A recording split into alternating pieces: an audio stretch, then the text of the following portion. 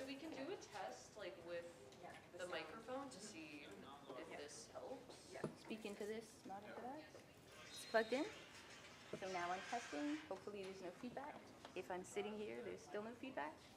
And if I stand up in case one of the other speakers stands up and wants to not block the screen, or if they come over here close to the other mic, there's still no feedback. Yeah, you need to it's be better? Near, oh, near this. Okay. This microphone really only picks up like close in front of it. Okay, so if I'm sitting, then this should be down, right? We can lower the mic stand. Yeah. Like if I'm like this.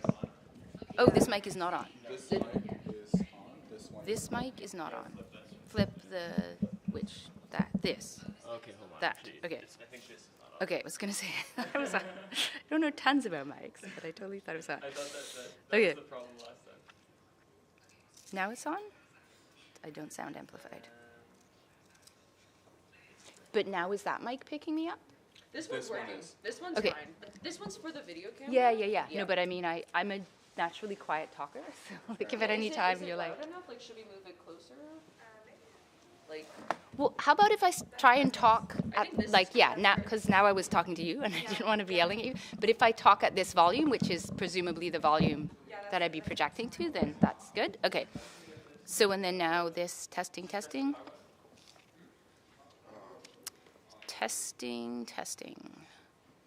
Seeing if the mic is working. Oh, is it? I'm not sure it's totally, oh yeah, it is connected, okay. Looked a little bit loose, but.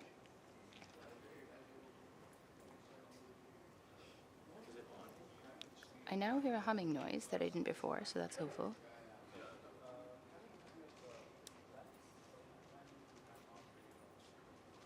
How about now? No, also not.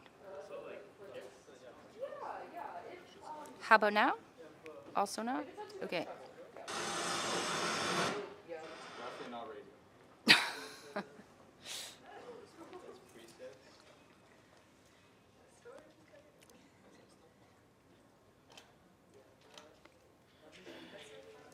Try again. Check if it really is. Okay, now up is on. Up is on and everything. Okay, so and now there's still no feedback. Everything's still good through that mic. It's all good. Okay, great. So I'm going to turn it off again so I'm not randomly disturbing people.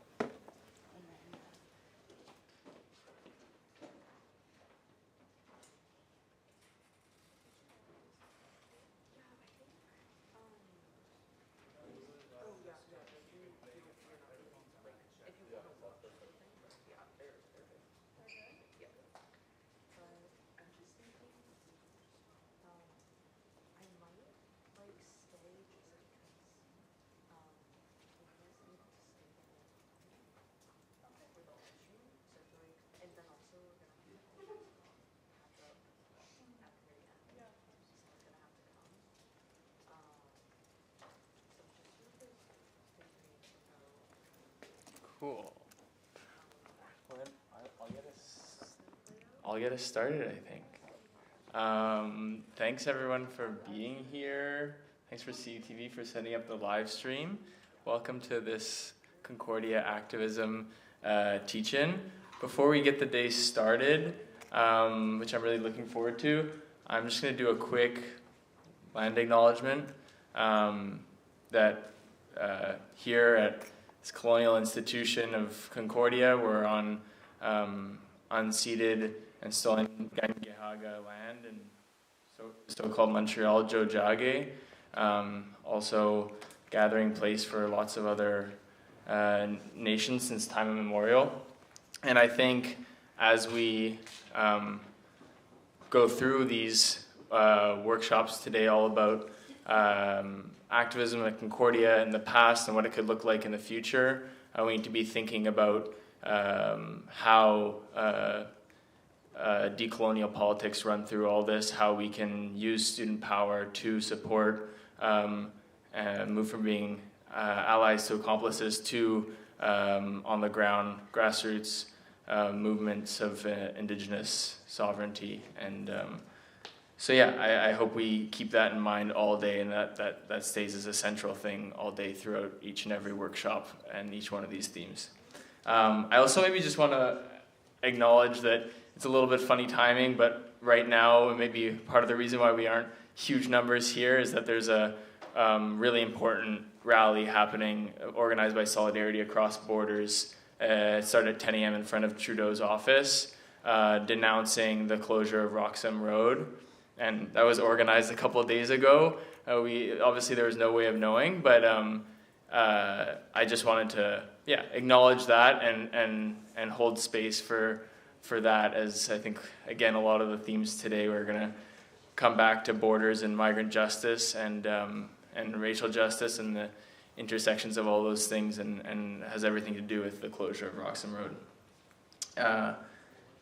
So today there'll be a bunch of different workshops. There'll be 7 workshops in total. And as I said, I'm really looking forward to them. And there's a long history of teach-ins, of des camps de formation, of sort of popular education within the activist circles in Quebec, but also at Concordia. So I'm really excited to be able to continue that. Again, I'll keep mentioning it through the day, but if anyone's accessibility needs are not being met, they can come speak with me, and we'll try our best to accommodate them. And I think that's pretty much. Again, thank you CUTV for setting up the live stream. It makes a big difference. So that being said, I think I'll hand it off to Helen Hudson for Students Organizing for Collective Power, 1999 to 2003, Examples and Lessons. So Helen Hudson has been involved in movements for social liberation for over 30 years. Her work has included anti-racist, feminist, and queer organizing, eco-justice work, students' rights activism, the anarchist movement building, prisoner solidarity, and migrant justice. She was coordinator of QPERG Concordia from 1999 to 2003. So thanks, Helen, for being here. It's really exciting. Thanks, Jonathan.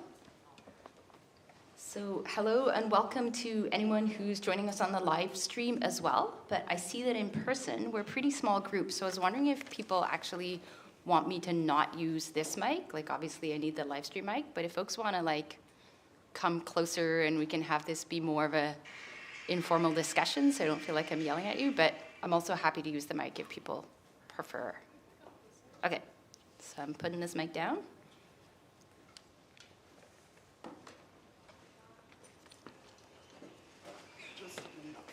Oh, I thought that turning it off would be enough, but it's not. All right. So, I guess wanted to also talk a little bit, start off by acknowledging this emergency rally that's happening at the same time. Because, I mean, it is kind of weird timing, but it's the nature of an emergency rally that is going to be an emergency, right? So it's going to be not known in advance.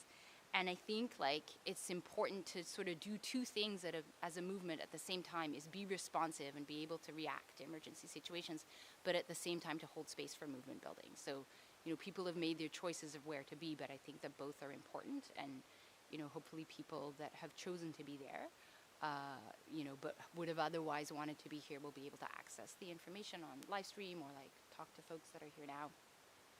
Or I don't know if it's being recorded to be accessed later as well. So as John Nathaniel said in the introduction, I was the coordinator of QPERG Concordia from September 1999 to May 2003. And I did that having moved to Montreal literally right before. I kind of sort of moved here for the job, although I probably would have moved here anyway. Coming off of 6 years of campus organizing at the University of Guelph, where I did my undergrad.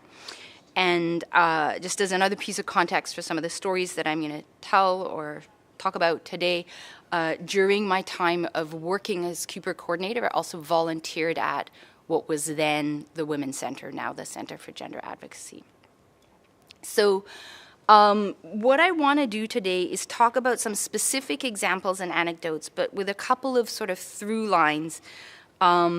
And I hope that I don't come across as a, back in the day or when I was your age, old person. That's certainly not my intention.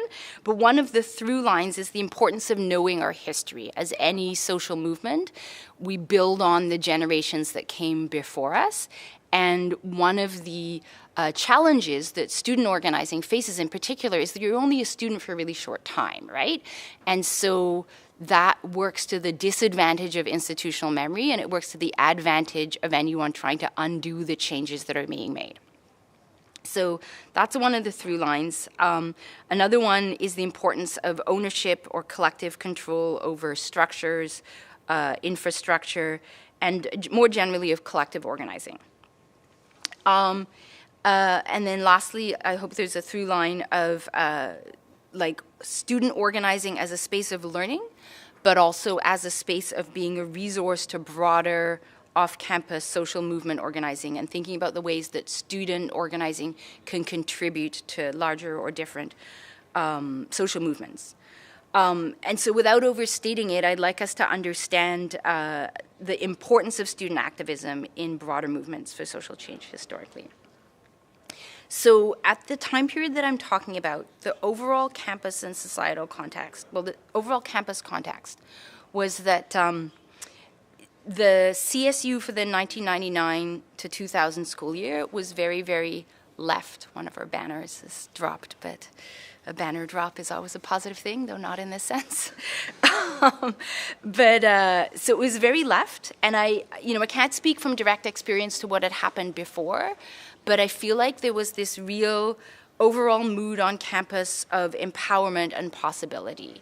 The folks that were elected to the student union were really focused on what can they do to support activism, both on and off campus. So for example, they donated tons of photocopying to off-campus groups like COBP, the Collectif opposé à la brutalité policière, which was a pretty new group at that time. Other groups that I'm going to talk about throughout the talk, booked campus space for people to be able to hold events, and generally just made the resources of the CSU available to organizations that had less resources. This was also coming on the heels of a Quebec-wide set of CEGEP strikes and CEGEP mobilizations, which I think other speakers today are going to speak more to the history of the student movement in Quebec. But from my perspective, it seems to come in waves, where every so many odd years, there's a really big upsurge in student organizing, and there had just been one of those in the late 90s. So I think that also played into the overall mood on campus at Concordia, that we as students can be empowered, we can take space, and we can win demands. And then lastly, the anti-globalization movement was really sort of starting to gel. Again, thinking about the ways that people build on the work of others before them, it's very hard to put a start point to any given thing, but certainly in 1999, there had just been, I guess a couple of years before, in 1997, there was a big gathering of APEC, the Asia Pacific Economic Forum, which was, I think, the first real, certainly for that generation, convergence around a summit of global capital, where there was a convergence to oppose it within the Canadian state, because that was in Vancouver. But there was organizing sort of all across Canada, and people that were in Montreal in the time period I'm talking about had been involved in that, some of them.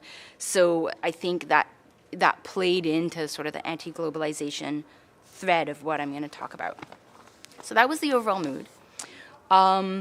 So I came into this new to campus and new to sort of understanding the assumptions about what was and wasn't possible, and was very surprised to find that students were in the process of trying to get back their women's center. Now, what had happened was over the summer of 1999, the administration had done something that, in my perspective, my experience, university administrations will often do, is if there's going to be a big unpopular change, they'll do it in the summer, right? There's nobody to stop them, so then that's what they do. Years earlier, there'd been a women's center, as was common on many campuses across North America at the time. There was a student-run collective. And at some point in the past, I'm not sure when, the administration had offered to take over that organization and make it a university service. It was part of the VP Student Affairs, overall infrastructure, and it had a group of student volunteers. So for anyone sort of coming in from another place and sort of having an understanding of what a campus women's center was, it would seem like a student-run campus women's center, but there's a paid coordinator who is an employee of the university, and the funding came directly from the university, not through a student levy. So in the summer of '99, they decided that there was duplication between that service and a number of other services, and they cut it. And so when I arrived in September '99, students that had been involved as volunteers were sort of scrambling, trying to get back the Women's Center. And so they did. They formed a collective. They started a Women's Center. They got the university to give them a space. And I believe, like, there were already a lot of materials at that time, so I'm assuming that those came from the old shut down Women's Center, like, you know, books for resource libraries, stuff like that. But they ran a fee levy that year, so by the end of that school year, there was already a student-run Women's Center in place. But they had to struggle to get the basic infrastructure that they needed. The first spot that they got was a basement of one of the buildings on Mackay, like in that stretch between de Maisonneuve and Sherbrooke, and it turned out to be riddled with mold. And one of the staff people that they hired actually had severe environmental allergies and couldn't, you know, be in there for more than half an hour. But also just from a wider perspective, you know, they didn't want to run a collective space filled with mold, right? Like, that's the reasons for that are hopefully obvious. So interesting side note that I won't get too much into that. When they were able to get a different space, the university turned around and gave that space to the Muslim Students Association. So, like, they obviously didn't really care that it wasn't a, you know, environmentally healthy space. But yeah, so the first year of organizing was really sort of trying to get the basic infrastructures in place of being able to run an organization. So they reformed a collective that initially was, I think, most of the same people that had been volunteers at the university-run center. But then they hired initially one coordinator. Once they got their fee levy, they were able to, like, hire a couple of more. So they had a core staff of 3. And then at that point, they were able to start the process of building what we would think of as a student-run organization, right? And in this case, a student feminist organization, and come to engage with the questions that feminist organizing more generally on campuses across North America was engaging with at that time. And the big question that a lot of campus feminist organizations were dealing with was, where does oppression under the patriarchy begin and end? And more specifically, is it about being a woman? Like, where does being trans, non-binary, etc. fall into that? And that's something that I can say from my experience in Guelph prior to moving to Montreal, was happening in other gender centers. The then University of Guelph Women's Resource Center also during this same period became like the gender center at McGill. The Women's Union became the Union for Gender Empowerment. And so all of these organizations were having like internal discussions and debates about what organizing against the patriarchy would mean. But also on a really sort of more concrete level, we're organizing, like, what are the services we're going to offer? How are we a service organization, and how are we a collective empowerment organization? That initial set of staff that were hired really built up a strong peer counseling program. 2 of the 3 staff members were coming from a long history of organizing in feminist, like, anti-violence movements, like anti-sort of intimate partner violence movements. So they built a strong peer counseling program, in which that was what I volunteered in. So I won't say too much more about that now, but if that's something people have questions about, happy to talk about that more. But so my point in saying this is, like, that the university, by seeming to do students a favor by taking over and funding the service, it's then in the hands of the administration, right? And when they decide to cut it, then it's gone, and students had to kind of scramble and collectively organize to get it back. And if people think about what the Center for Gender Advocacy is today, I know it as an organization that, you know, provides a valuable space, of learning, space of coming together, valuable set of services for students, and also reaches out into the broader community. You know, whether it's with like legal interventions, like, you know, challenging laws, whether it's, I've seen them interviewed in an article in the magazine of the nursing organization, like the Quebec-wide nursing organization, to talk about trans issues. So they're really like an important organization in the wider city of Montreal. And so I want to use this as an example of something students did through collective organizing that I don't think would have been possible with a university-run service in the same way. So my second anecdote example is, I've titled it in my notes, Concordia Food Collective Part 1, Le Frigo Vert.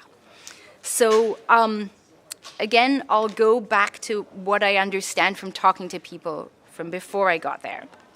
That there was a group called the Concordia Food Collective that was originally a working group of Cooper Concordia that came together around food security, access to food that was more in line with social justice, whether that's about, you know, like packaging or organic food or veganism, but basically people wanted control over food and food that was in line with their politics. And the first thing to come out of that was a buying club. Like, people would order stuff in bulk together so they'd be able to get food that they wanted. But by the time I came on the scene, it was a store called Le Frigo Vert that was in back of Cooperg. Like, from the street you would see Cooperg, but then you'd go down this like little side corridor beside Cooperg, and there was like a little store back there.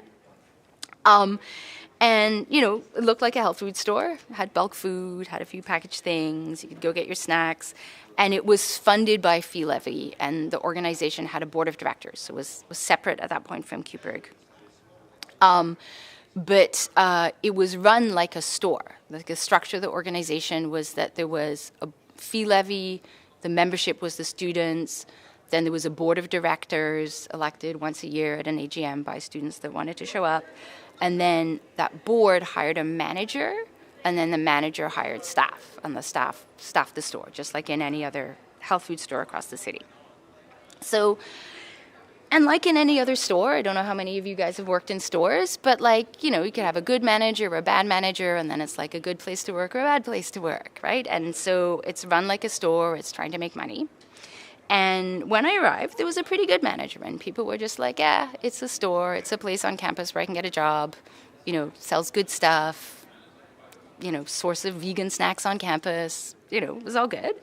But then that person left just for his own, you know, personal reasons. He quit. And they hired a really bad manager, to just put it in simple binary terms. Just somebody who was difficult to work with, kind of mean to staff, and also was not really rooted in the kind of food politics that the staff, who were mostly students, I think all students, were, you know, saw as compatible with the store. And so he was, you know, running it like a store, like he was hired to do so. He was bringing in the products he thought would sell, which tended to be, you know, more packaged, not necessarily fair trade, like all of these kinds of things that the other staff disagreed with.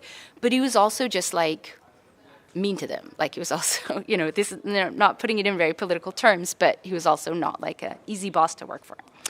And so the students realized, and again, I want to emphasize this is in the backdrop of there being a very left CSU, a very sort of student empowerment vibe, for want of a better word, on campus.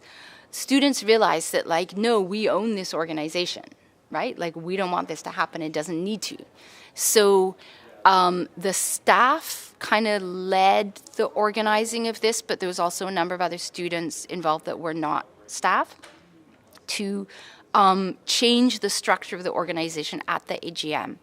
And as I was preparing for this talk, I realized I actually can't remember really specific detail, which is that I don't remember technically how the manager left. Like, if they didn't renew his contract, or if he just saw that it was no longer the organization he wanted to be in and left. I can't imagine that they would have fired him, because I think the process would have looked different than what I remembered, because you can't just like fire someone without reason or there's going to be ramifications. But the organizational structure was changed at the AGM into a collective. And again, similarly to what happened with the Gender Center, having this collective organization then opens up this space for people to be able to build the organization that they want, right? The staff started operating as a worker collective, but that was then still responsible to the student body, right? So it was like a membership co-op. It was sort of informally a hybrid between a membership co-op and a worker co-op, because the workers operated collectively. And were, hired by the board, which was elected by the membership. But so in the year or two following that, because this happened in, I guess, 2000, the sort of collectivization of the organization. Within a year or two of that, they were holding, regular sort of learning retreats for staff where they talked about things like one I remember, well, because I facilitated it, they wanted a workshop on cultural appropriation and food, right? Like we see a lot in sort of health food movements, like, eat this herb, it's from India, and like, even if you're not, or, just, it can be problematic. So, grappling with that, grappling with accessibility, their space was not accessible. They wanted to move to an accessible space, which they eventually did. Thinking about, pricing and affordability, thinking about, the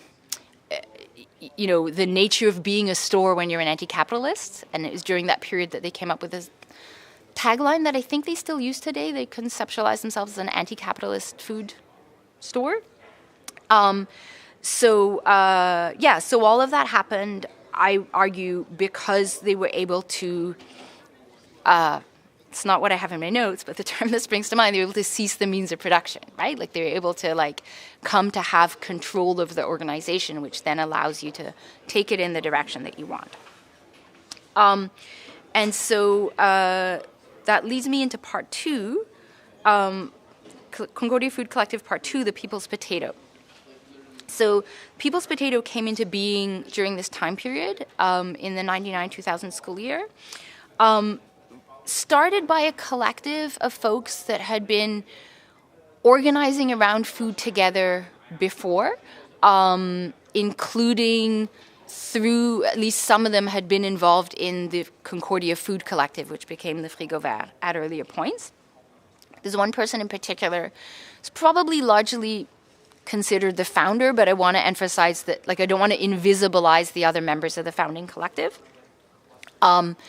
But there was this one person, Zef Tiefenbach, who was really the kind of driving force in starting it. But, with a lot of hard work and input by other people too.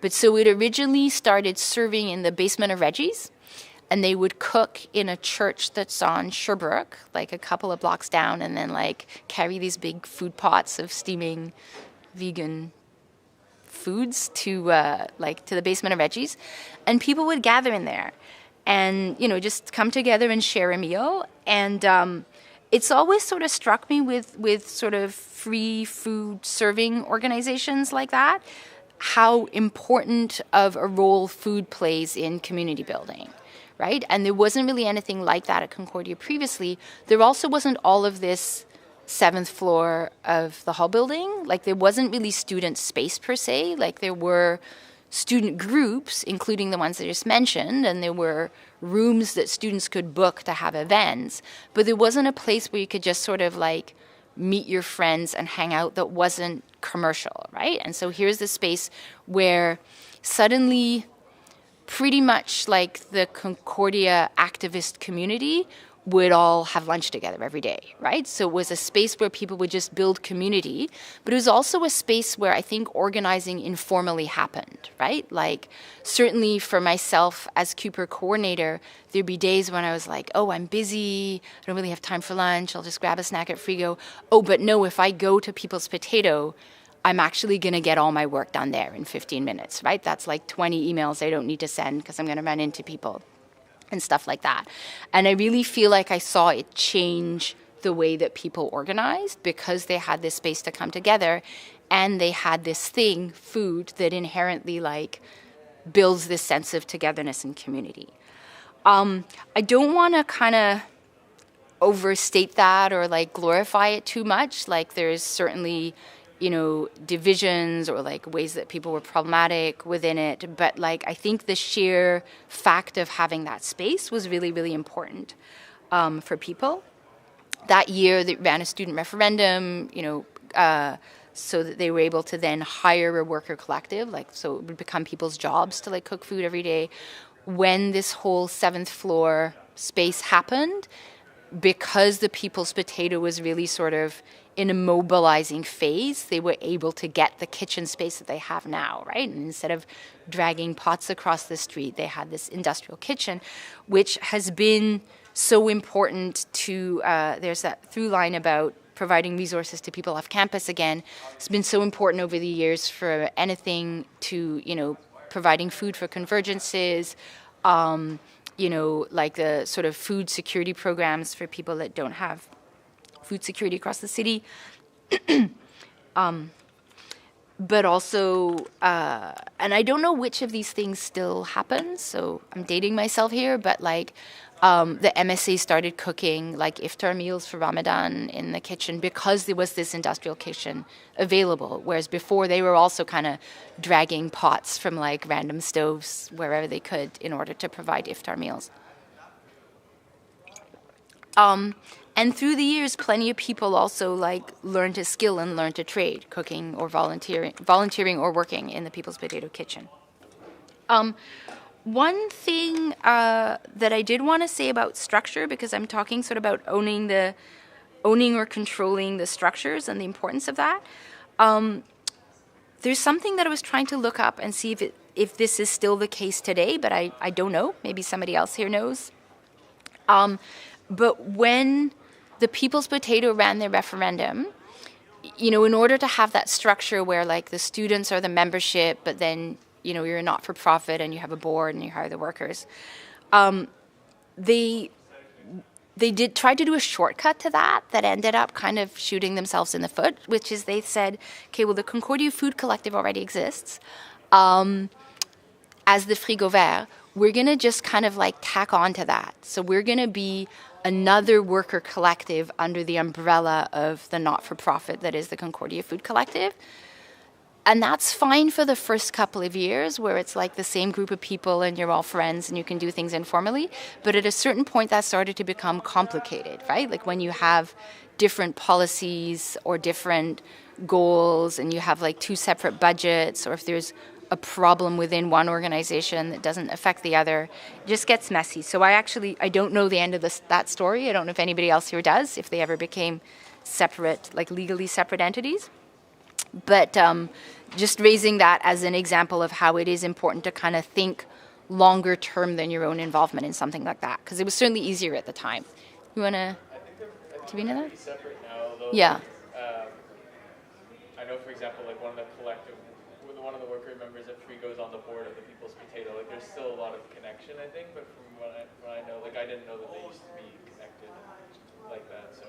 Okay, I'll maybe just repeat that for the live stream if the mic didn't pick that up. So John Nathaniel's saying that like he believes that they're legally separate now, although there's overlap, that, you know, a worker at one is on the board of the other and they do collaborate, but they're their own separate organizations. So yeah, I figured that it wouldn't go on that way for 20 years because it seemed kind of untenable. But I guess my message there, at the risk of sounding condescending, is like that the lesson is do it right the first time, right? Like that it would have been harder to kind of, you know, incorporate and form a board like right at the start, but like those shortcuts, they'll come back to hurt you, as apparently will trying to put up banners with duct tape. They keep falling down. But okay, so the next thing I want to talk about, at the risk of overlapping with another speaker later today, which is I wanted to talk about Palestinian organizing and Palestinian solidarity organizing on campus during that period. So right around the time that I came to town, so around the time that my sort of first-person vantage point starts, SPHR, Solidarity for Palestinian Human Rights, was forming. And it was forming as a small student organization with a presence on several campuses across the city.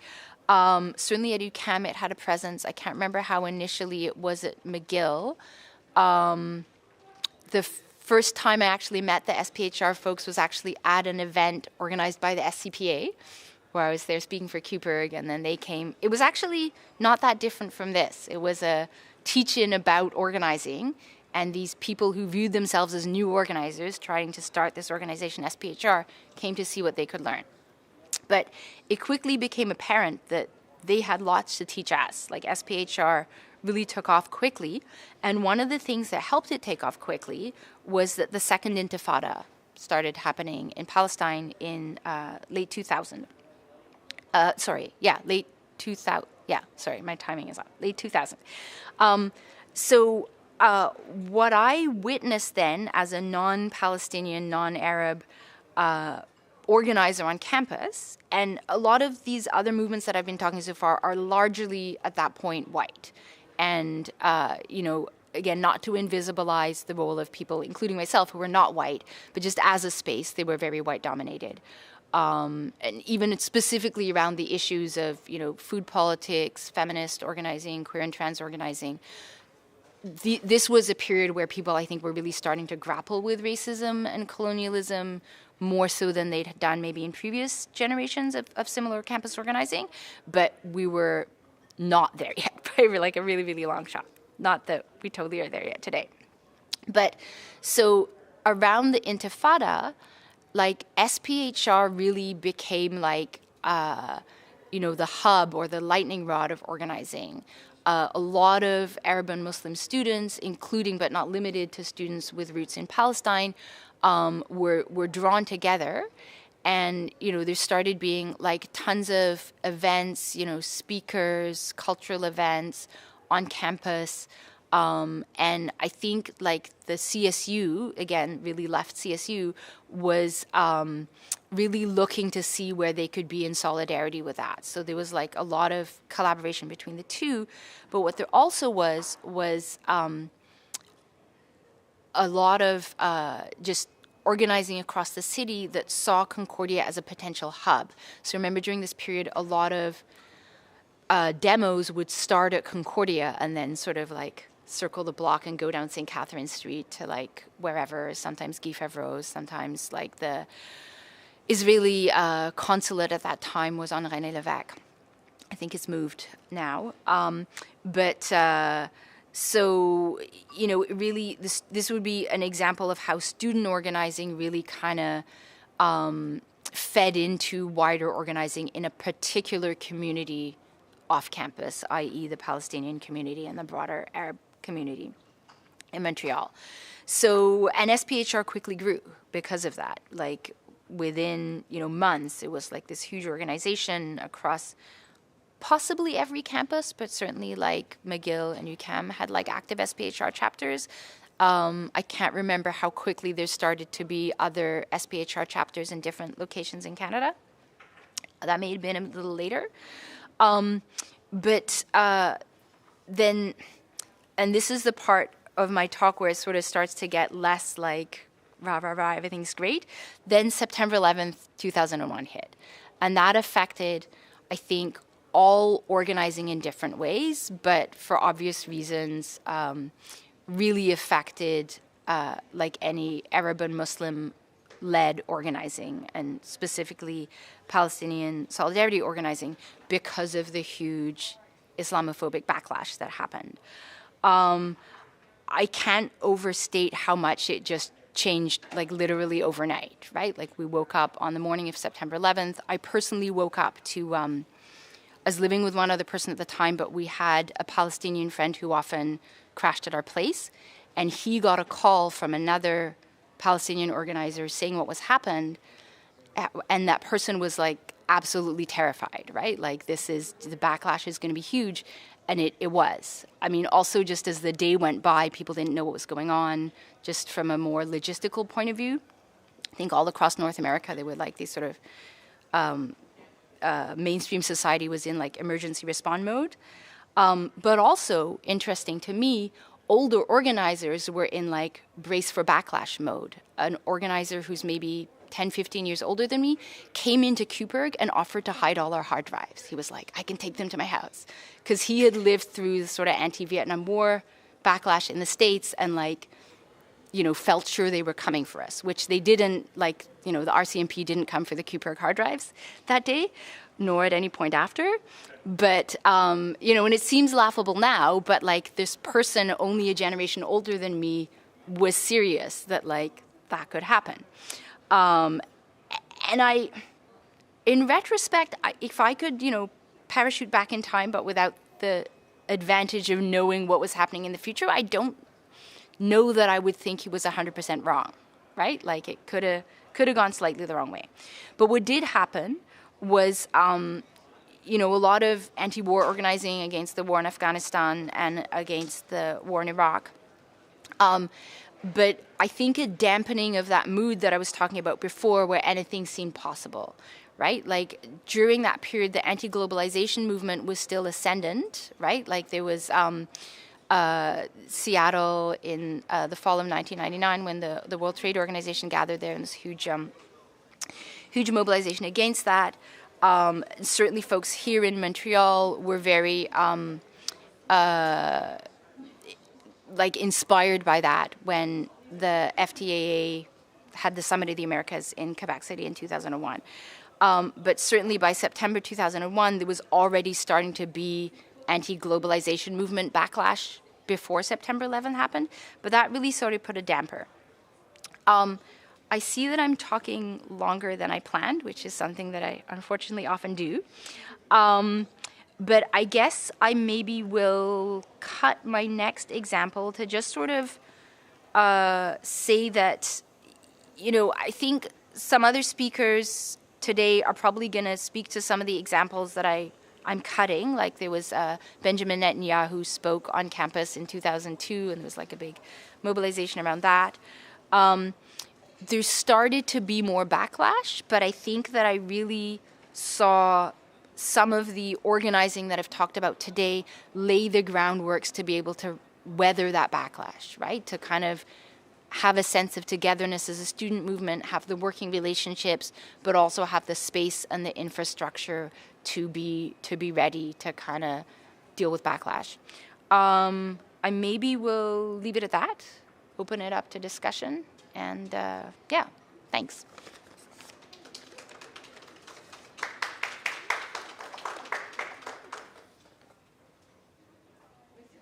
So if anyone has any questions or comments, now's the time.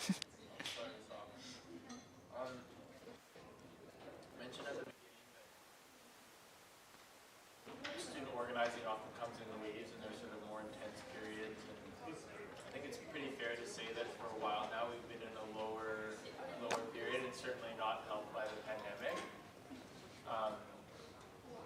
Being off campus for so long, but I don't know. Do you see ways of sort of instigating or that sort of like surge of student mobilization, or is that just something that like happens based on external factors and that you just need to sort of be laying groundwork for in the meantime to be ready for when it does happen? That's a really good question. Should I repeat it for the live stream, or I don't know if the mic catches? I mean, it's basically about those waves of student organizing and how right now we're really in a lull, partially because of the pandemic. The question is about whether there's stuff we can do to kind of break out of that, or if it's really just external factors. I think it's a bit of both. I think the external factors are a huge contributing part of it. So I don't think we can totally do away with it. I don't think it'd be possible to just kind of like, you know, ride this wave to revolution and just kind of like keep building without any setbacks. But I think, you know, and the older I get, the more I think this, like social change is a long game, right? Like it's not, I don't think the kind of society I want to live in is going to exist by the time I die, but like hopefully I can contribute to that. And so I think one thing that can be done to kind of keep up hope and keep up momentum is to be aware of that. Another thing is building infrastructure for the long game, right? So thinking about, you know, what if there's this fee levy? What if there's this physical space? What if there's this way of organizing, right? Like way of relating. So for example, you know, as a group, if every year we're always going to have like workshops on colonialism at the start of the school year so that like that politic stays central to our organizing, right? Or what if we're, you know, going to make sure that all of our events are in physically accessible space or whatever it might be, so that that becomes part of the infrastructure and it's bigger than one person or one generation of people. So that whoever comes and picks up after the next, like in the next wave, they're starting from as high of a bar as possible, right? But the other big thing is history. And one thing I feel like I really benefited from was just having it really driven home to me, the importance of knowing their history and knowing our history as the student movement overall, but the specific history of what's happened at your school. So I was really lucky to be at the University of Guelph in the 90s, where there was this guy that was like, I'm just gonna like sort of flippantly call him like the godfather of activism. He was like this guy that had come to campus as an undergrad in maybe like the mid 80s and then just stayed and never left. Like he did a master's degree and then he did like every job you can do in the student movement. Like he was like the editor of the student newspaper at some point. He was like the president of the student union. And then he just became, like, I don't even know how he like paid his bills at the end. Like I can't remember like what his paying job was if he had one, but he made it like his life mission to make sure that the student movement never forgot its history. At the University of Guelph, I mean, this is kind of less relevant to people in the room, there were 2 or 3 moments where students took physical space, one dating back to like World War I, and then one that was in the 1970s, which was only 20 years ago in the period I was talking about. So, but he would always like write these articles and give these talks and be like, you know, you can do it, like this is our history, like this is like our legacy. And so I guess I'm sort of trying to do a light version of that today, right? And I think the more that that's just sort of part of the fabric of the student community, that like, you know, all this space that we're in here now on the 7th floor of the hall building, this is like this because students built it, right? Like students demanded it, students took it, and now there's this infrastructure, right? And so I think it's harder to be organizing in a period that's like in a lull, but I think it's kind of about keeping the pilot light on, right? And keeping the organizing going and knowing that like better times are ahead. So, yeah.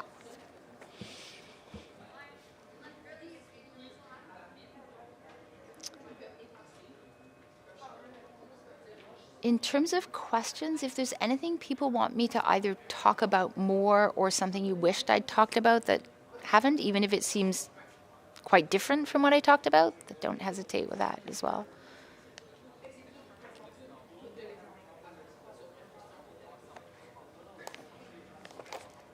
Mm-hmm.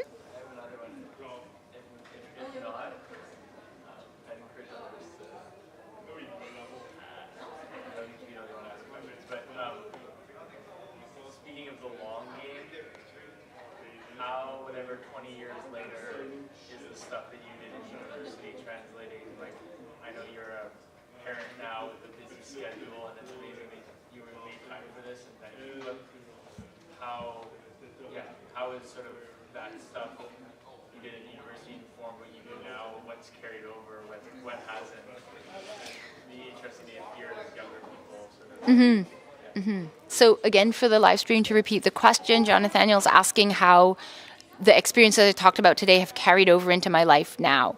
And I mean, in like every way and no way, like, you know, it's funny, in my teens and 20s organizing, a lot of the folks around me were worried about selling out. They're like, you know, it's easy to be radical when you're young, but like, what are you going to do when you're older?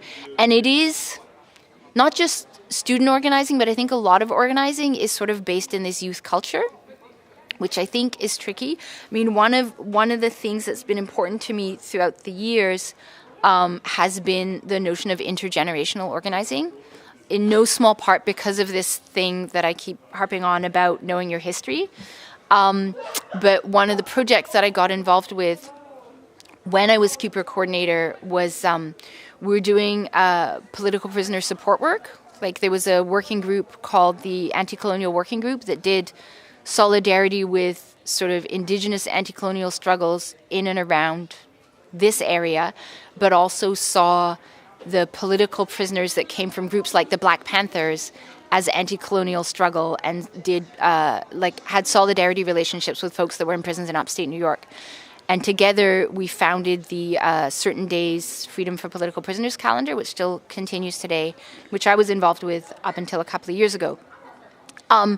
So there I got to continue to work with people from generations of struggle before me, like folks in the Black Panthers, folks in the Weather Underground, folks in the Black Liberation Army, as I aged, right? So I think it's always been important to me to have this sense of continuity of activist elders, and to find ways to keep that alive in other contexts. After I quit Cooper Concordia, I went to nursing school at McGill, then worked as a nurse until my kid was born.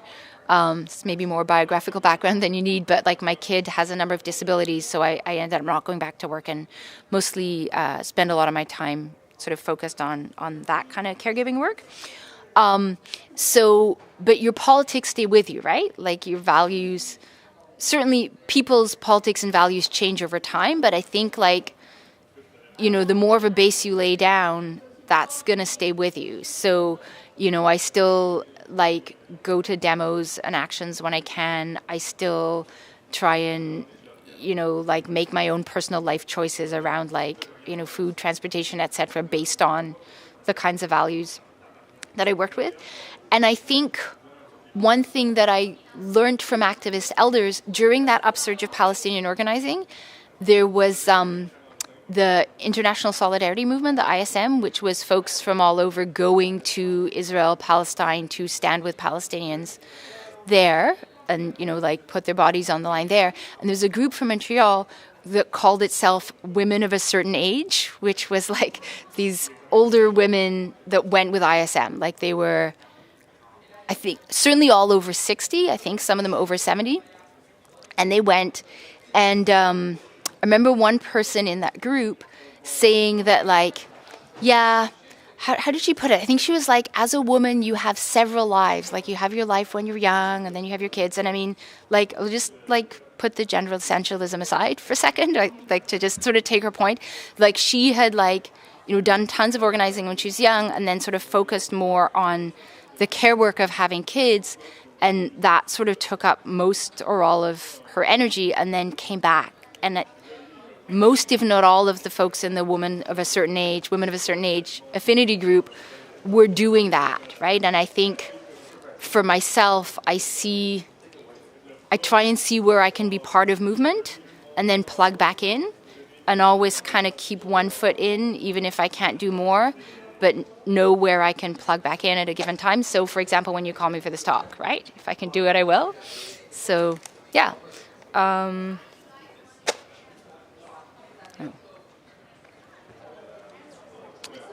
Problem. It is noon. Oh, okay, just to kind of. Okay, so switching to microphone mode. I was just saying that it is noon. I don't know. Maybe we should end there. So, yeah, thanks for listening, everyone. Hope it was useful to you.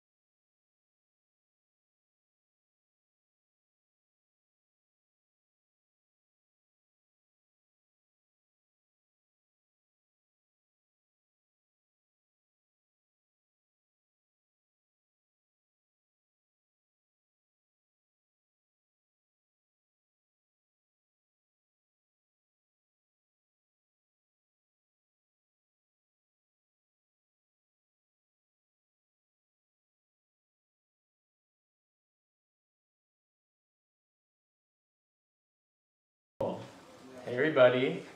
Again, thanks for being there. Hi people in the People's Potato Line. You're going to get an access to information request workshop right now, whether you like it or not. Welcome to part 2, workshop 2 of this teach-in on Concordia Activism. I'm really excited to introduce Arwyn, who I met at Dawson and sort of the club and organizing scene there at Dawson College. Arwyn is really involved in the queer and trans communities in the city. My understanding has been working at Queer McGill and has been using access to information requests frequently to sort of bolster and help their work. So I won't blab anymore, and I'll let you talk a little bit about yourself as well. But yeah, here you go, Arwyn. Do I talk into this microphone or that one? That's for the YouTube stream, so just talk into that one. Okay, and it'll, okay. Perfect. Hello. So as John introduced me, my name's Arwyn, and I was asked to give a presentation on access to information. So in Quebec, we have very unique rules relating to access to information, which is not at all the same as in Canada and the rest of in the U.S.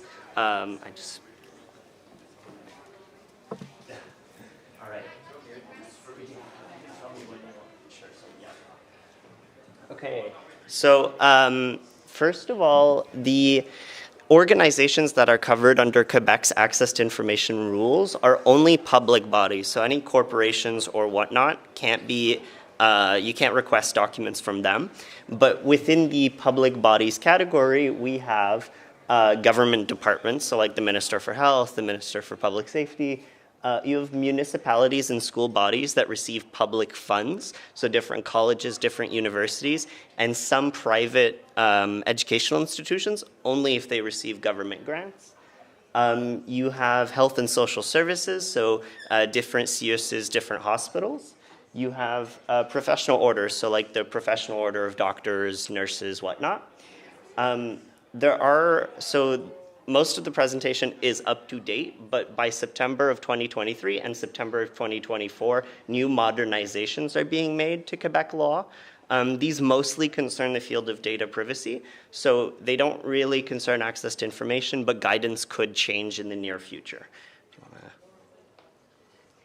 So what documents can you request? The subline of this is like ATI requestants hate this one trick. So generally, you have the right to access any document by any public body, irrespective of what form it's in. We'll talk a bit more about like what forms you can request a bit later. You can't request any information that's not a physical, like it's not in a physical format. So for example, if a government official makes a phone call and does not take notes, then that can't be requested because there's no record of it. So that is often a trick used by different departments to avoid having their documents consulted. You can also request, in general, correspondence between different organizations. You can request contracts. You can request financial statements, minutes from meetings. Emails are also fall into that category.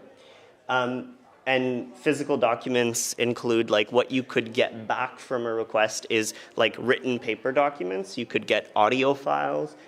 Sometimes you'll get video files. You can get a lot of computerized data, so spreadsheets, documents like that. And oddly enough, some government departments still use audio cassettes. So you could get back an audio cassette of like a recorded thing. Yeah. Do you want to? Oh, and also if you have any questions, please raise your hand at any point. There's certain limits that can be imposed. There's about 6.5. And I'll summarize them. Probably should have summarized them first, but I'll summarize them at the end. So you have the right to consult documents in person for free. But an organization, if you request like a copy of the document, can charge you what is called reasonable fees that don't exceed the cost of the reproduction, transmission, and transcription of the document. So that isn't actually like spelled out in rules of how much they can charge, but in general, about 10 cents a page is what the court deems reasonable. And when a fee is about to be charged, you can request, like, can I come see this document in person to avoid a charge? And generally you can. Organizations don't have to provide documents if they concern intergovernmental relations. So that is a government other than Quebec, or the Quebec government's relation with the Canadian government, or like foreign governments. You can't access documents that would harm negotiations between different government bodies. So for example, contract renegotiations, union collective agreements that are in the process of being bargained. You can't request documents that would be protected by professional secrecy.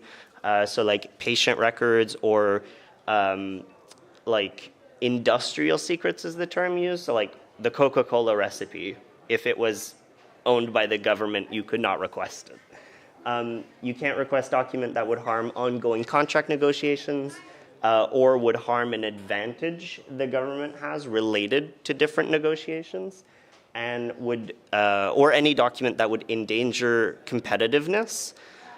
Those are quite wide range like fields. Generally, if you object, we'll talk a bit more about objections, but generally if you object on any of these bases, you have to prove that like the redaction is inappropriate. And that is very hard to do when you don't have what was redacted. You also can't request documents that overlap or would endanger the administration of justice or public safety. Documents that contain administrative or politically protected information, so like a government budget that hasn't been announced yet, a judicial opinion produced while a decision is being made. So for example, the Crown Prosecution Service isn't sure if they would prosecute someone. You can't request like their deliberations beforehand. And certain communications between government officials can be protected. Generally, those are like ministers discussing with other ministers. And you can't request documents that are deliberations of like un conseil d'administration, but you have the right to access the minutes and the agenda. Does that make sense? Yeah. Do you want to? Yeah. Redactions have to be reasonable. Do you want to? Yeah. That's not a reasonable redaction based on the fact that they redacted the whole document except like, thank you for your efforts. So in general, stuff like this, like if you asserted that this was unreasonable, then the onus would be on the organization to say, well, this is why we redacted it. So restrictions continue. If a public body refuses your access to documents, they can't refuse the request outright. They have to redact only the stuff that would be protected. So they have to give you access to as much of the document as they possibly can. Certain information will always be public, even if it's technically protected. So that includes like the name, title, function, and contact info of a member of a public body, or their like conseil d'administration. So for example, Concordia is like, I don't know how it works, but like the conseil d'administration for Concordia, their names are public record. Information about contracts with public bodies and terms of the contract. So if Concordia concludes a contract with, say, a security service, well, the terms of that contract are subject to request. The name or address of a person who receives a economic benefit under discretionary power. So like, for example, Concordia gives a grant to someone, well, in certain cases, their name and contact info would be public record. And lastly, the name or address of a holder of a permit delivered by a public body when that permit is required to exercise a profession, activity, or commerce. So like alcohol permits, who has an alcohol permit is public record. Do you want to? So in summary, the restrictions are 6.5. So intergovernmental relations, negotiations between public bodies, economic interests, administration of justice and public safety, administrative or political decisions, auditing. So if your request would harm an ongoing audit, then it's that can't be released. And lastly, like the 0.5 is anything that would allow you to identify a person who doesn't work for a public body. So that's under the like privacy protection. So yeah. Not all restrictions are lost causes, though, yet. So this is a document which I think most people will agree is very redacted. But the request here was documents concerning air quality in schools. So the fact that the government redacted this amount of the document is quite telling in and of itself. So yeah. So how do you file a request? Well, we'll look at the form a bit later. It's quite simple, but also gives you a lot of leeway. You can make a request in writing or verbally. However, if you do not make it in writing, you cannot ask the Commission for Access to Information to intervene. So the idea here is make it in writing. Yeah, the request has to be addressed to the person responsible for access to information. The Quebec has a 300-page document with every public body and every person responsible for it, and it's updated weekly. I would not like to have that job, but there'll be a link to it at the end. It also has to be precise enough to allow them to locate the document. There's a balance between preciseness and entropy, so we'll talk about that a bit later. Also, if you need help formulating your request and you're not sure how to phrase your query, in theory, the data controller is required to help you. In practice, they can just never answer their email, so that's also a trick that they use.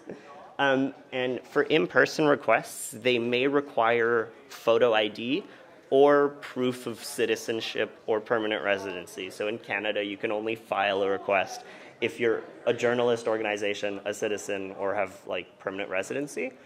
In general, written request sent by mail, they won't require those documents, but yeah. Yeah, so this is the wonderful list of 300 pages of who's responsible for what, and if you want to go next, for example, so you look under universities and then you go to Concordia, you can see the last update was the 26th, so it's fairly in date, and then you have exactly who to address your request to. If it's not addressed to this person, the Commission won't even consider an appeal. Yeah. So the form, I've divided it into 3 sections. The first section, obviously, you write who you're requesting it, the city and date. Then you fill in, so dear sir or madam, specify the name of the public body, so that would be Concordia. If you have a specific faculty you're requesting it from, you should specify that here. And then you have the, under Section 9 of the Act, I request copies of the following documents, and then you state the documents you wish to obtain. We'll talk about how to formulate a request. And then you just sign it if you want to. Yeah, and then you sign it, you write your last and first name, your address, your phone number. So how do you formulate a request? Well, you can use quotation marks if you know exactly the term you want them to look. However, if I specify, quote, the Faubourg building, Concordia will only present documents that have that exact term and will, for example, omit any document that refers to the building by its street address. So that narrows your search if you know a specific term you're looking for. Timeframes could also be important to provide, so documents concerning this building between 2020 and 2023. That kind of narrows the field and makes it a lot easier to sift through what you get. So as I said, a balance between specificity and entropy is a bit tricky. Terms like any documents relating to the Faubourg building or that concern the street address. So that gives you quite a wide range of, it's clear that you're requesting documents that contain the physical building and not only that term. You can also provide what you're looking for in an indirect manner. So if you phrase it if you phrase it documents that concern building maintenance, renovations, or other facility-related services, contracts, or exchanges, that clearly specifies that you want to know what contracts, what maintenance is being done to the physical building, but doesn't exactly let them know what you're looking for. So yeah. search requests, so there's a bit more like specificity you should consider writing into your request. It's good practice to say that you're available to be contacted if they have questions or want more details on the request. You can also ask, they're supposed to do it by law, but in your request you can ask how, before costs are incurred, give me an estimation of it. And then there's a bit of negotiation that can occur at that point. Often offering to go consult the documents in person lowers the cost quite substantially.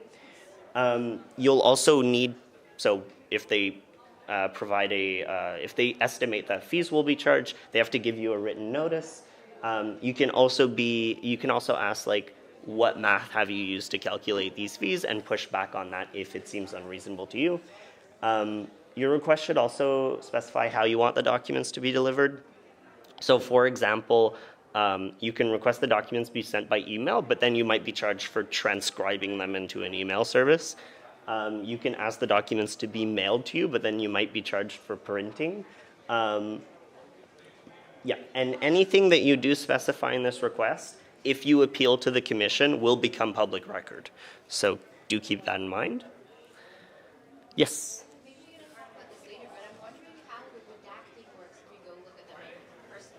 Yeah, do you want to?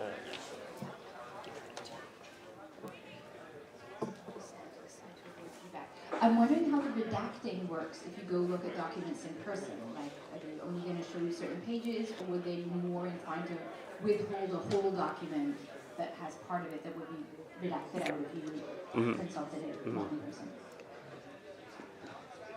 That's a good question. Generally, if you consult it in person, sometimes what they'll do is they'll charge you to photocopy them and then like redact them with a Sharpie. So yeah, does that answer the question? Okay. So do you want to go back? Did we? Yes, okay, yeah, so go forward.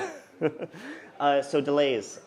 When you send your request, generally by mail, the organization has 20 business days to respond, and then beyond that, within those 20 days, they can ask for an additional 10 days. So a maximum of 30 days.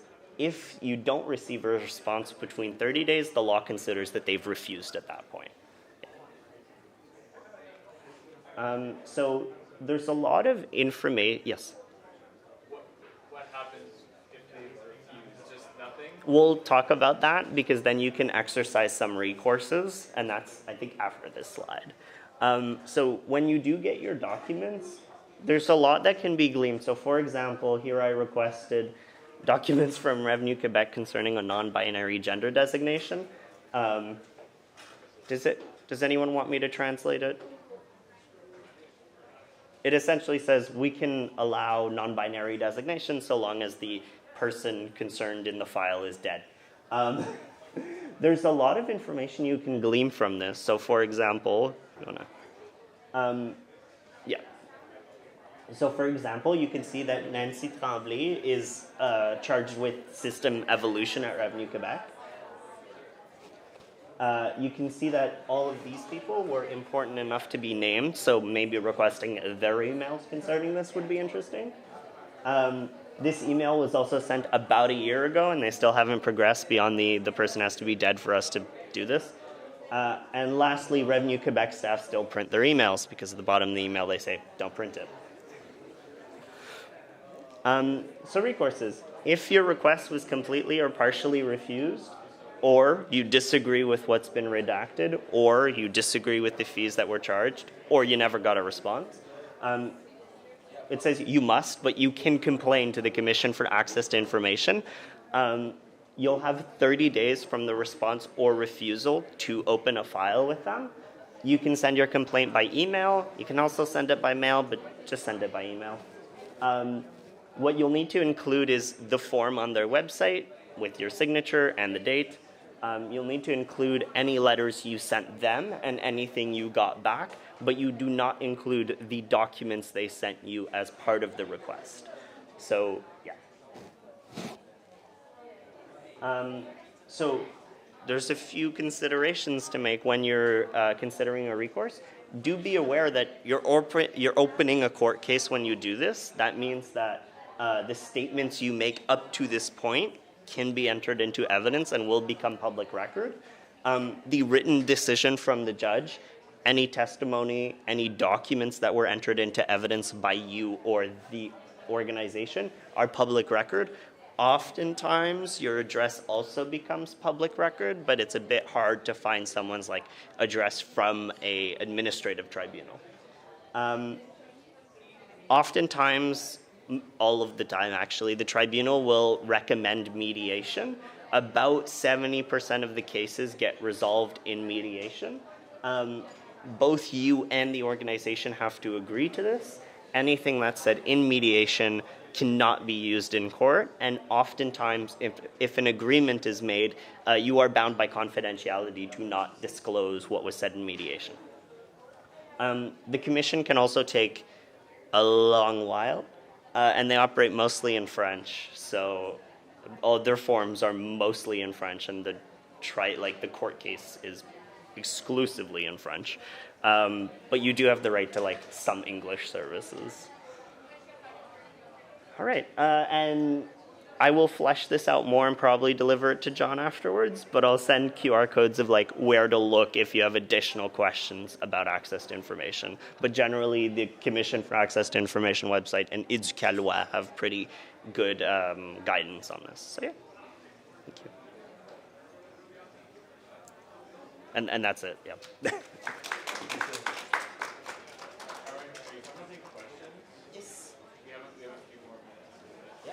Does anyone have any questions? Yeah. Do you want to?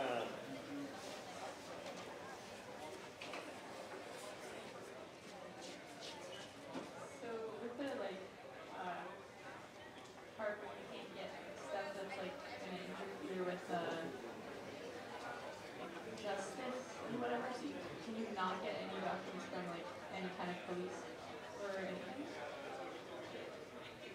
So that exception is it's difficult to make an objection to it, but generally the tribunal will know. You can request documents from police services, so like communication between the chief and the officers concerning a specific topic.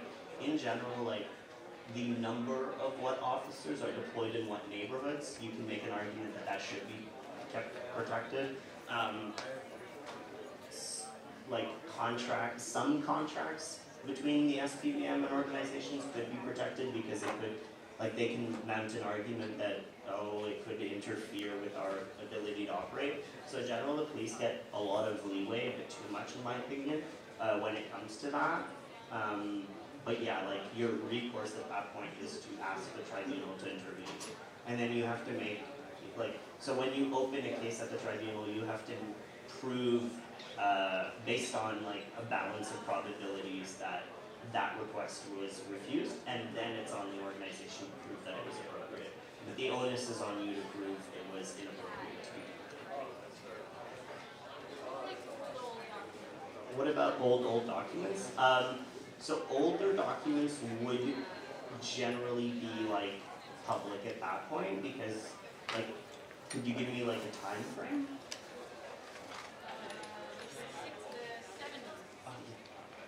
The 1970s, I think that would be public record based on the fact that like it doesn't really interfere their day-to-day operations or future operations. So that would most likely be public, yeah. Yes. With the tribunal process, you actually partially already answered my question. It's balance of probabilities. That's the level of proof. I was wondering if it's its own separate tribunal or if this is part of the administrative tribunal of Quebec that handles like a lot of different processes. So the Commission for Access to Information is an administrative tribunal, but is separate. I do believe, I'm not too sure, but I believe you're allowed to appeal a commission's ruling to the TAT, the tribunal, not the TAT, the Administrative Tribunal of Quebec. So yeah, it's also based on like a balance of probability, so 50% plus 1. So the evidence has to be more likely than not, so it's not the same as like a criminal case. So that is for like evidence you enter. For testimony, it has to be credible enough. So yeah. Yes. I guess only if you're comfortable disclosing, but would you be, if you're comfortable disclosing like what you've used access information requests for and when it's gone well and when it hasn't, or Sure. yeah. So I filed more requests with the Canadian government. They tend to have their shit together. What tends to happen is, especially like, so I've used it for like government guidance. So État Civil's guidance on when to approve and when to refuse like a sex change or a name change. So in general, like administrative guidance is easy to get, but like communications. So if I like request the police chief's emails concerning systemic profiling in the SPVM, generally they will not want to release that and will find an exception at that point. So it does depend like heavily on what document and what organization. Smaller organizations tend to be a bit more resistive because they're not used to it. So like, I don't know how used Concordia is to like access to information, but I know the SPVM is. So there's that like balance that has to be struck. So yeah, generally like the government of Quebec and Canada tend to be like the most on the ball with it, and then as you get further outwards, it gets worse and worse. Yeah. Yes. Just building on what you said, does that, being on the ball of large organizations, does that come with like a flip side of their more, for want of a better word, like PR-ish? Like they'll know what to give you without actually giving you the information you want? So yes and no, depending on how you word your request. If you word your request specifically enough, then at that point they kind of have no choice. But if you give them like a lot of leeway, or it's clear that you don't really know what you're looking for, then at that point they might be a bit more like susceptible to, I don't want to say they intentionally hide documents because they're not allowed to, but they conveniently forget documents at that point. So yeah, and also like a lot of the, so for example, a lot of the minister's discussion or a lot of like government documents are like vague enough that they mean nothing.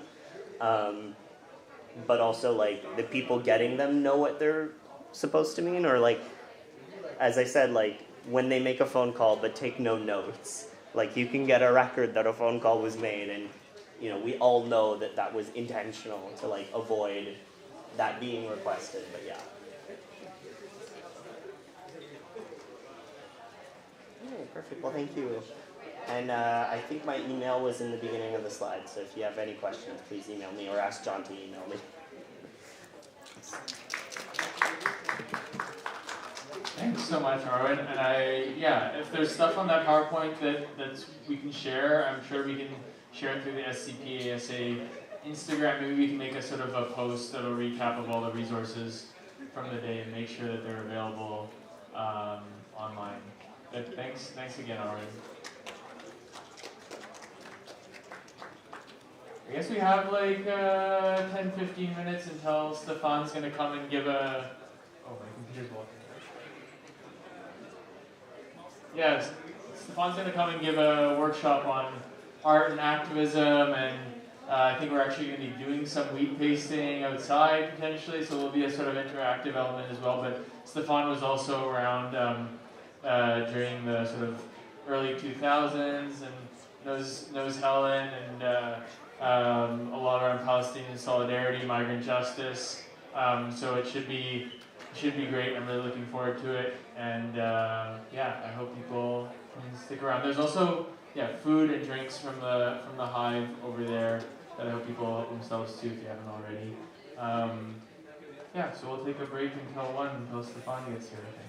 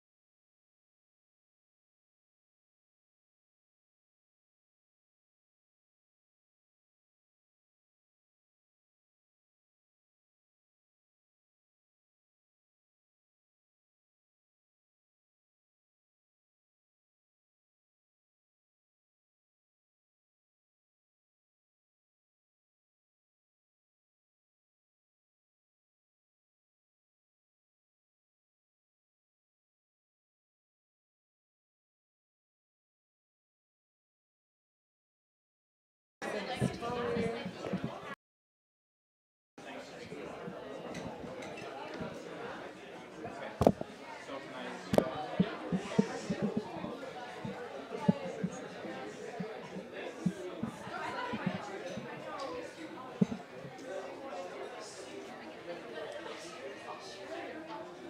Are you okay with me introducing you while you do this? All right. Hello, everyone. Welcome to the third workshop today, Art, Activism, and Street Outreach on Campus and Beyond with Stefan.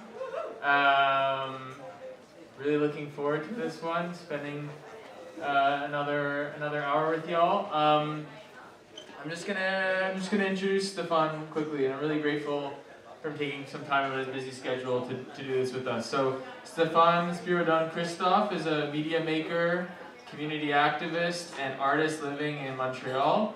Stefan hosts Free City Radio, broadcasting weekly on CKUT 90.3 FM, CJLO 1690 AM, CKUW 95.9 FM in Winnipeg, CFRC 101.9 FM in Kingston, Ontario, CFUV 101.9 FM in Victoria, and shared globally as a podcast, Spotify and Apple Podcasts.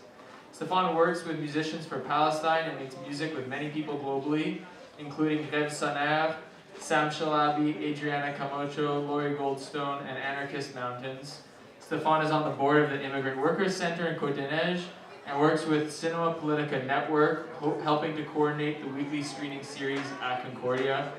Currently, Stefan is also a history student at Concordia, and I hope, as Stefan just gets the PowerPoint set up, I hope that this workshop inspires some of our own movements here at Concordia, and having art be a part of those movements and our organizing.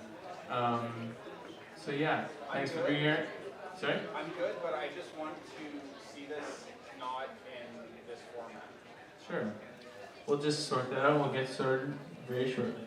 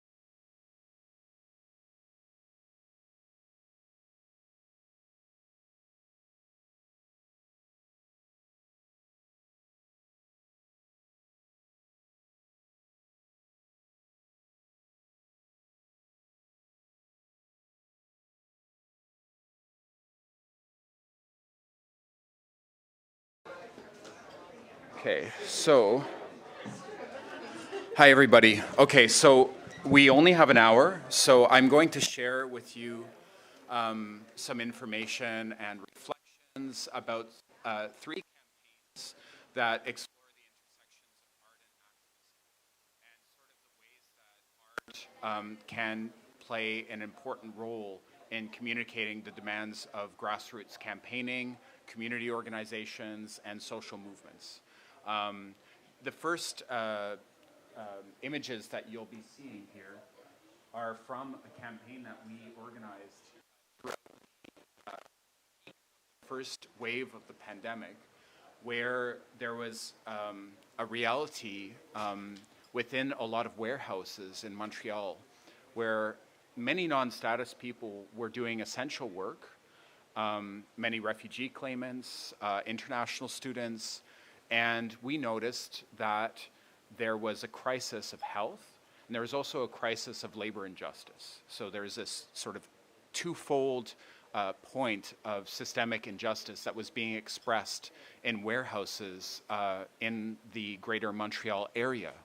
One example is Dollarama. A lot of people will be familiar with the store. Unfortunately, it's quite prolific. All of the materials within Dollarama shops everywhere are distributed from Montreal. So they arrive at the port in Montreal, and then they are sent to a big warehouse. This warehouse operates 24 hours a day and is staffed largely by people who are employed by temporary placement agencies. So that means that these agencies are operating outside of the frameworks of any labor unions and often outside of the frameworks of any respect for labor laws. And these temporary placement agencies often target communities with existing precarities. So non-status communities, refugee claimants, international students, low-income communities. We noticed at the Immigrant Workers Center that there was a crisis in this very specific space. So we went every week, Thursdays, during a shift change. So that was from about 1:30 till about 4 p.m., plus ou moins. We would be present. At the beginning, we were sharing protective equipment because this was before any vaccines. And there was huge crisis of COVID outbreaks within these warehouses that served not just Dollarama, but other big shops. So like Jean Coutu Pharmacy, for example, other even more specialty shops like David's Tea. And thank you, John. These spaces were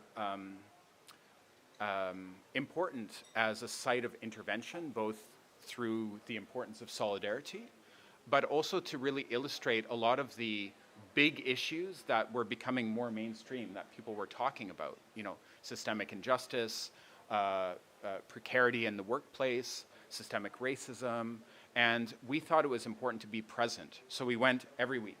At the beginning of this process, there was not a lot of attention or response from mainstream media. We were trying to find a way that we could address this crisis, but also bring attention to the fact that thousands of people were being employed in this very violent context. And we knew that it was important to intervene in the media. At the beginning, despite all the language we're hearing, which has changed in recent years, the media was not responding to us at all. We first were there present all the time with material. We had very simple setup. We'd bring a table to De La Savane Metro. We'd have a sign-up sheet, juice, information in different languages, Punjabi, Hindi, Arabic, Spanish, Portuguese, English, and French, that we would distribute. And we would do outreach, as you see in this photo. So you see here Gaurav, for example, who's an employee now at the Immigrant Workers Center. He, at the time, was an organizer with us, but he was also a staff at Dollarama for over a year, and he hurt his back. So we were able to engage with him, and this is during a shift change, so you see a lot of the workers leaving the the workspace going to the metro, so that's where we tried to engage with them. The media was not taking seriously what we were saying, and I would just note that the institution that was doing Dollarama's media is called Pelican Media. They're on Peel Street. And, sorry, they do a lot of media for like also big institutions, including McGill University. So they're like a slick PR company, basically. And they also have a lot of big, deep relationships with media institutions like the CBC. I'm not saying in a sort of conspiratorial way, but they have power. CBC has power.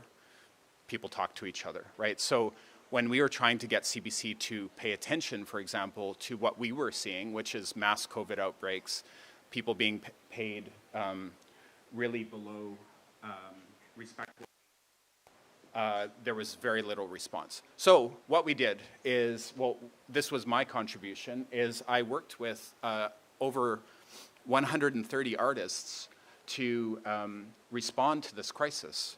And we thought that it was important for people to speak up. So we organized a press point outside of a Dollarama. This is Justin Doucette, who's a DJ. He's now based in Nairobi, who helped me organize a lot of artists to sign a collective letter to protest the treatment of Dollarama workers. This is Mohammed Berry, who is an organizer of West African refugee claimants, specifically Ghanaian refugees who had worked in Dollarama. He was speaking at this press point.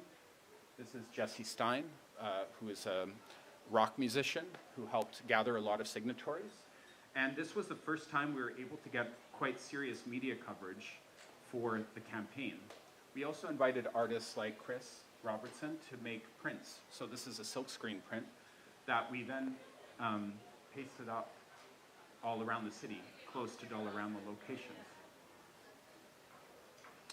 So you can sort of see the magnitude of the amount of people that are, we're talking about thousands of workers. This is just a very small snapshot of the sort of numbers. And also you can see who's working at Dollarama. What we then did was we organized, continued to have flyering sessions, and we actually organized a speak out outside of the warehouse. And this was an opportunity for workers to tell their story. We also had performers, and we invited the press. This was the poster that was, there's thousands of these printed and pasted up outside of Dollarama locations all over Montreal. And eventually we published this letter. This is just one example. It's more for you to see the letter rather than read the text, obviously. But you can see here the amount of artists that signed it. And then finally the media started paying attention. They saw that, oh, well, there's, you know, different bands or dancers or visual artists that have, you know, presence in the city that are supporting these Dollarama workers. What's going on? And we were then able to have a bit of an opening in the press to sort of start trying to shine a light on this structural systemic injustice that was being forced upon workers in the Dollarama warehouse. At first, the press was basically talking about this campaign, but then they started giving cash bonuses to the workers. So this was the report that said that they would get a cash bonus. And eventually, more mainstream outlets started covering us. So I'd say, like, from this particular example, I'll stop going between the slides for a minute, is that there's two things I think to draw from this. The first is that persistence was very important, being present. So we were there every week for months, at least 6 months, every week on Thursdays.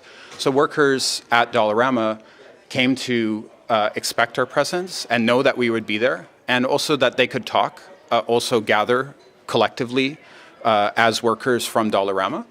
And also, we kept doing actions. So we kept having speak-outs, we kept doing interventions in the press, and eventually this sort of started snowballing.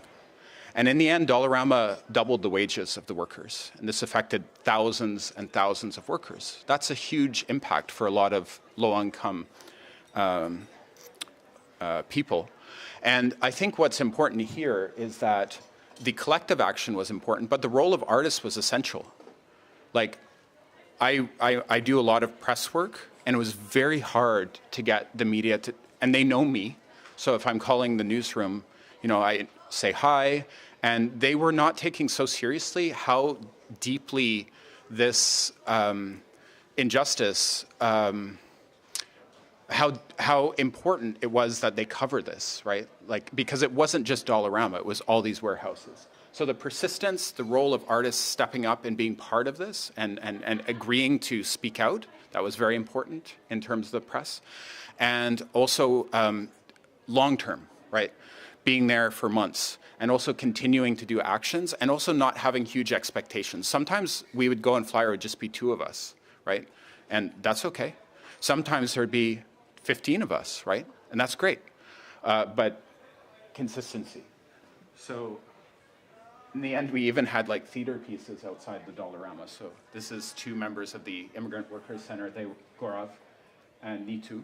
They were doing a piece to sort of describe the conditions that were going down in the Dollarama. Gaurav had hurt his back working there.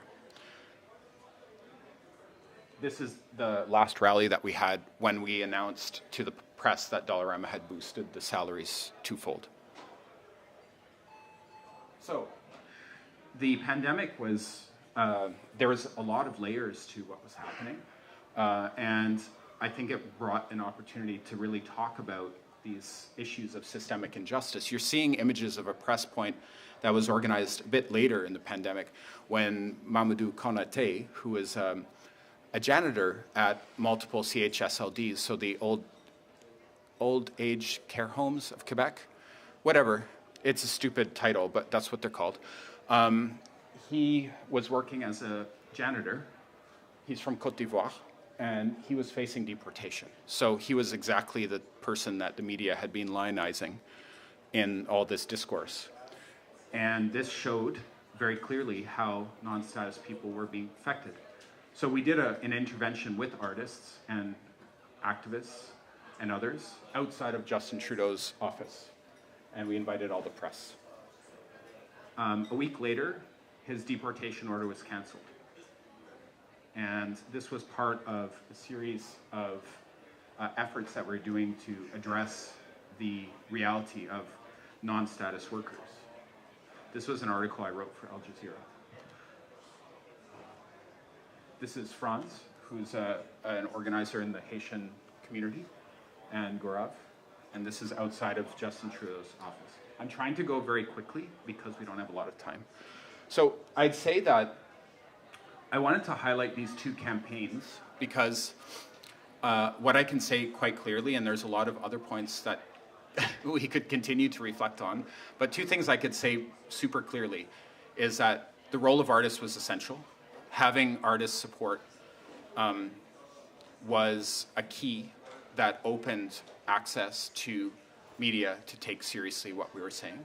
Also, it created conversation in a bunch of communities, and importantly, it created materials that could express the campaign, right? So there was mixtapes that were circulated, like DJ mixtapes, there was posters, there was open letters, right? So these were all ways through which this reality could be expressed through the arts. There was also cultural events, so like at these rallies that I showed, right, poets were reading.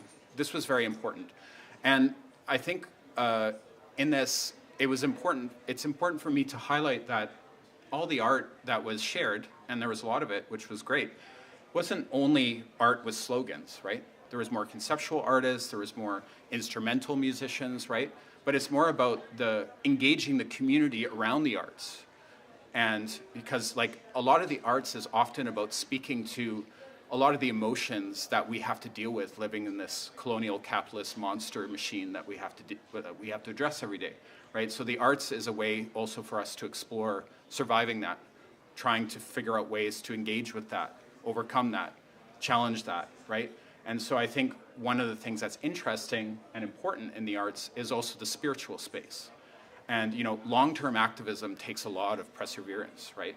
And the arts is key in holding that space inside yourself, right? So I think that's another reason why a lot of artists do engage in this work. Do you have a time check, please?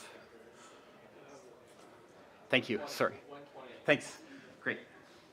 So throughout the pandemic, I was thinking about all these ways that we could engage with public space to hold interventions, right? And I think this concept of the intervention is always important.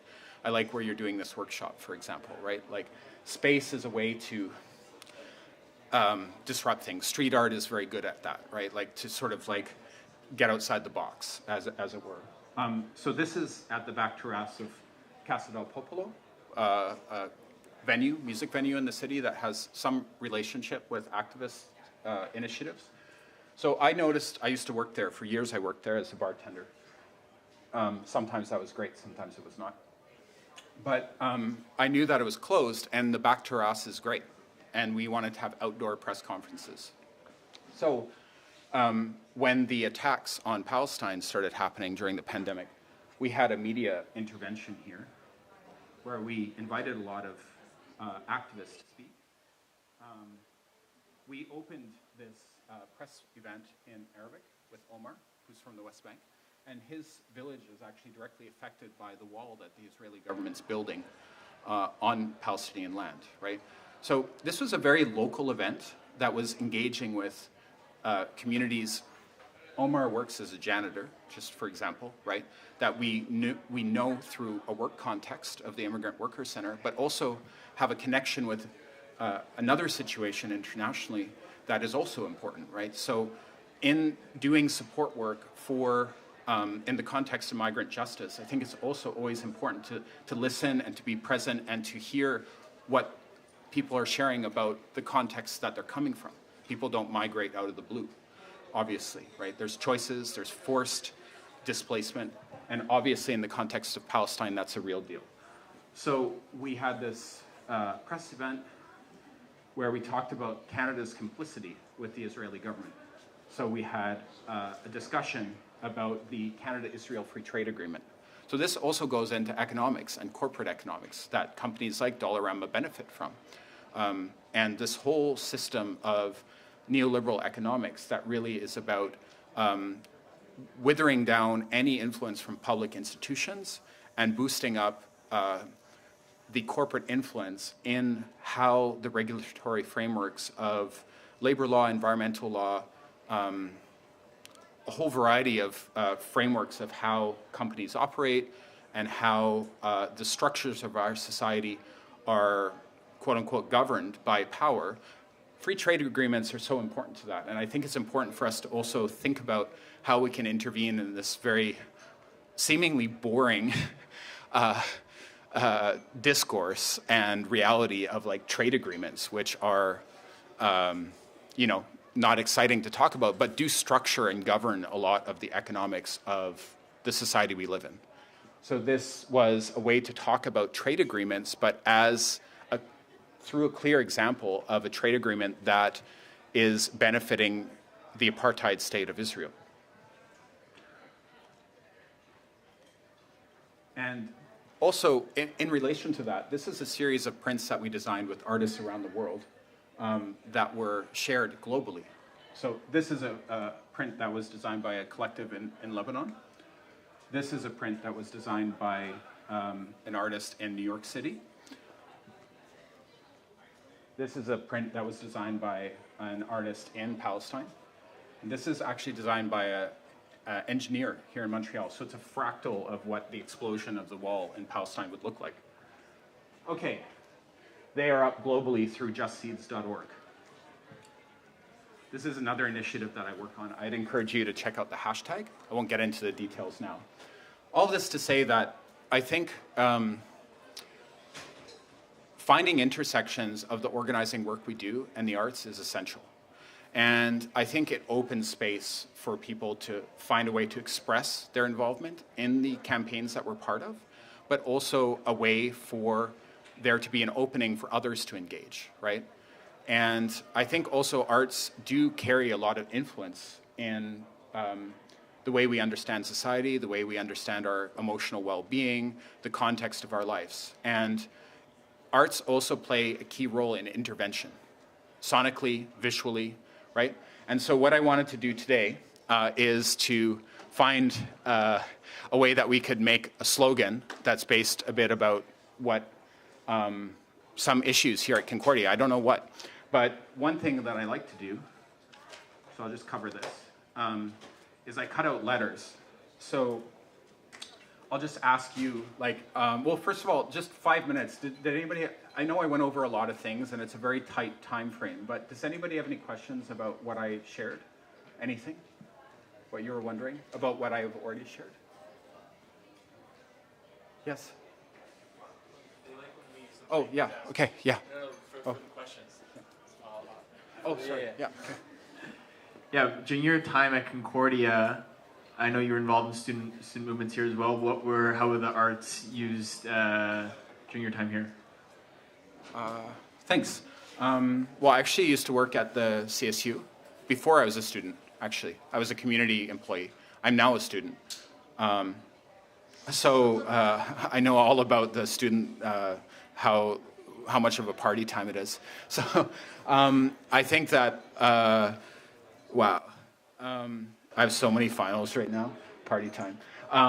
But I think one of the main things that we were trying to do in terms of the arts at the time, like for example, I'll just give one example. We had a speak out. And I think like that old school context of like soapboxes are really cool. It's really interesting, right? Like the old school thing where you have like a soapbox and somebody is standing up, right? Like sort of like a speak out. So when Concordia was trying to expel all the students who were participating in the protests against Netanyahu, and that took place on September 9th, 2002, there was this really racist expulsion that a lot of students were facing, Palestinian students and others. And so we had a speak out just here. Like at the other side of this building, there used to be picnic tables because they actually banned gatherings inside Concordia. Like this would not be able to happen at that time. Everything had to be like gone through security. It was super tight. The RCMP were involved. They were monitoring what was going on campus. So we had to do a speak out outside. And so we invited poets, musicians, violin player to sort of express support from the Montreal arts community for the students that were facing expulsion. After that, there was a bunch of other things, but that's one example. Yeah. Hey, it's okay. Yeah. It's okay. Go ahead. Yeah. I do want to get to our letters, but I will take this question. Just wondering. Yeah. Talking about making a campus provocative, yeah. What do you think you could see on campus to be more of a provocative? I think street art's very important, right? There's a lot of walls around Concordia. I noticed that somebody pasted for today the announcement for this. That's cool. I think that using space, right? Like if people are, speak outs are cool, right? Like the mezzanine, get a box, don't get permission, ask musicians to play, create a circle, right? Like those types of things. Also, people will talk about it. It will echo for a long time, right? If people see a bunch of artists performing on the mezzanine about a particular issue, right? People are going to talk about that for weeks, right? So it's not just the moment, it's the effect, right? It's the echo, right? And so I think going outside the box is always important, right? Outside of the prescribed parameters of what you quote unquote should and shouldn't do on campus. So arts are a great tool to do that. Like I remember an arts intervention we did at Metro Bonaventure. The police killed a man called Farshad Mohammadi, who is Kurdish asylum seeker from Iran. We heard about that through community networks, and the next day we organized a speak out inside the Metro where he was killed. And so the whole point of doing that was to be present in the space with, you know, different poets from the Kurdish community, the Iranian community, and to be there and to speak out together and to be present in the space and to address the fact that this was also an emergency, right? And when the police and security of the Metro showed up, and they for sure did, with the press there and somebody playing the violin or doing a poem in Kurdish, Farsi, they couldn't really do anything. They could have, but okay, so you're like gonna tackle and arrest somebody reading a poem in Farsi? Like really? I mean, I'm not saying that couldn't happen, but I think arts is a way to play with sort of, we have to be strategic, right? Like, and most of activist campaigns happen outside the law, right? Like, if we want to be honest, law is a colonial, fucked up, violent construct, right? And it will adapt and change to sort of acknowledge the work of social movements and try to incorporate that into the neoliberal beast of colonial Canada. But, okay, so how are we going to try to create space in a context that would deem most actions illegal, right? Arts is a window. It's an opening. So I wanted to do that today. So I asked John to pick up this paper. Thank you, John. So this is something I do, it's more personal. So I do this street lettering. And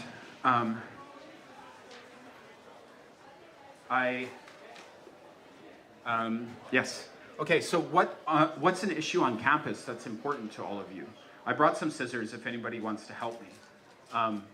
So I'll just ask, what time are we? 1:35? Okay, great. So I'm asking you, what are things here that you want to address on campus? I'm sure there's many. Hi, yeah. Great, yeah. Yeah. Okay. So we have 2 issues. Can we maybe build on that? Is there like, we can do one for now, but please do more later. So what's the campaign slogan around Airmark? No, it's okay. What's the campaign slogan around Airmark? So that's the hashtag? Okay. All right. So that's one. And for divestment of fossil fuels.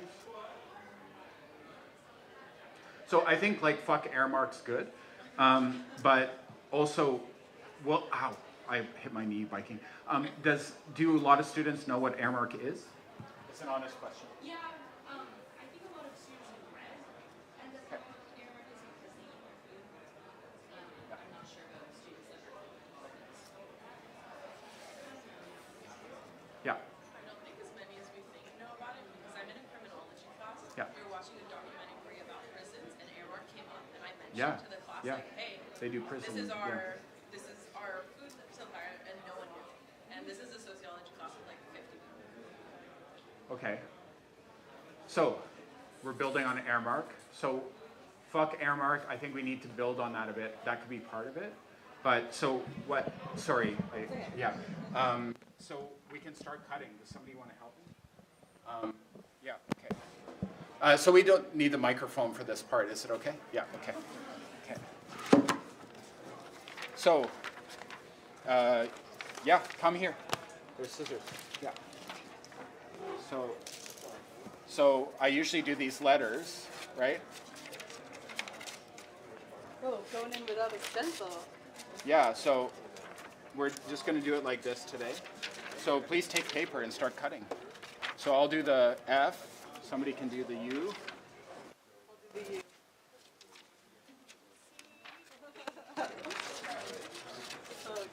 And it's okay that things... There are more scissors over here. Everyone can get in on it. Yeah. So how do you spell Airmark? Fuck Airmark. No. What's the next? Yeah. No prison food on campus. There we go. There we go. Totally. Feed our future. Feed our future, not, yeah. Food for students, not for profit. Oh, that's sweet. Fuck Airmark. Food for students, not for profit. Is anyone working on the C? Yes. Okay. I got a C. What do you think? I like that. Yeah. Thank you. We need help. If we're going to be done by 1, we need help. F-U-C.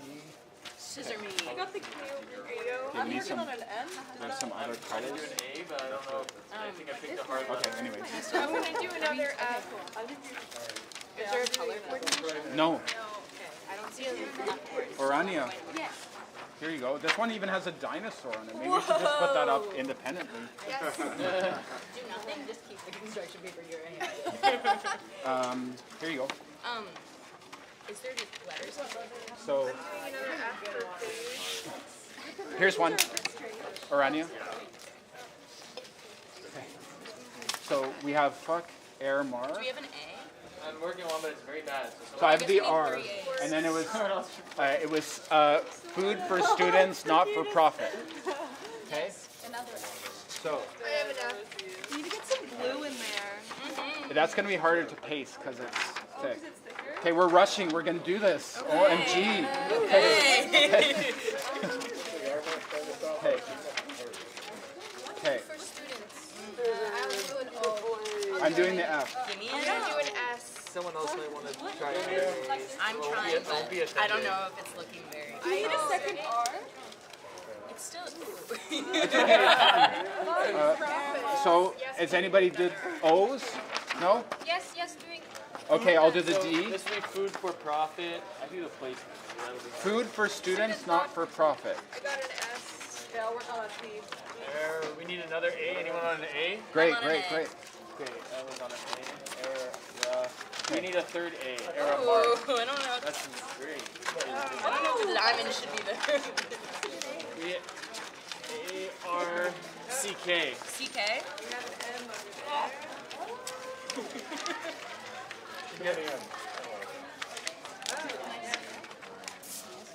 Oh wait, it's a bit thick actually. Okay, food.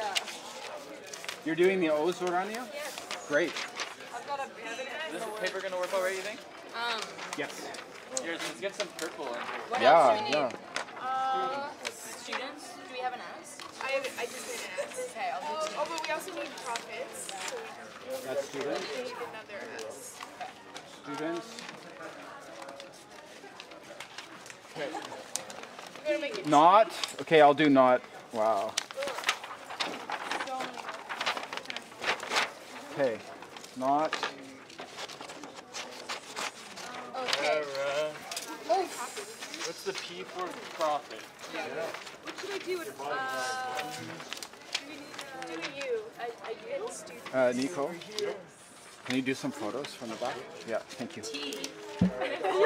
You can just take from behind, so you can see Bros, what's those going are on. Yeah. incredible. Yeah. Thank you so much. I like my phone. She made them? For students, not for That profit. is Yeah. really cool. And then you think letters about her not every time. Not. You can do a U. And then slip them in the seam. Because I had the thought I wanted to Okay, do that with we're running out of time. Oh my God. Okay, we're doing this. What else do you need? Do we have the No, we're on a time crunch. I'm usually drinking tea.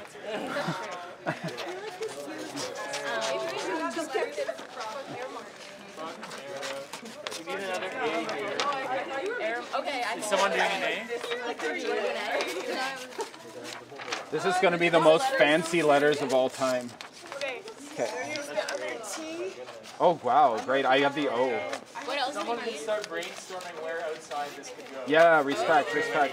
A wall. A smooth wall. Next, the potato. Next to where? The biggest potato lab. Oh, it needs to go in the Oh, wait, street. it has to. Oh, okay. So we're gonna do right outside of Grena. Okay. Food. Oh, yes. Yeah? Need Yeah, another that's O good. That's here. good. That's Oh. good. I'll make an E. Are you doing an O? Outside of Grena. Trying to do an Okay. O. A D over here. For Because then, yeah. Okay, I food got a D. for. I have another O here. Do we have So this is the P. It's profits? for profit. I'll do an R. For Not for. Not students. for. Yeah, right. You need students. What else do you need? Great. Got it. I think there's another way to cut this. I think we keep holding it. Yeah. It looks great when they're not super fancy and they're think sort I of like crooked. I It will think have it's like it'll have so much charm. We need the end of ST. students here. It shows like multiple people were involved Yeah, in this exactly. process. Yeah, exactly. Yeah. What other letters do we need? It's like they're unhinged. We shouldn't mess it. Yeah, exactly. They're like Can I reuse it? D E Students, yeah. N T. Oh no. Oh, this S is so nice. What? Oh no. Oh, did we have an extra? Okay. We need another O Fuck air mark. Food. for students. D E N T. We need an S. Another O. We need another S? Does anyone have a D? What is it? R, not for cross. And are we missing letters for process? Does somebody have an O? I can make another. We need an O and we need another whole 4. Another one? Okay, so we need 2 O's. I just did 1 O. I'm gonna make a number 4. I'm gonna do an O. See? Okay. That's All right. so much right? Yes. Okay, remind me of what a 4 looks like. Oh. Should I do a I guess it depends what you said. triangle I feel like I would have an easier time cutting the F. Okay. I feel like Oh. You got, what about not the triangle one? Question mark. Food. Yeah. 4. We need an O here. This one's good. This could kind of be a more. Okay, wait, no, I got it. Not the style. I got it. Yeah, so in general, we're going to try to do N. And we need an N here. Is there spare scissors? It's brewing. Anyone working on an N and an S at the end of students? Can you pass those scissors? Not 4. We need another 4. So an F, an O, and an R. We're doing a 4. There's something there. That is so smart. Yeah? Yeah. It's 4? Okay, there we go. Oh, there we go. Not 4. It's R. There needs to be a T. Okay, I'm doing that. We need an I. N. Where was I. the N for? An I. There we go. John. I, T. Okay. Anyone think about a spot inside who can do this? Yeah. Green on. Students. We need an S at the end of students. An S. I? Great. No. No, oh? Sorry, that's with the key R. Oh my god, all this time for nothing. No O? We need an R and an F is the last thing. Dinosaur. You know what we can do is Yeah. cut, Should we cut it out? So it's like, and we'll make an X. I didn't make it. No, I think we should still. Did we paste it? An R and an F are the last thing we need. Are you working on that R? I've got the R. Anyone on an F? Okay. I know, I can do it. And then an S here. Great. I can do an S. All my letters. Good. I don't know what they do with it, but it's just, I like something that's done. We're doing great. We're doing great. I feel like I Amazing. So now, R.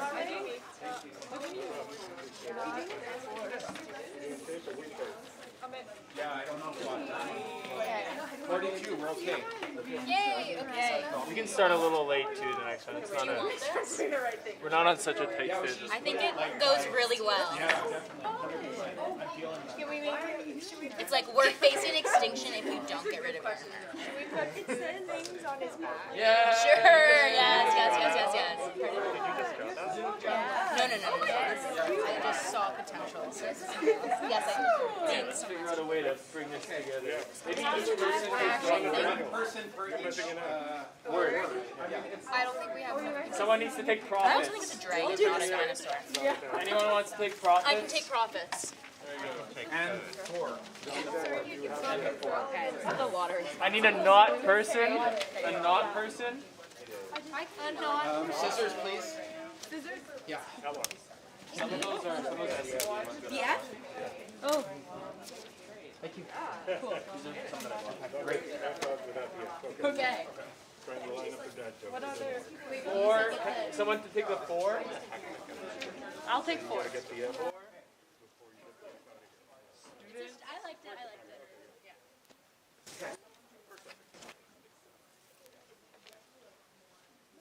Can someone take students? The word students? Okay, we'll clean up after. Yeah, I'm gonna stay to clean up.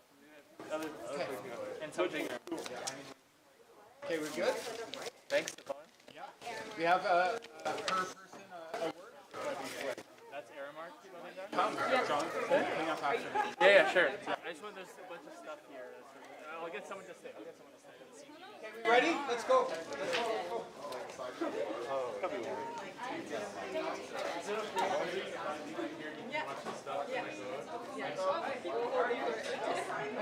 We're working outside for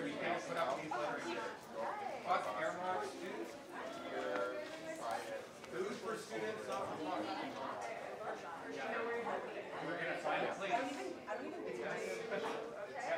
you want to come?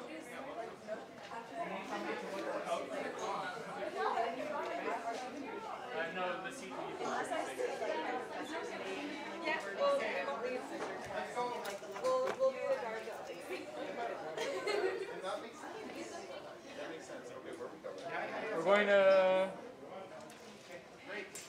We're going to post it outside. We'll stay here to supervise if you want to leave. Thank you. If we don't get back in 15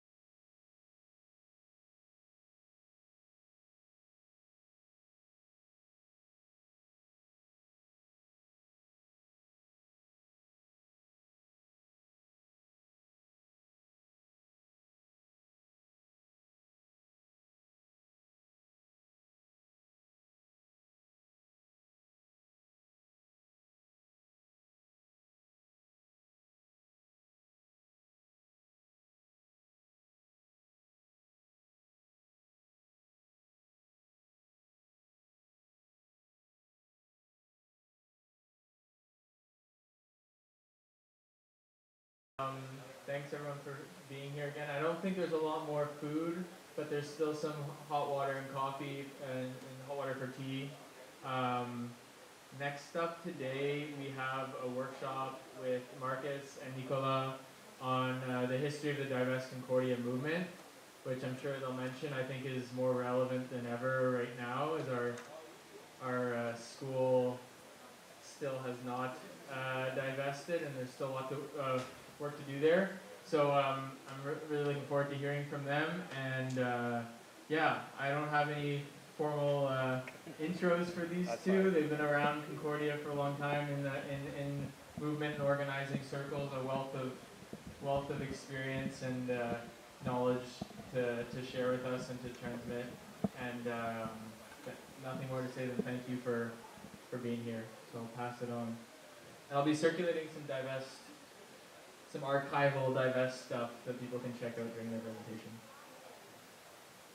Thank you so much, Jonathan. Hi, everybody. I'm Nicolas. So, current Concordia student, Divest Concordia member from 2015 to 2019. I'll let Marcus start since you were there before I in the Divest Concordia history.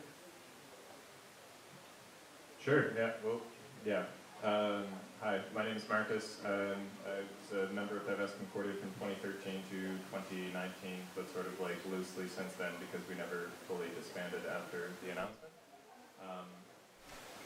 We really should have planned out how to like do this. All right. Okay. Let me ask a question then. Oh, you're gonna ask questions? Great. Yeah. So, you were there sort of at the start. Do you know what the initial interest was for Divest Concordia to form, or even the nucleus of another group that started it?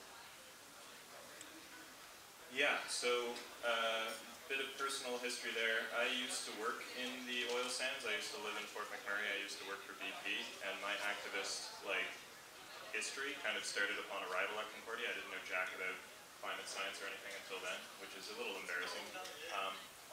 But the divestment movement started in the US from 350.org, which was led at the time by Bill McKibben. It started to explode across university campuses. They're modeling off of the South African apartheid model because that had been successful in the 70s. So after a power shift conference in 2012, a number of people who were involved in the strike started to set up Divest Concordia as a means of just like, you know, having tangible action on environmental issues within the Concordia sphere. So I got involved shortly thereafter in 2013, and I guess that answers the question. Yeah. So, Divest Concordia is seen as a militant group these days, but I think it started really by going to the table and having sort of a contract with Chevalier to determine what divestment would look like and why it would be beneficial for the university and research. Is this about the beginning? Yeah, that's definitely accurate. I think something to keep in mind, so for anybody that is doing any organizing right now, one of the first things that you should probably do is do a bit of a power mapping and see where the power holders are, where are the people who can actually make these decisions, and where the power that you have is. Most of that within this kind of sphere is going to stem with the student union, with the CSU, because it is the biggest representative body for undergrads, and because it holds representative positions within all of the bodies that are able to make decisions on fossil fuel divestment. So the Board of Governors, Senate was an extremely important place to put pressure, as well as just sort of the grassroots in order to like put external and media pressure on these bodies.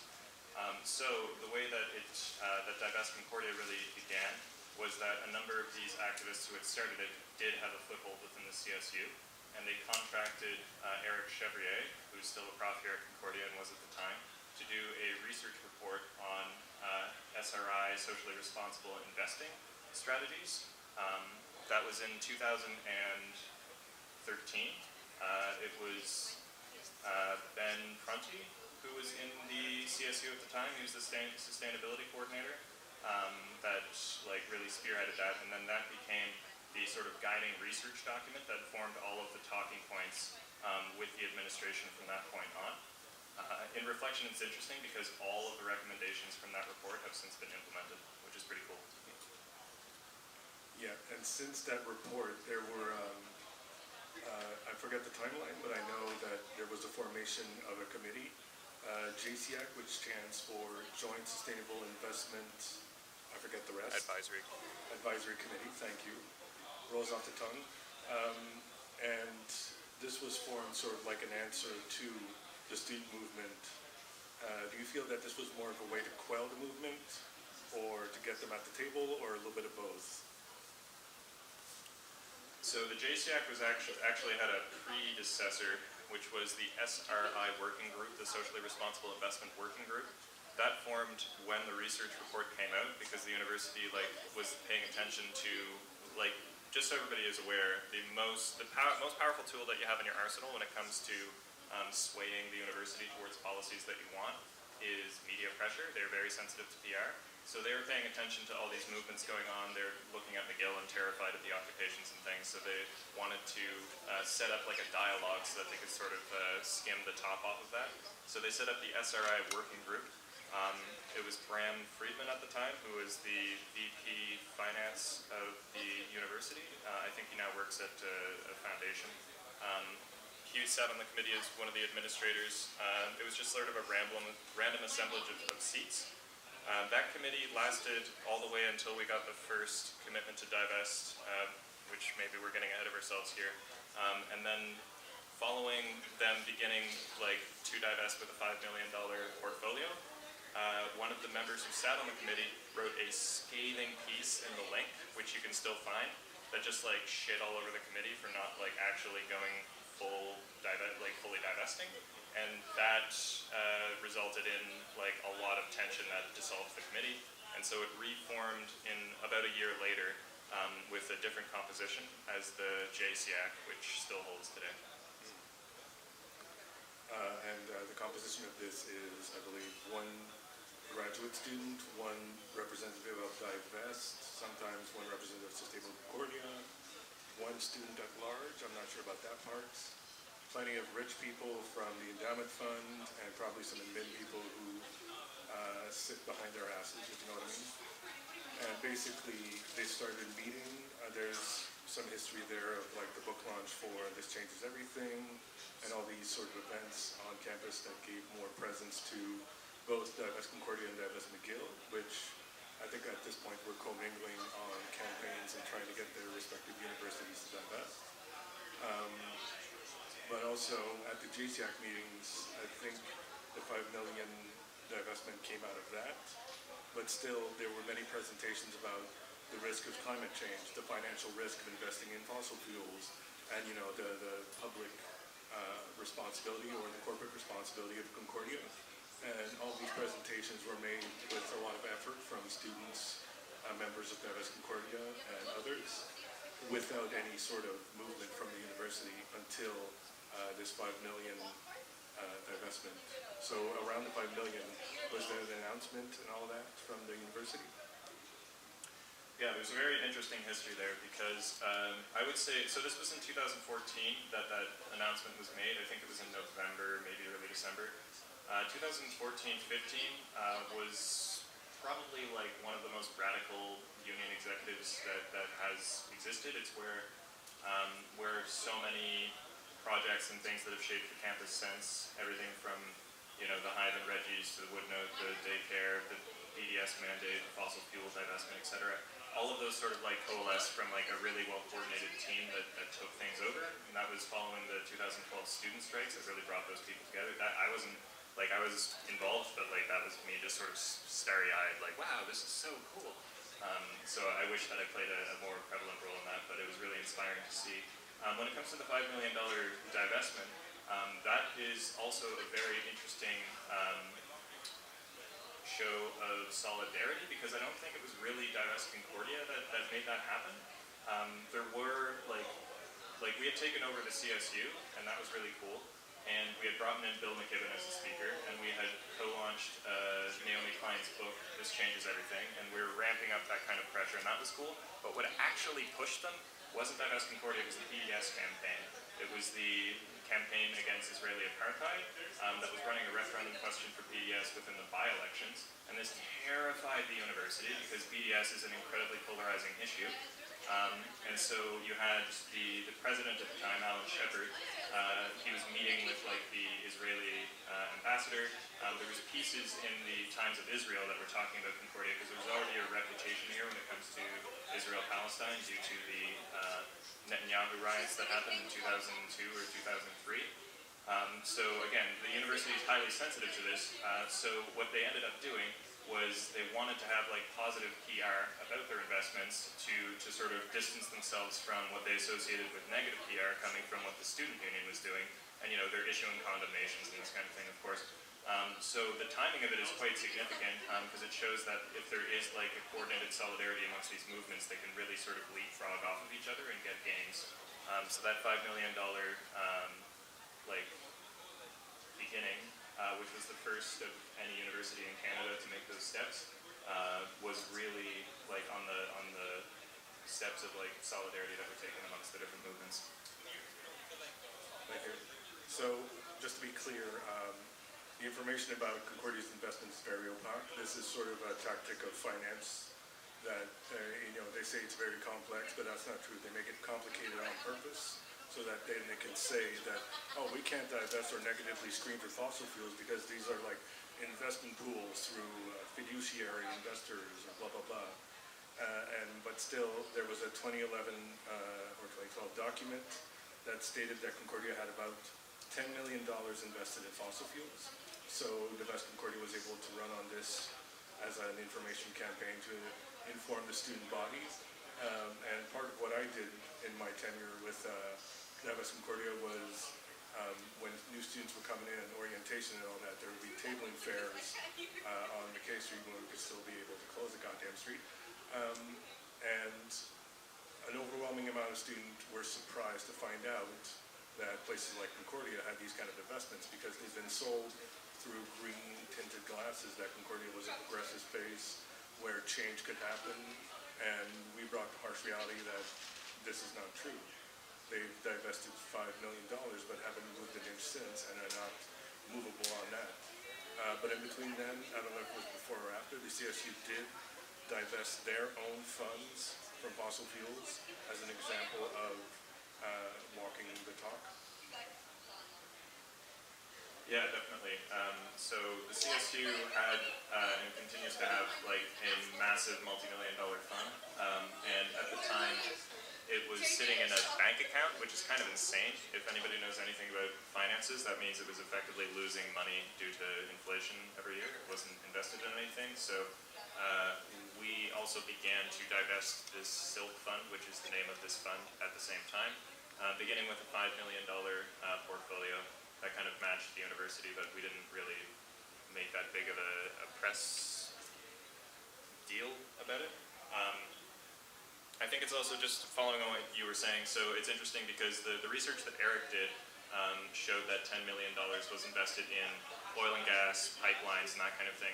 What they did after that is they started to shift it into external investment managers, and they started to collapse those categories into energy, and therefore it was kind of impossible to know like what real proportion. So we went with the $10 million because that was like the latest numbers that we had, and then it was sort of subsequently confirmed in an interview following their $5 million divestment. Bram Friedman, so the person I mentioned before who was in the administration, was on CBC, and he confirmed that they estimated they have about $5 to $10 million in fossil fuels. So that's where those numbers come from. So proportionally that was like 7 to 9% of the fund, because it was about $136 million. It's more than that now. It's I think around 200. But those are the numbers. Yeah, and when I came in, I got active more in 2015. Honestly, I was very green. A mature student who I went to the student strikes in 2012 as a citizen only, seeing it as like, oh my God, people are able to strike and stand up for what they want, but still being afraid of any sort of action that would confront me to authority. So as a way of being involved, Divest Concordia, we had these weekly or bi-weekly meetings where they would welcome new members. And part of it was simple tasks like postering, doing one-on-ones, or sharing information. And at the time, I believe I think it was 2016 or maybe 2015, where it became the campaign for the CSU, and Sustainable Concordia took it on as one of their official campaigns. So this gave a lot of leeway to Divest Concordia to have space on campus. I think at that time we had a fair bit of mobilization and had some ambitious ideas about the campaign itself. But of course there was pushback, but still there was production of documents such as these, should we divest from fossil fuels, which answer common questions. And I remember once again at these fairs or tablings, we would have art events, like we would paint directly in the middle of mezzanine, not ask for permission or anything, just because. And because Concordia knew that this was an issue, I don't think they sent out the hounds, if you catch my drift. But basically, from there was also apparently conservative Concordia is a thing, might still be, but some of the members would come up and try to make arguments for the continued investment in fossil fuels as research and development and all these things. It'd be very easy to put them down, but they would still try to be the bootlickers for the university to keep their investments in fossil fuels. And it's just to say that, you know, these factions sort of exist in the university. From there, like 2016, 2017, the campaigns kept going, students kept going with JCAT, but there was definitely fatigue, as in, you know, what are we going to do? They're not divesting, they're not acknowledging that there's a need to divest, even though we've presented the case in every possible way. So 2018 and 2019, there was a bit of a lull. It was mostly through Sustainable Concordia and a few members that we ran one-on-one workshops, still trying to do some art bills and keep the idea of divestment going at Concordia. But I think one of the things that really kicked off was Kevin Gould's Geographies of Justice class. This was spring 2019. I don't know if you want to talk about why that course came about and what it meant. Yeah, definitely. So Sustainable Concordia, for anyone that might not know, is one of the fee levy groups that exists. It's sort of adjacent to the CSU. It's funded through the same means as the union, but it exists as an independent entity like all the fee levy groups. So People's Potato is an easy example since we're on the 7th floor here. And I think that what these kind of groups did, Sustainable Concordia coming in was key and its timing was key, mostly because it was a means of sustaining the movement, because it had for a period of a year or two sort of lost support within the CSU. And I just want to emphasize that, like, the union is the power holder here. It's the one that the university actually pays attention to because it has its power encoded in law through the Accreditation Act. It is the legal representative. It has like representation on all the bodies that can actually affect this. So that's when the university pays attention. And it's also true when it comes to the history of when tangible gains are made on this. It was only when people were in the union who had actively campaigned on it and who were making a stink about it, right? I forget the question. 1 second. Yeah, Kevin Gould's. All right, Kevin Gould's geography class. Okay, so Kevin Gould started a class that was specifically on Divest Concordia in geography. It was like a 400 level class, but you could get like exceptional like admittance, which was kind of neat. I joined that class, and there was a number of other people in it who were just very well connected. You know, because just like this group here, I'm sure, like everybody has a group that you're attached to, right? So if you actually like bring people into a room and have them consistently meeting and like planning things out, you can leverage a lot. So we had people who were on in the Concordia and in like some of the media groups, but we also had people who were, well, one person in particular, Ali, who was on Senate. And so what we proceeded to do was like form a pressure to take Divest Concordia's like whole campaign and dump it onto the floor of the University Senate.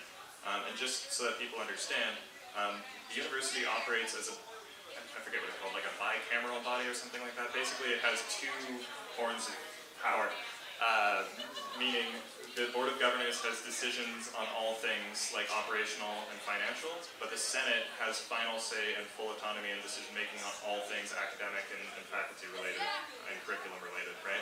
So the university, in theory, is supposed to be run with the negotiation of these two bodies. The way they presented it with the neoliberalization of the university is as if the board is the top dog in everything, right? But in truth and in the law, that's the way that it runs.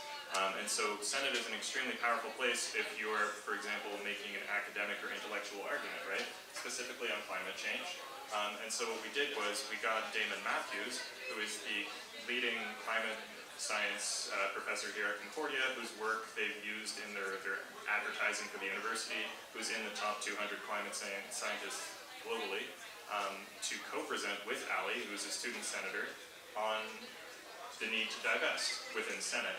And this freaked them out completely. But it was also interesting because this was good timing on two fronts. Firstly, because there was people who were running in the union election who later won, so specifically Desiree Blizzard, who was campaigning on divestment, and so there was like the union path was covered. But secondly, and just as importantly, there was a leadership transition. So I mentioned Alan Shepard was the previous president of Concordia University, but Graham Carr was the obvious up-and-coming contender for that position. So Graham Carr, the current president, before that he was the provost, and before the provost he was VP academic, so he's just like obviously climbing the ladder, right? And this is a time where like he's interim president, Alan Shepard is on his way out, and we're throwing this on the floor of Senate. Senate is chaired by the president as well, right? So it's just like a really good mixture of pressures that allowed us to kind of like force the issue there. And then Desiree joined the JCAC committee in later months as the CSU representative.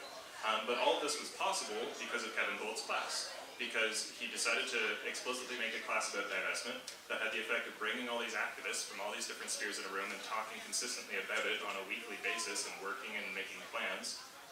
And so the product of that was that, you know, we got a $200 million portfolio divested from fossil fuels. They also threw on weapons and tobacco and other things because they fully embraced the SRI portfolio. And, you know, it's another discussion to talk about how well they're following through on that, which is not very. But there's lots of ways to ensure and sort of further that mandate. Yeah, I think I forgot to mention the climate clock. I don't know, was the climate clock an idea of Damon Matthews that brought forward that then Divest sort of co-presented and I know there was a projection of it on the wall where now there's a temporary building, and I imagine this was another way of using the tenure or the clout of David Matthews to speak about the investment, right? And about 2019, I mean, there was a burgeoning student movement or climate movement at the same time. Some of those members were in that class with Kevin Gould, so there was definitely a tie into that. And I'm sure that the university, at the same time as all the factors, saw it as a way to polish their image while they were given a day off on a Friday to go to the Montreal's biggest climate strike so far, I guess, and that it made them look good. But I mean, when we talk about SRI investments and all these things, here we're talking about divestment, which is not certain, and there's a lot of greenwashing through them. I mean, Concordia abided by the STARS program for the UN, which I forget what it stands for, but it's a whole lot of hoopla that allows corporations to sort of green their name through a bunch of measures and data that they can provide to say that they're progressing ever so slightly on goals. And obviously universities like Concordia use this to hide any sort of bad investments they have. And just to say too, I mean, you know, I want to tie this into the federal budget that came out a few days ago. And there's investments in there in decarbonation, as they say. But this is carbon capture and green hydrogen. And when they're talking about SRI investments, those can be in there. And these are not true solutions to climate change.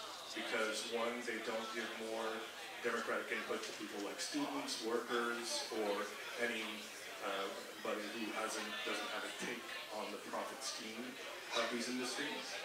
And two, they don't actually acknowledge the land base that's being taken or exploited. And part of the messaging from Divest Concordia too was there was only a trailer for a documentary, I think, that was made, but it involved Indigenous folks or Kanien'kehá:ka folks from Ganawagi, including Clifton Nicolas. I think you could still see the trailer for Divest Concordia online, and this was part of the project to sort of ground Divest Concordia not only in talking about the finance, which is one way the system talks, but also talk about the relations the university has in ongoing oppression on the land and to the people. So, past 2019, the pandemic happened. It was very hard for anybody to be part of the narrative for Concordia, even though Concordia released a sustainable action plan where they said they would be transparent, although I think the only thing they mentioned about divestment in there was a 110-0 plan. I don't know if you remember what that means. Yeah, definitely. 110-0 is their current plan. So what that means is 100% sustainable investing, 0% carbon by some year that makes it like a meaningless pledge, and 10% impact investing. The impact investing part, that's like a new wave of like investing people. It's basically, they want to attach whatever they're investing to KPIs, key performance indicators, so that you can do things like say, for every dollar invested, a kid eats a sandwich or something along those lines. But I just want to point out that when it comes to fossil fuel divestment, just like any divestment, just like any boycott, it's kind of just like bells and whistles. Like, it doesn't really do anything, and that's something that, I should qualify that. It doesn't do anything economically, and that was something that, is a core messaging, especially in doing one-on-ones and things about the campaign. The point is to politically bankrupt these groups, not to economically bankrupt them, because you can't. And just from looking at the portfolio of investments when I was in the CSU and we were divesting that, it's like, okay, we're going to divest from fossil fuels, so what are we invested in? Banks, telecoms, whatever. Like, that's actually, unfortunately, how it works, and they're invested in these companies anyway. So that's why the campaign for fossil fuel divestment identifies the top 200 fossil fuel companies to make it more tangible, because ultimately it is a very accurate slogan to say there is no ethical investment under capitalism. It's just true. That's also why, my sort of activist career began with environmental politics, but I've now shifted into like economic, like democracy, because it's just in any kind of like environmental organizing, you end up just being sort of a lobby group. You're always just a advocacy group that's trying to convince a bigger institution that holds the power to make slightly better decisions, right? As opposed to being the power holders yourselves, which I think we should be. I'll leave it at that. Yeah, that's a very good point in shifting the accountability of the system. Again, just to reiterate, I have here the 5 objectives that were made by Divest Concordia in heyday, is to freeze Concordia University's current investments in the fossil fuel and fossil fuel related industries, so oil, coal, and gas. To divest these investments from Concordia University over a 3-year period. Didn't quite do that, and I don't think we're going to get there either. To adopt binding socially and environmentally responsible investment policy into Concordia University's mandate. I wouldn't call that binding. To have proper student representation on the committee responsible for formulating said policies, and to have Concordia endorse divestment through public statements. Furthermore, to call on universities to engage in fossil fuel divestments. So I'll come up with a question for you in a second, but first, in their announcement of divestment, Concordia definitely did not, endorse divestment really. They said they were divesting, but to call that an endorsement is definitely large. And to call on other universities, I don't think they did that really. They just used words to pride themselves as a university that would do that. And if you read certain articles, some of the arguments that they put forward is, a fiduciary, like the endowment fund and most of the university, I believe, runs on fiduciary duty. As in, the bottom line is that they make profit. And that's it. The rest comes second or even lower.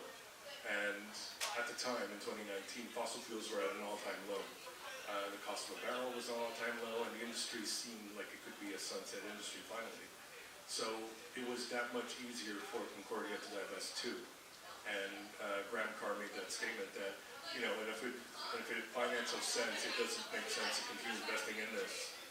And to me, that's a key word right now that we should be looking at, because with the geopolitical situations in the world, somehow for these people who don't care about the world, being destroyed by continued fossil fuel use, it probably makes sense for them to invest in it now. But number 4 here, to have proper student representation on the committee responsible for formulating said policies. Do you think that this is something that happened and something that should be continued to be fought for at Concordia, to have more democratic student representation on all governing bodies? Yeah, absolutely, but I think like representation can mean a lot of different things. So is it the university just like sort of appointing a couple people who are there to be on the body so that they can talk about, oh, we're consulting students and that kind of thing? Or is it like us that are actually, you know, making that decision and actually have power in the decisions that a committee like that is? Because having gone to JCAC committee meetings, whenever it comes to anything important, like the composition is very, very intentional. First of all, like the minute keeper is somebody that they appoint and will exclude all of the things that you're trying to say from the notes of the meeting, right? Second of all, there will for sure be somebody there who is like an admin appointed obstructionist and will just say the most maddening things that you'd expect like, you know, a Republican presidential candidate or something to say. And thirdly, you will, you know, like the point of a committee like this is basically to spin in neutral until that group of students graduates and they can move on and work with the next ones. It's designed to deconstruct like these kind of like organizations through just waiting them out and allowing the institutional memory to fade. So yes, there should be more student representation, but I think that in the same way that like, you know, our initial successes at Divest came from the organizers in the BDS movement, I think that if we want to be divesting from fossil fuels, we should actually be looking at increasing the student representation on Senate and student representation on the Board of Governors in particular, because there's only one voting seat for the entire undergraduate community on the Board of Governors right now, which is insane. There's a Ubisoft executive on the Board of Governors, so that means that Ubisoft Corporation has the same voting power as the entire undergraduate student body at Concordia when it comes to the Board of Governors.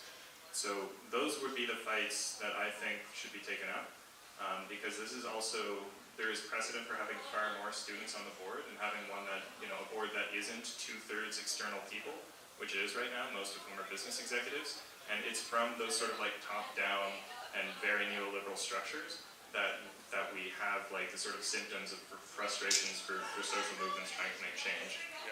And the union, again, is like one of the best means of tackling those issues.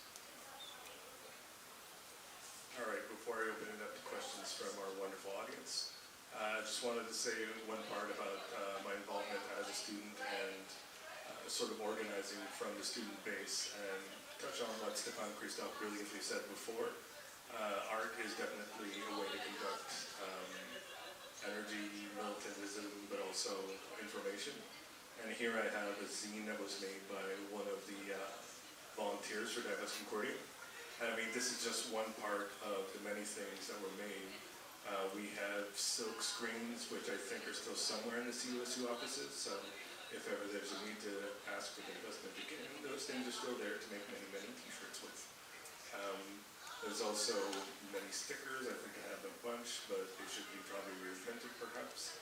And there's many versions of it too. There was one where it's just the bird that says yes. I believe this was when they were voting on referendum to have Divest as an issue taken up by the CSU. And just to say that the many art builds and all these things, maybe those moments don't seem like what exactly led to the divestment of Concordia Apartment, but they were definitely important in creating relationships among the student body, amongst organizations like Sustainable Concordia, the CSU, and the volunteers of Divest Concordia. I think there's like a billion people we could shout out to, Emily CA, all the people that had to sit on JCAC for those very frustrating conversations. Mark Underwood, Sustainable Concordia, who's now working somewhere else in the university. And on. You can find all these names on the still active Divest Concordia Facebook. So, any words to add, Marcus? Yeah, I've got a petition here for anyone that's like a student. Appreciate it if you sign it. Has nothing to do with divestment, but it does have to do with a club for the Woodnote, so that people can hopefully have a solidarity meal program there. Okay, I'll try and end on something more relevant though. You can ask for questions too. Sure. Yeah, I think that the union is the means of taking these issues and actually like forcing tangible change, but the grassroots is what creates the power of the union.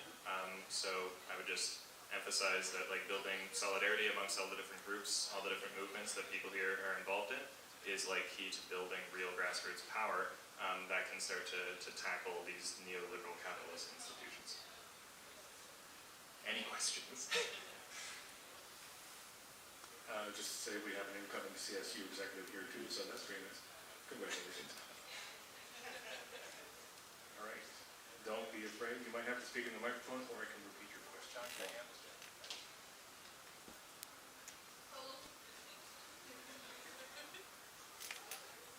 No? Nothing? All right. Just to say, I think John Nathaniel might have to back me up on this. April 6th, there's going to be a talk with a few Concordia executives to talk about what they are doing in terms of sustainability, and I guess this is where we'll be able to find out what's happening. This will be next, the 6th is a Thursday, right? Is somebody, yeah? Okay. From 6 to 8 in this very space right here. So that would be the next step. Other than that, I heard there's a group called CJAG that's trying to organize around this.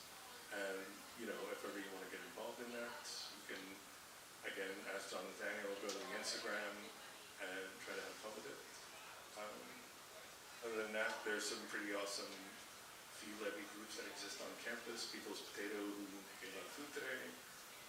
Seas Concordia, that's trying to create a solidarity economy in and around campus. And many others. All right. Yep. Jan? Are those questions or you're just coming in?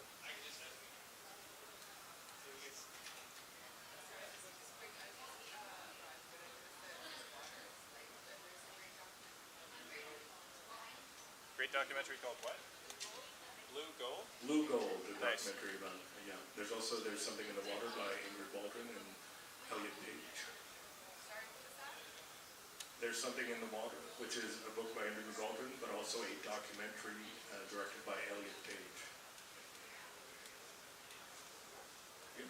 Jonathan, did you have a question? I was going to ask in terms of tactics, like, was there a more effective tactic that you felt worked? I mean, this sounds like you did a lot of different things. But you mentioned PR, like damaging the university's image as being a really important effective thing. So in terms of tactics, what was more effective? It sounds like there was a confluence of circumstances too, but at the same time, as Marcus said, making sure the media is on it. But as we know, media is a very concentrated thing that tends to lean right. So we do need things like alternative media, like CUTV, shout out, The Breach, Canadian Dimension, Pivot, and all these medias that also take up these stories. Anything to add to that? Yeah, definitely. In terms of tactics, again, like start with the power mapping, understand what it is, right? But then also like the JCAC becomes the linchpin between the grassroots and the admin, right? That is the channel that this should happen. But the JCAC itself, you should not be homogenous within that, right? You have one, it's almost like playing a good comp, bad comp kind of thing. So Eric Chevalier sat on the JCAC from the beginning and I believe still does. So the best way to approach a committee like that is you identify your spokesperson who the admin sees as more reasonable, and you have them do all the negotiating, and then your role is to be the whip and to be the antagonist and to agitate. And so what you have to do is coordinate whatever actions that you're doing on the grassroots so that they can be leveraged within that negotiation. And this was something that we learned over the years because we have a lot of disconnected things going on. It's like, let's do a conference, or let's do a banner drop or something like that, and not actually plan on how to leverage that. So you just end up putting this energy into a vacuum, and then people come in and they're like, oh, I want to get involved, and then they're like, that really didn't do anything at all, and then they leave. So you need to have like a strategy behind that where you're empowering the people who are in key positions to actually like leverage what you're doing into, putting pressure on the right people. Yeah, on that I would say a lot of these activities, like banner drops and all that happened, it did not have the effect that they could have had. So power mapping is important. I think institutional knowledge, or there's a better word for the grassroots, but just maintaining, what actions worked in the past, which ones didn't, and making sure to be intergenerational in that organizing, so that incoming students don't fall into the same pitfalls that a lot of people have. And this speaks to the transient nature of students, right? You graduate in 4 years, you go away. University is definitely banking on that for that knowledge to be gone. And if you do anything to maintain that, to create relationships, to have a nucleus that holds over time and that will continue to have this sort of base of power and continue to hone their skills in standing up against institutions they're part of, then that would be to the benefit of everyone. Gabrielle? Maybe you talk about this, I just came in a little late, but how did we, I guess, like, transmit that knowledge from Yeah. How do we hold the nucleus? Very roughly, honestly. There were some ebbs and flows. As Marcus said, it started out as a very small group, and then it became a committee, and then it was picked up by the CSU through the members who took it and made it more radical. And then it was picked up as a campaign by the CSU, which has yearly campaigns, but I heard that they're changing that, hopefully. And then,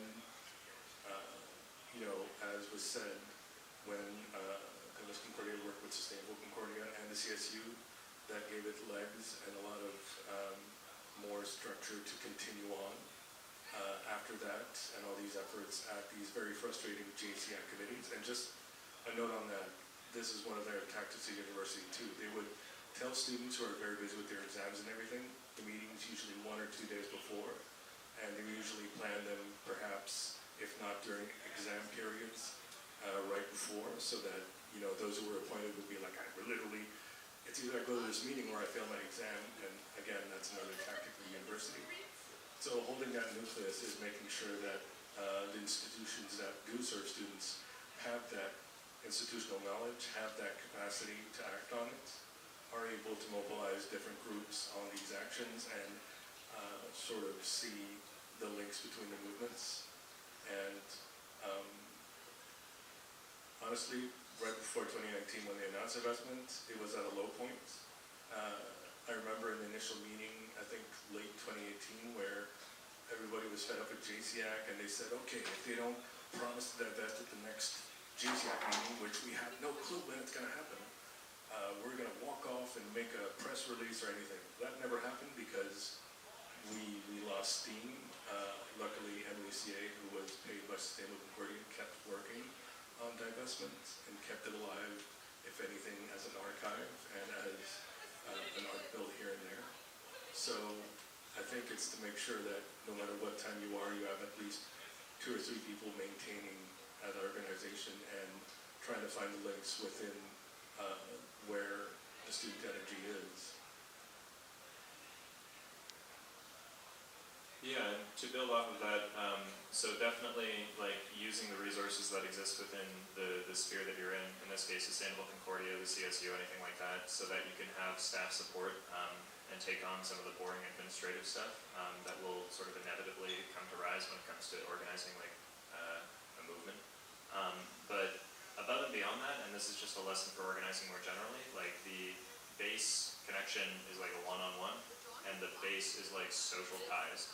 And so just having like a house party or something, like literally having people over, like going for brunch, something like that, like actually being friends with the people that you work with, so that your motives for sticking together are not just because you share values, but because you share experiences and that you share friendship, is one of the strongest ways to do that. And then you start to build that community, because if you're like organizing is also building like real community where people like support each other in that way, then it's going to be successful in some time frame. I remember our conference and March Newman. Yeah, thank you so much for that. I think Saul Linsky's storytelling and all that comes in here. Anyways, these are organizing methods that also come from unionizing, like rank and file, but these are all very important in maintaining our relationships, especially since the pandemic. Self-care is one way that neoliberal capitalism advertised that you should take care of yourself, but collective care and nurturing your groups and your relationships is a much more important way to defy the ambitions of empire. Jan? I don't think of a good way to formulate this, and maybe it's a bit of a big question for 5 more minutes, but like, I think for very good reasons, there's less of an interest now in just like a purely like environmental or like fossil fuel focused type of organizing that isn't intersectional in some way with other fights for justice. Were there ways in which Divest Concordia tried to make those connections about like this isn't just about fossil fuels and just about degrees of warming, but like making connections to other struggles at that time? I think there was something happened again that would need to be a pretty central part of the analysis. Yeah, I think you'll have a lot to say for on-the-ground organizing on campus, but within the literature and the messaging that Divest Concordia brought out, there was always just transition, which tries to involve workers in oil, gas, and coal, to say that we don't just want to put them out of work, we also want to make sure that they have, a life outside of these industries that are literally killing the land they're working on. Also in solidarity with indigenous movements, trying to tie the ongoing projects on stolen land with the money invested by Concordia. And also, I mean, at the end of the day, divestment is also destroying the future of students, which are supposed to be, the key stakeholder of the university in their language. But yet they're investing in the collective demise of the student body. So I think that speaks to it too in certain ways. Marcus? Yeah, I think it's just like how intersectional is your organizing, and I think we made attempts at like every stage to do that. I first learned how to use pronouns from a Divest Concordia meeting after misgendering somebody for like 9 months or something like that, which was brutal, but also they're an extremely forgiving person, and it's like a good learning opportunity. But it's just a part of organizing generally, that you start to like recognize the ties to all this, to any ism, capitalism, colonialism, imperialism, racism, patriarchy, and you start to see the intersections in how to organize in solidarity, and that can be as small as like sourcing your food from a local co-op, or it can be like ensuring that you have parity on a panel, or that you're like trying to actively build like real symbolic or tokenistic ties with some of the like indigenous communities in Ganawage or anywhere else. So we did at every stage, and increasingly as we became more educated, start to do that more and more. It's just like the classic pipeline that you get involved in organizing. Like I went in as a sort of like starry-eyed environmental aligned organizer, and I came out as like a Marxist feminist fighting for Palestine. I think that's kind of the Concordia story. Yeah. Nice way to up yourself there. I'm more of an anarchist and anti-colonialist myself, but we can all overlap these on a map, no worries. Those are fully compatible. Oh yeah, that's why we still talk to each other. Basically, there's also continuations, and we could talk a lot about the collaborations with Divest McGill, which honestly haven't been able to. They have 3 votes, at least at the Board of Governors, and they've always voted no because of certain members. As a member of Climate Justice Montreal, we had a lot of former Divest McGill members, and we started a campaign against Metro Grocers. You're like, why the hell does Metro Grocers matter in divestment at McGill? Well, Maryse Cloutier, who's one of the people sitting on the Board of Governors, was also on the board of Metro. So we did very small actions of just chalking and signposting and chanting in front of Metro stores. Talk to the manager of the stores, tell them why we're there. They send that back up the pipe. And then at some point, after doing 5 or 6 stores, and this was very low energy, 4 or 5 people would show up. This was during a pandemic, so we tried to keep safe. And not even 8 months in, we get a letter from the chair of the Board of Governors of McGill saying, hey, we just wanted to tell you we're doing all these wonderful sustainable things, so if you could stop bothering Metro. And we're like, holy shit, us just standing outside of a supermarket got them to be scared. And so that just goes to show that don't be afraid to be creative in your tactics too, with some power mapping too. And also, big shout out to Kristen Perry, who's now doing some arson gardening projects. But back in the day, they were a force to be reckoned with in student unions, but also at Divest McGill. My first introduction to intersectional organizing, white supremacy as a form of understanding the systems that we're in, was given by her and many other wonderful folks over the summer. So this was some very crucial training to understand where we are. Not in a way that keeps you from taking steps, but in a way that starts to make you understand how these systems continue and prevail with people's ignorance. Thank you.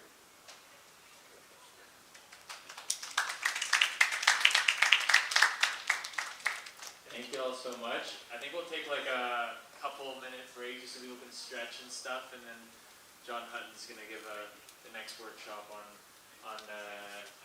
why education should not be a death sentence. There we go. Thank you all. Yeah, thanks for this. Who's the petition? We burnt it. Petition. Okay, thanks.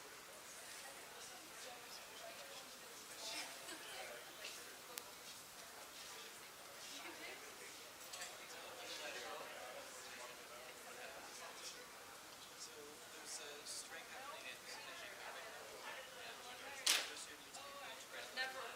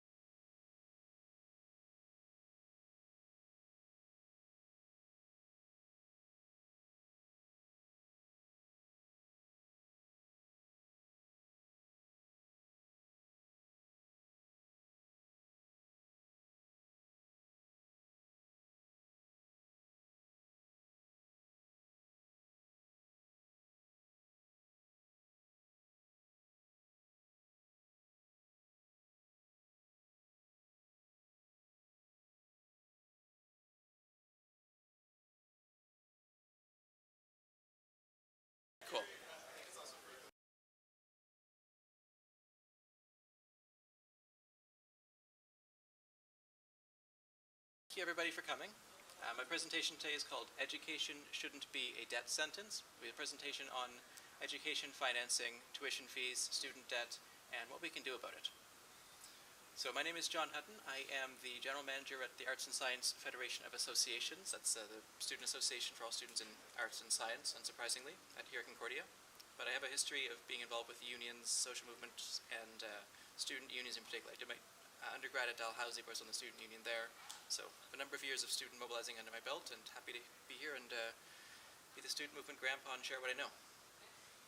So without further ado, let's get started. So to start us off, there's two words I want you to unlearn forever.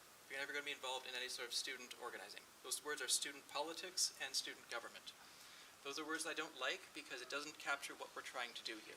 Student politics refers to the interpersonal relationships of people in the student organization itself. It's, how much you like your fellow executives or stuff like that. What we are is actors within a broader system in society.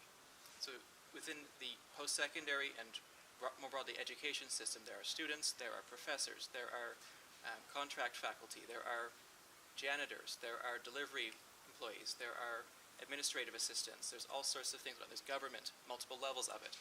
So we are just one organization acting and moving within the education system. So we're not in student politics, we are in education politics. And our role is legitimate. It's not just a sandbox for the kids to play until they learn to be in government. And speaking of which, student government is also a term I want everybody to unlearn and not use anymore. Student associations, student unions are not your government. We don't govern anybody. What they are is the representation collectively of a membership. We're a union, just like a labor union would be or a tenants union would be. If we're doing our job right, which is trying to bring students together and use that collective power and collective voice to better the conditions of students, thinking of ourselves as the model parliament training to be a Liberal Party staffer later down the road in life isn't very helpful. So think of yourself as a union and try not to use the term student government. That's my disclaimer at the start of this thing. It captures what we're trying to do as a movement. I have a question for everybody. Take a look at this graph. You'll see it shows every province's tuition fees in average between all the institutions in a given province in the 2015-16 year. And you'll see that I've pointed out Quebec as a number that's significantly lower than the rest of them. Why do you think that is? Don't be shy, raise your hand. Or just speak up. Why do you think Quebec's tuition is so much cheaper than everywhere else? I went to Nova Scotia. I paid about $8,000 plus a year for 1 year of an undergrad in arts.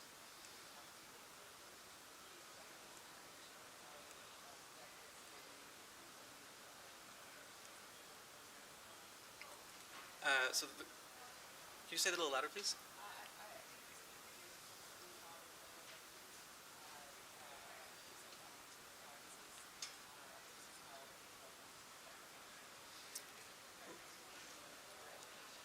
Right.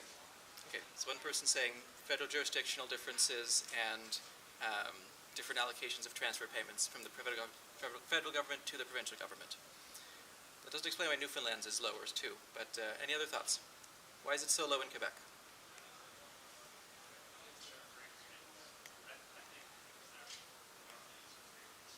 Because they're afraid of students. Any other thoughts? Good. Afraid of student organizing. Thank you for clarifying. Because students organized. Because students organized. And strike. And struck, yes.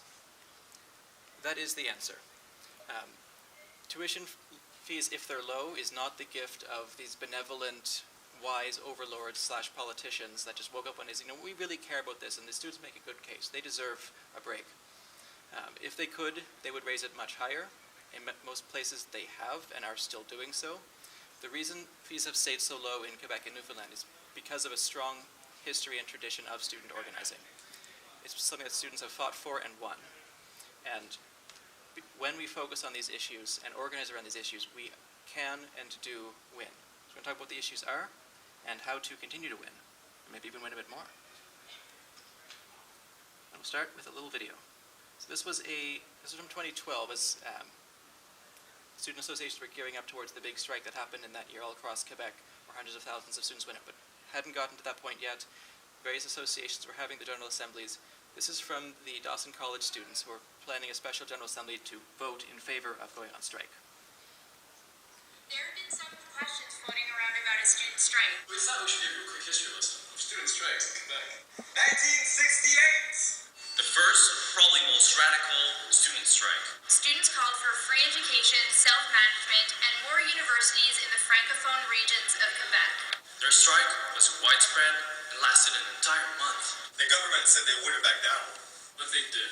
Students wanted tuition fee freeze, and the government committed to creating more universities throughout the province. And nobody had their semester canceled. 1974. Students called for a greater investment in student financial aid and called for the immediate cancellation of the highly regressive aptitude test. The government said they wouldn't back down. But they did. And nobody had this semester canceled. 1978. Students go on the offensive, demand for free education and more funding to loans and bursaries. The government said they wouldn't back down. But they did. Funding has increased for loans and bursaries, making Quebec's post-secondary education the envy of North America. And nobody had their semester canceled. 1986. The provincial Liberals threatened to increase tuition fees. Students mobilized immediately. The government said they wouldn't back down. But they did. The Liberals back off from their proposed increase. And nobody had their semester canceled. 1988. This one went less well. Many students didn't mobilize. They gave up too quickly. The student movement fell apart for a few years. And the government took advantage of this to end a 22-year freeze in tuition fees. 1996. A proposed 30% tuition fee increase. Tens of thousands of students go on strike. The government said they wouldn't back down. But they did. Students win another 10-year tuition fee freeze. And nobody had their semester canceled. 2005. The big one. The one that led to 200,000 students taken to the streets. The largest student demonstration in North American history. The government cut $103 million in loans and bursaries. A direct attack on the ability for students to access college and university. Some schools went on strike for more than 2 months. The government was strict. Very strict. They repeated over and over again that this was a done deal. There is no turning back. Striking was useless. But students kept going. And going. And going. Until the government had no choice but to reverse their decision. And nobody had their semester canceled. Student strikes have proved to be the most successful tactic for maintaining accessible post-secondary education. On March 1st. Vote yes. Vote yes. Vote yes. Unite with over 70,000 students already on strike. Because the students united will never be defeated. Imagine thinking of 2005 as the big strike. I didn't know what was coming down the road in a couple months from them. But it gives you a sense of the history here and why visa kept so low. Because students, just like you, fought to keep it that way.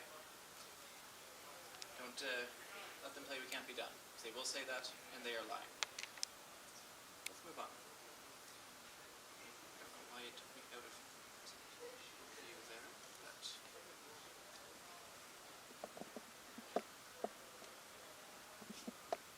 There we go. So, now that a bit of history is set up there, what I'm going to be doing is going over how post-secondary education is actually structured and funded, so we know how the machine works, and then we know how to put a wrench in the machine and disrupt its gears. So a bit of the next slides will be a little technical, but bear with me, and the information is useful. As Sun Tzu said, know thy enemy. So, post-secondary education, I'll call it PSE for short. That applies to universities, colleges, everything basically after high school and secondary. So, there's several layers of government. The institutions themselves, we have the provincial government, and we have the federal government. And we're going to start with the institutions themselves. So that's universities and cégeps in Quebec. In the rest of Canada, you have a community college network from province to province. Plus, there's going to be private colleges offering degrees that are sometimes useful but always expensive. So the way that universities are structured, most of the vast majority of the time, except for maybe like the provincial community colleges and cégeps and the Université de Quebec network, universities are theoretically private institutions that are independent, but they receive most of their funding from the government. So they're publicly funded, independent institutions for the most part. And they're organized with what's called collegial self-governance. That is the goal, that is what is it in theory. In practice, well, we'll get into that, but the idea is that the academic mission is set by the academics themselves. There's something called the Senate and the Board of Governors, which the faculty elect members to. And through their community of excellence and expertise and pursuit of knowledge, they can set the research agenda and the teaching agenda of the university. In terms of how student financial aspects are decided by the university, they do have control over everything. They themselves set the tuition fees for that institution. They also set other fees that are paid by students but aren't tuition per se. We'll get into those because they're important. But they also organize student services, from everything from athletics to mental health services sometimes. And they also offer some limited forms of student financial aid. Those can be both merit-based scholarships and needs-based bursaries. And it varies from year to year, institution to institution, but they do provide some amount of student aid, usually as a recruitment tool though. So again, most universities are independent, with the Université de Quebec network being an exception, where the boards of governors and the presidents are directly appointed by the government. Within Concordia, and most institutions itself, you have usually what's called a bicameral governance structure. So there's the Senate and the Board of Governors, with the Board of Governors being what governs the financial aspects of the university, and the Senate being what governs the academic regulations. The Senate is mostly populated by professors and the deans of the faculties. There's also some student representatives there. And when they're not completely whipped by the administration, that's the place where the courses get approved and modified, things like that. Over at the Board of Governors, this is where you have the university's budget being approved, financial decisions, what buildings to build, which member of the Board of Governors to name said buildings after, stuff like that. Most members of the Board of Governors are appointed by the province, what's called ABCs, provincial agencies, boards, and commissions. So theoretically they are community volunteers, but just coincidentally they all happen to be, basically any university you go to, they just happen to be these committee members. High-powered lawyers, oil executives, real estate developers, the rich and the powerful. It's like a meeting club of the bourgeoisie. But there is a couple student seats, there's a couple seats reserved for faculty, plus the university president sits there as well. The university also has a three-tiered structure. So you have the university as a whole, which is again Senate and Board of Governors. But you also have faculties, which are technically subcommittees of the Senate. So at Concordia there's 4 of them, so 5 of them. You have graduate studies, arts and science, engineering, computer science, business and administration, then fine arts. And they're governed by deans. And then the faculties themselves are made up of departments. So whatever your major in, political science and biology and applied human sciences would make up different departments within the arts and science faculty. And the departments are led by chairs, and they were elected by fellow professors. Next up, we have the provincial government. And I don't know why, but my PowerPoint is freaking out. There we go. So the provincial level is where most of the action happens in terms of post-secondary education. This is a provincial jurisdiction. While a lot of decisions within an institution are made by the Board of Governors, the Senate, and the faculties, a lot of those decisions are very constrained by what's imposed on them by the provincial government. Because the provincial government is where the money comes from, and a lot of high-level regulations. So the government will say, this is how much tuition can change within the next year, and then the university will then go and increase it by that amount. But the regulations around tuition and things like that decided by the provincial government. What universities even get to exist, rules around accreditation of programs. That all happens here through the Ministère de l'Enseignement Supérieur, the Ministry of Higher Education. So the Premier, the Finance Minister, and the Minister for Higher Education are your important people to know about in terms of the Quebec government level. So there's Pascal Derry, which is the current Minister of Higher Education.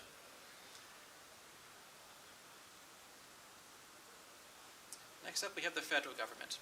And both the federal government officials themselves, as well as a number of political actors, will tell you that post-secondary education is not a federal jurisdiction, it's just a provincial thing. That is not true, and you should push back against that if you ever hear it.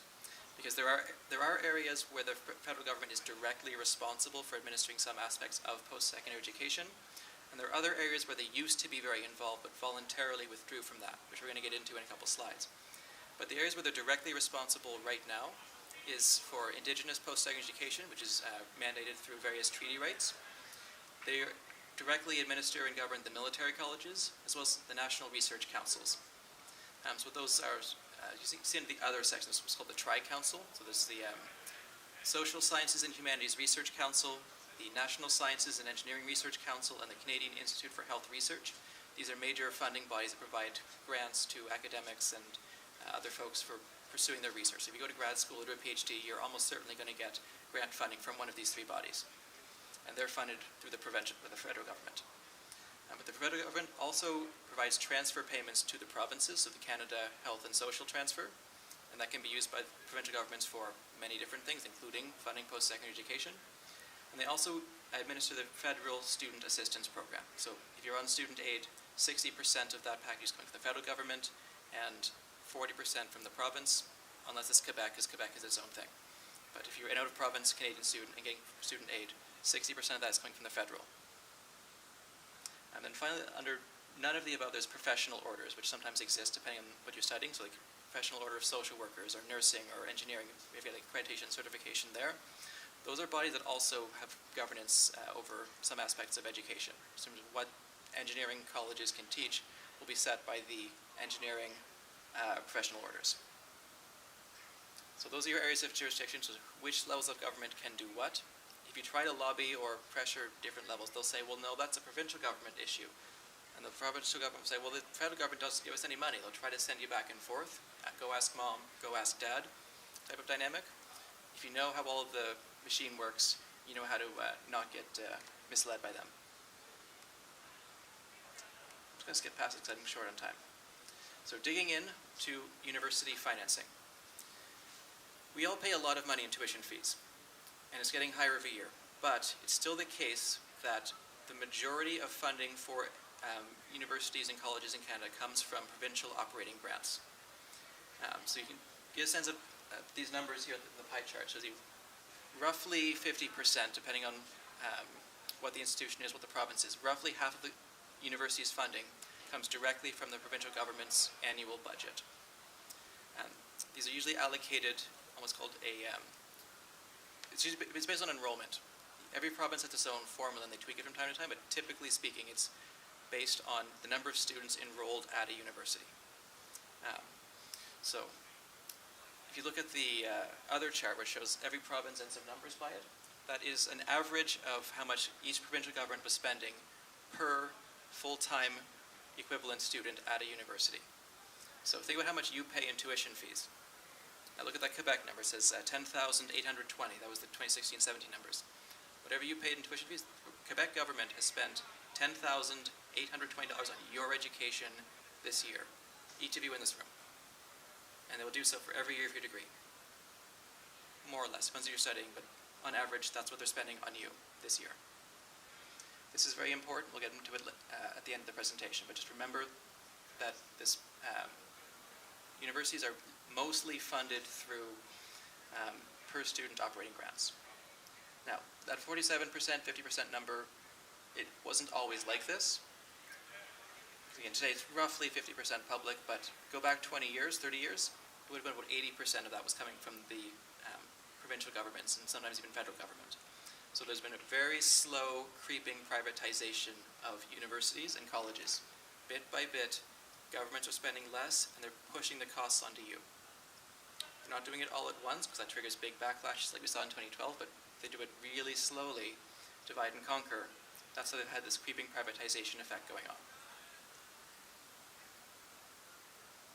And the very important moment in the history of education financing in Canada is the 1995 federal budget. This is the year everything was destroyed, and basically it's gotten worse every year since then and continues to get worse, and will be until the decisions made in that budget are reversed. So, in terms of accessible post-secondary education, Jean Chrétien was the worst prime minister. He did a lot of damage that is still reverberating to this day. So, the Liberals in their 1993 election ran on something called the Red Book. It was a book full of promises. It was basically an NDP platform trying to promise all sorts of expansions to different social programs.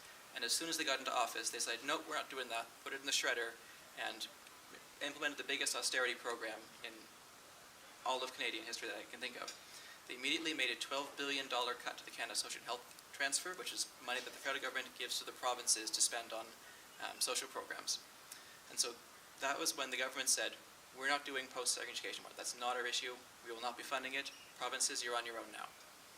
And so when it was $12 billion worth of new expenses pushed on the provinces, they couldn't absorb that expense right away. And so what they did was deregulated tuition fees and allowed them to go way up from where they were before. So basically since that date, you've been seeing tuition fees going 2-3 times the rate of inflation in a good year, basically consistently since then, with some exceptions where there have been student strikes.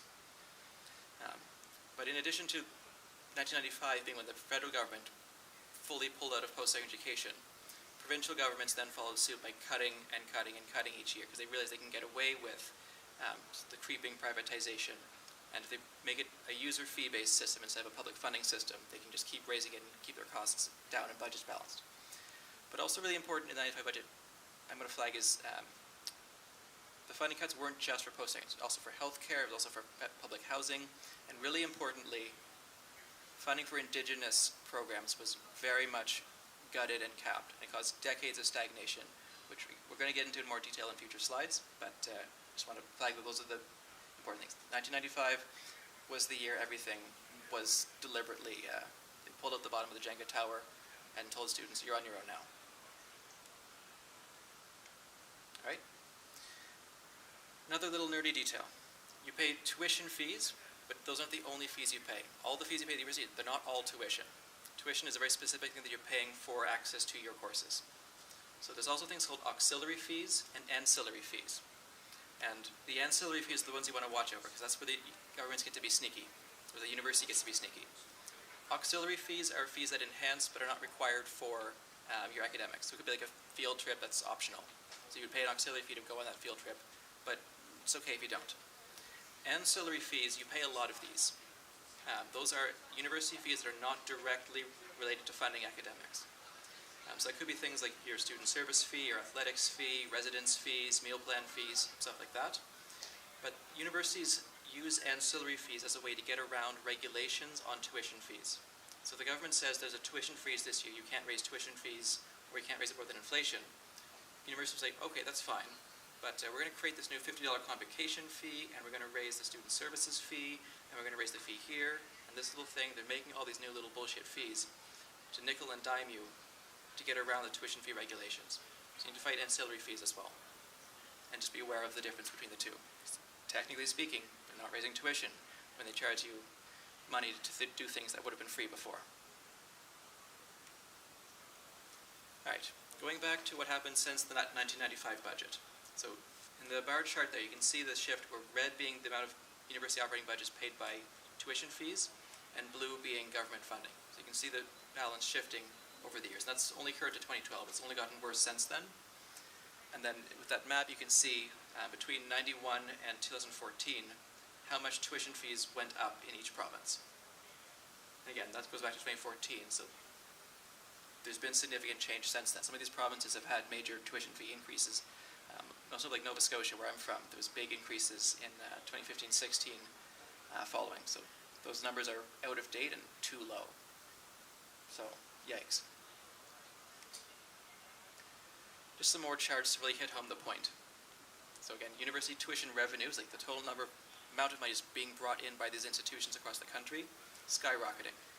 Back in 2001, the university were bringing in maybe $3 billion every university all across Canada. 2016-17, they're bringing in more than $10 billion. That's not just it is just tuition fees. So students are paying a lot more, and they're not even getting more. They're actually cutting back services at the same time as all this. And unsurprisingly, as students have to pay more, they're not earning more, so they have to take on debt to be able to access this education that is increasingly necessary to get even basic entry-level jobs. Something like 70% of new jobs that are created right now require some form of post-secondary education credential, whether that be university or college. So the idea that university is just this thing for middle-class kids to go pursue their passions, that's not true. It's like basic cost of entry is a post-secondary credential these days, and so it's getting more expensive, and as a result, students have to take on huge amounts of debt just to be able to survive at, frankly, a lower standard of living than their parents might have had. More scary charts. So this is charting average tuition fees versus inflation. So tuition fees have increased at well above 2-3% of the rate of inflation. So you can see here the CPI change, which is Consumer Price Index, take from 1980 up until 2020. Something that cost $1 in 1980 will be 160% more in 2020. So meal plans at residences went up 197%, residence costs went up 274%. So they're not just raising prices to keep up with costs, they're charging you more and profiting from you more and more. So you can see tuition increases was 3.7% versus 1.65% for inflation. So vastly different rates there. It's not just increasing tuition fees to keep up with costs. They are milking you and profiting from it. But a little question there, have your wages stayed at the same rate? Has your rent, stayed more stable? Has your groceries stayed more stable so you can keep up all these things? No? Funny that.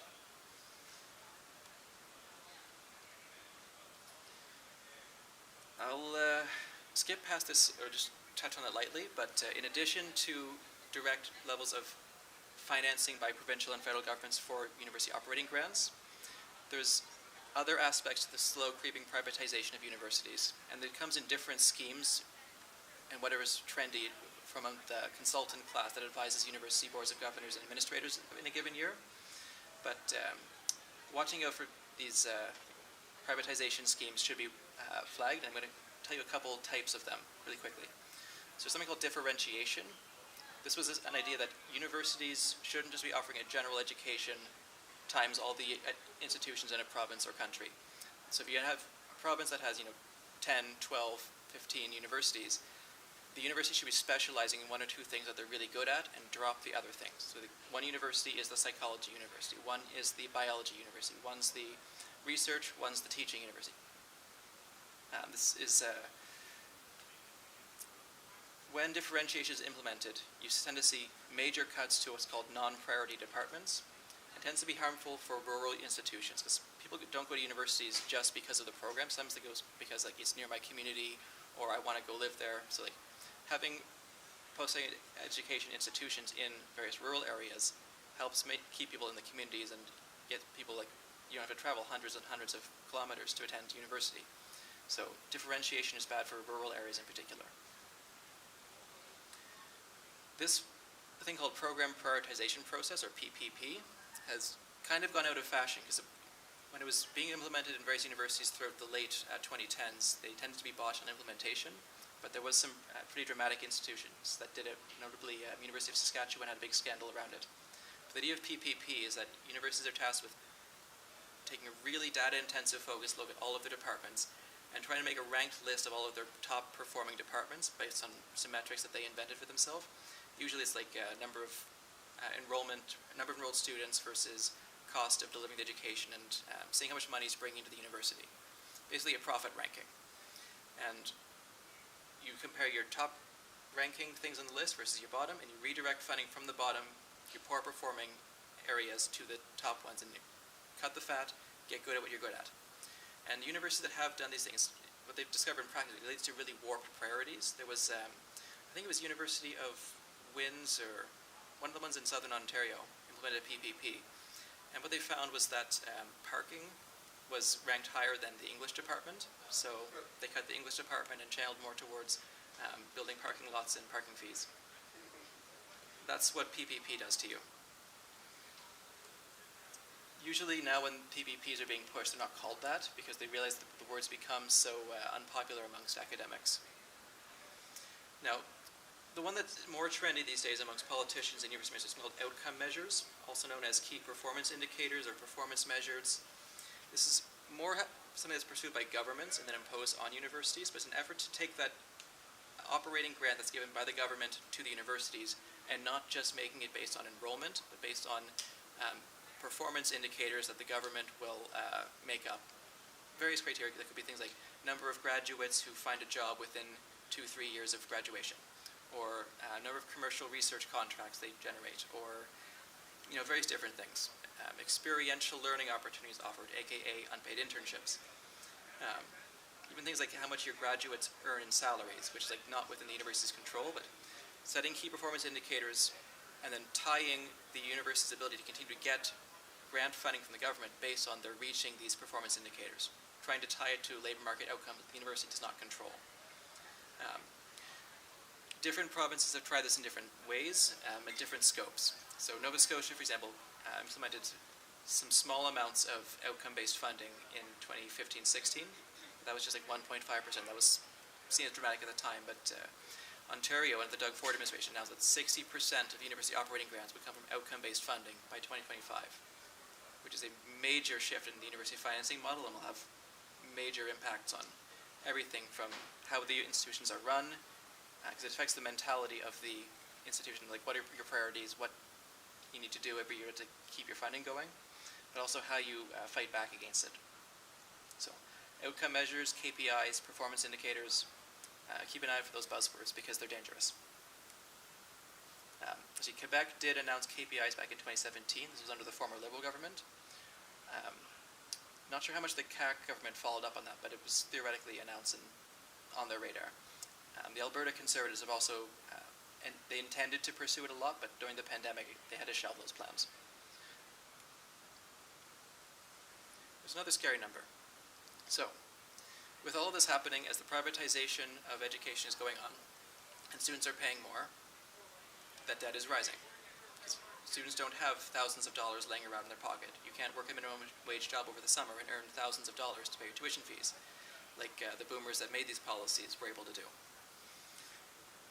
That number, 22 billion 300 million, was the student debt held by students at the federal and provincial level owing to the provincial and federal student loans programs in June 2020. So that does not include private student debt. So sometimes if you aren't getting enough funding for education through the provincial and federal student grants program, you've got to go to a bank and ask for a line of credit or a loan, especially if you're going to like higher level professional programs like law, medicine, dentistry. So all of those private student loans, that's not captured in that number there. That's just owed to provincial and federal programs. So that was the debt cap that was hit in that year. And so when the debt cap was hit, the federal government didn't decide, oh, this is a problem. We've hit the federal debt cap. Students owe a lot of money. This is a problem. Let's do something about it. They just changed the debt cap so students can take on more debt. There's no problem. Don't worry about it, guys.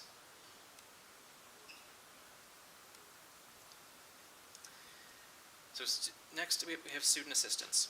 This is also an important program to know about because the model that the government in Canada is trying to pursue is called the high fees, high aid model. It's okay that we raise tuition fees. It's not going to affect accessibility because students are able to access the funding they need through these programs. If you are a student with high financial need, you are able to access bursaries and loans to pay for your education. That is the story that they tell. And they deliver this through three things: bursaries and grants, student loans, and scholarships. So when you apply for a student loan, as I said earlier, 60% of that is federal, 40% is provincial, and then of those two provincial and federal packages, it's divided amongst loans and grants. Loans being things you have to pay back, grants being things that are non-repayable. You don't have to pay back. It's just giving you money. So student loans programs and student grants are needs-based. So they calculate your financial need based on things that bureaucrats say affect your financial situation, and then you either receive a loan, which you then have to repay with interest on it, or you receive a grant, which just is free money. Scholarships are things that might be offered parallel to the student assistance program or just through private foundations or universities or whatever. But scholarships tend to be merit-based, don't have to repay them, and they tend to be non-government for the most part. So there's no difference between a bursary and a grant, a loan, and a scholarship. Scholarships are not typically government. And then both provincial and federal have a loan and bursary program. You get both at the same time, though. There's also something called education tax credits. And this is an area where the government at both levels pours a lot of money into education tax credits to say they're doing a lot of things, but student debt continues to climb. And they'll use this to gaslight you, saying, well, actually, tuition fees are net zero thanks to all these tax credits.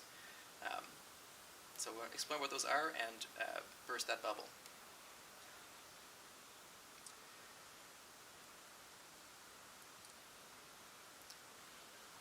This has been really technical so far. It's talking about numbers, it's talking about government financing, it's talking about funding structures, but it's really missing a human element here. Debt is something that is treated as, people are ashamed when they have it. They don't want to talk about it typically. It's seen as, I didn't work hard enough, I come from a background where it's like, I'm not good enough, why couldn't I afford to pay for my kid's education? Why do I have to carry all this debt? Why haven't I paid it off yet? Why haven't I gotten that job that'll free me from all of this? Governments count on you feeling that feeling.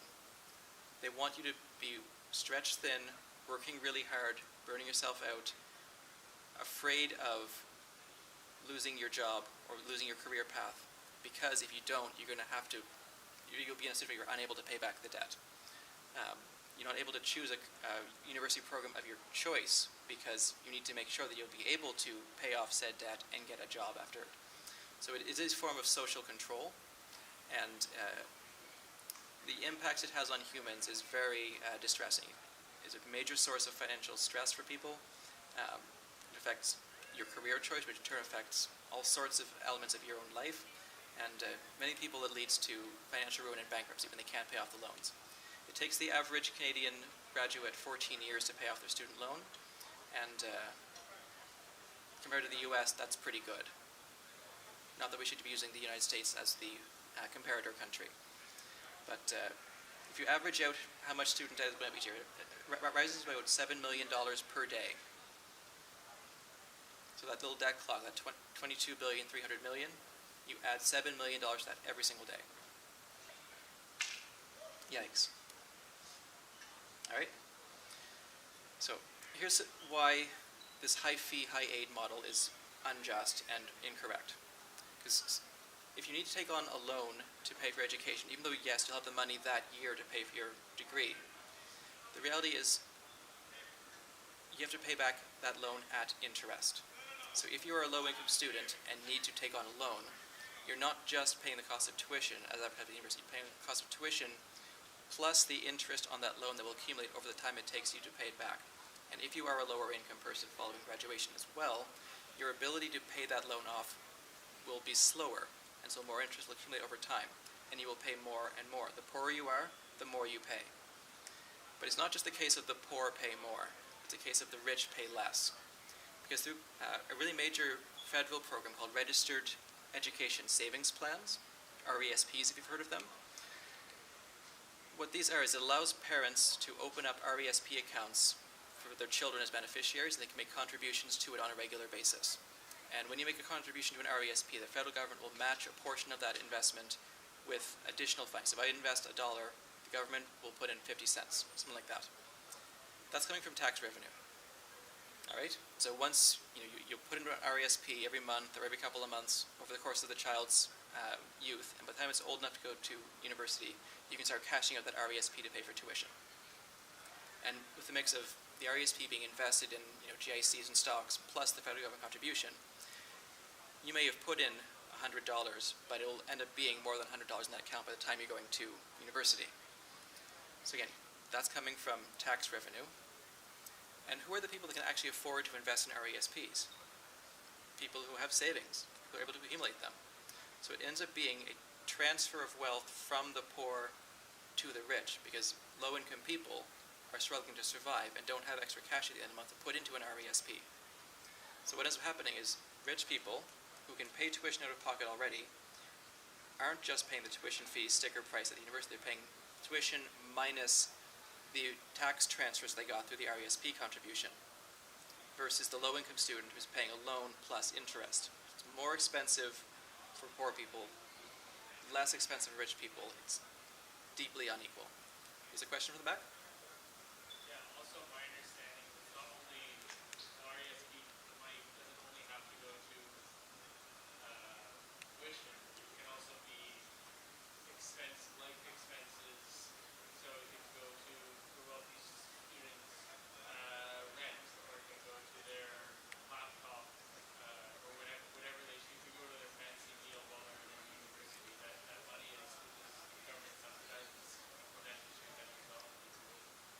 Absolutely. So as you see, in 2013, the federal government spent $1.1 billion on contributions to people's RESP accounts, which are very disproportionately held by wealthier people.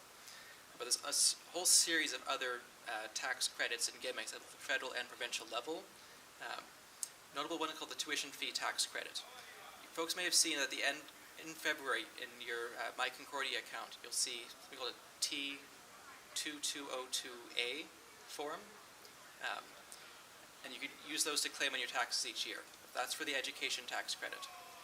It's not worth a whole lot while you're currently enrolled in the post-secondary program, but you basically claim your tuition fees under this education tax credit form.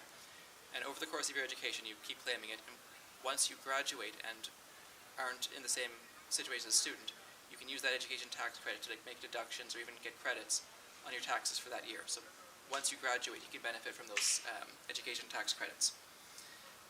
It's not super helpful because it's not upfront aid. Students are poor now, they need the money now. If you're going to school full time, it's hard to also work a job that can pay your rent and your groceries to keep it more expensive. So trying to give the needs-based upfront aid to students while they're in school is much more useful than giving a tax credit to you in 4 or 5 years down the road from now, which is usually just like a deduction from what you would already have paid to the government that year. Is there another question? Someone moving their hand? Sorry? Oh, okay. So anyway, a whole bunch of expensive tax credit schemes that totals $2.8 billion at the federal level. Here's a fun fact. Oh wait, sorry. Here's an unfun fact. The cost of administering the student loans program is massive. You need massive call centers to harass all of the students who owe money to the government following the graduation. So this here is from the Canada. During the pandemic, we had a wage subsidy program for employers. So they can keep people employed during the pandemic. It was given to bosses to then claim as payroll. Several different collection agencies that their job is to harass students who owe money for their loans. They received millions and millions of dollars in these CUES grants during the pandemic when aid was not being extended to us. Fun fact. Here's another fun fact. If you take that $2.8 billion that's spent on tax credits and just redirect that towards needs-based grants, you could eliminate the student loans program and make it 100% non-repayable grants. This isn't even new money spent by the federal government. Just take existing programs, redirect the money into grants, no more student debt at the federal level. You can just do it. You can do it tomorrow. But they don't do that because debt is profitable. Here's another little detail. The federal government of Canada spends $14 billion approximately per year on subsidies to fossil fuel companies. The cost of eliminating tuition fees from kindergarten to PhD level, $10.7 billion per year. The money's there. This is a policy choice to have this much student debt and this much suffering. So another 10 minutes. I can't touch on everything. I'm really sorry. International students are getting fucked. That's your TLDR. Indigenous education. I can't gloss over this. Sorry, guys. So the federal government has a treaty obligation to provide education all the way up to the post-secondary level under a number of different treaties signed over periods of hundreds of years. This is enshrined in the Constitution. Education is a treaty right for Indigenous people. So it goes to some key documents like the Royal Proclamation, Canadian Constitution of '82, Article 14 of UNDRIP. But that's not what's happening. If you look at this chart here, that gives you some sense of post-secondary education attainment amongst Indigenous and non-Indigenous Canadians. You can see there's a massive gap between the two. There are a lot of reasons for that beyond just education funding, but education funding is a big part of it. I mentioned earlier that the 1995 budget ruined everything. It really, really screwed over Indigenous people. They implemented something called a 2% funding cap on all Indigenous-related services and programs that would carry forward following that budget, which meant that every single year, spending on any Indigenous program cannot increase by more than 2%. Now, inflation alone tends to be more than that, and really inflation within government services tends to be higher than that still. So it effectively means that even though funding is technically going on raw numbers, it's a funding cut to every Indigenous program year after year after year after year. Technically speaking, the cap was lifted in 2017 by the Trudeau government, but in that budget they didn't actually increase funding more than 2%. They were allowed to increase funding more than 2%, they just didn't. But they lifted the cap, says Trudeau.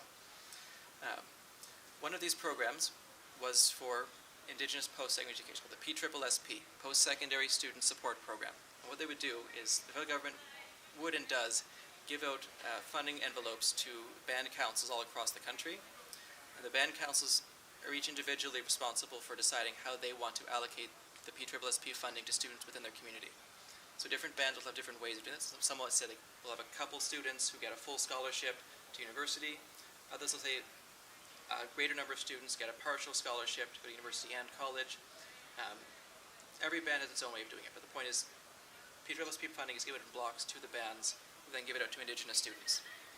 But because of this funding cap, and it was already underfunded to begin with, every single year there was less money to give out to these Indigenous students as the population was also growing, and tuition fees are increasing. So on multiple fronts, the ability to send Indigenous students to university through PSSSP was whittled away at. And so in 2016 there was an estimate there was 10,000 students, 10,000 Indigenous students waiting in this backlog to get funding, which is horrifying. The Truth and Reconciliation Commission, they released a report a number of years ago, which made a long list of calls to action on a large variety of areas within Canadian society, and a number of them do touch on post-secondary education. I brought with me a list of all the PSE-related calls to action in the TRC, so I will hand those out to folks.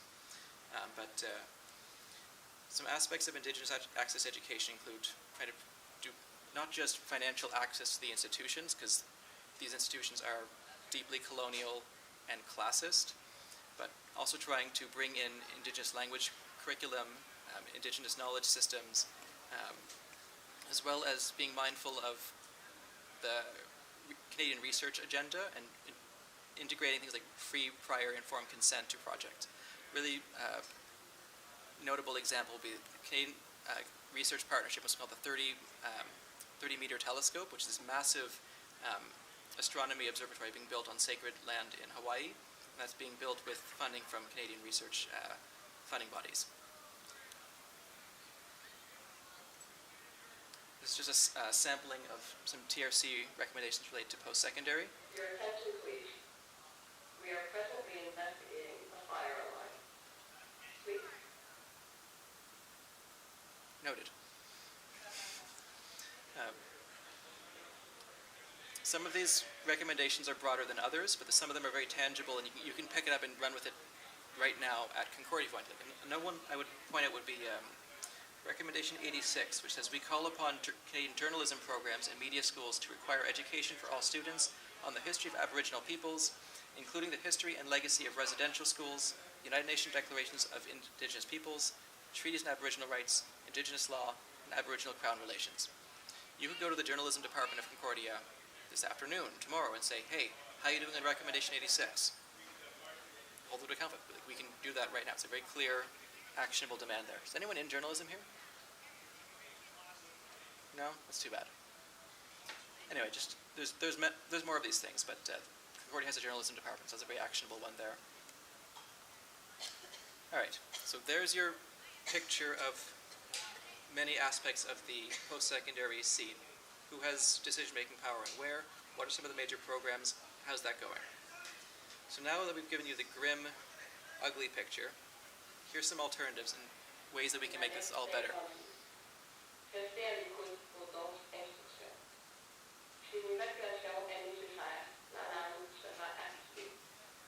C'est bien noté. So, at the federal level, the main thing we need to do is restore transfer payments for post-secondary education back to 1992 levels. So make up for that gap that was hit by the Chrétien government and restore the idea that the federal government has a responsibility to fund post-secondary education. You do this through something called the Post-Secondary Education Act, which needs to be implemented and approved.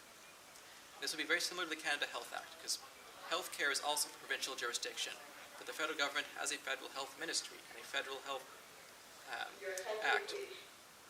We are presently investigating a fire alarm. Please stand by for further instructions.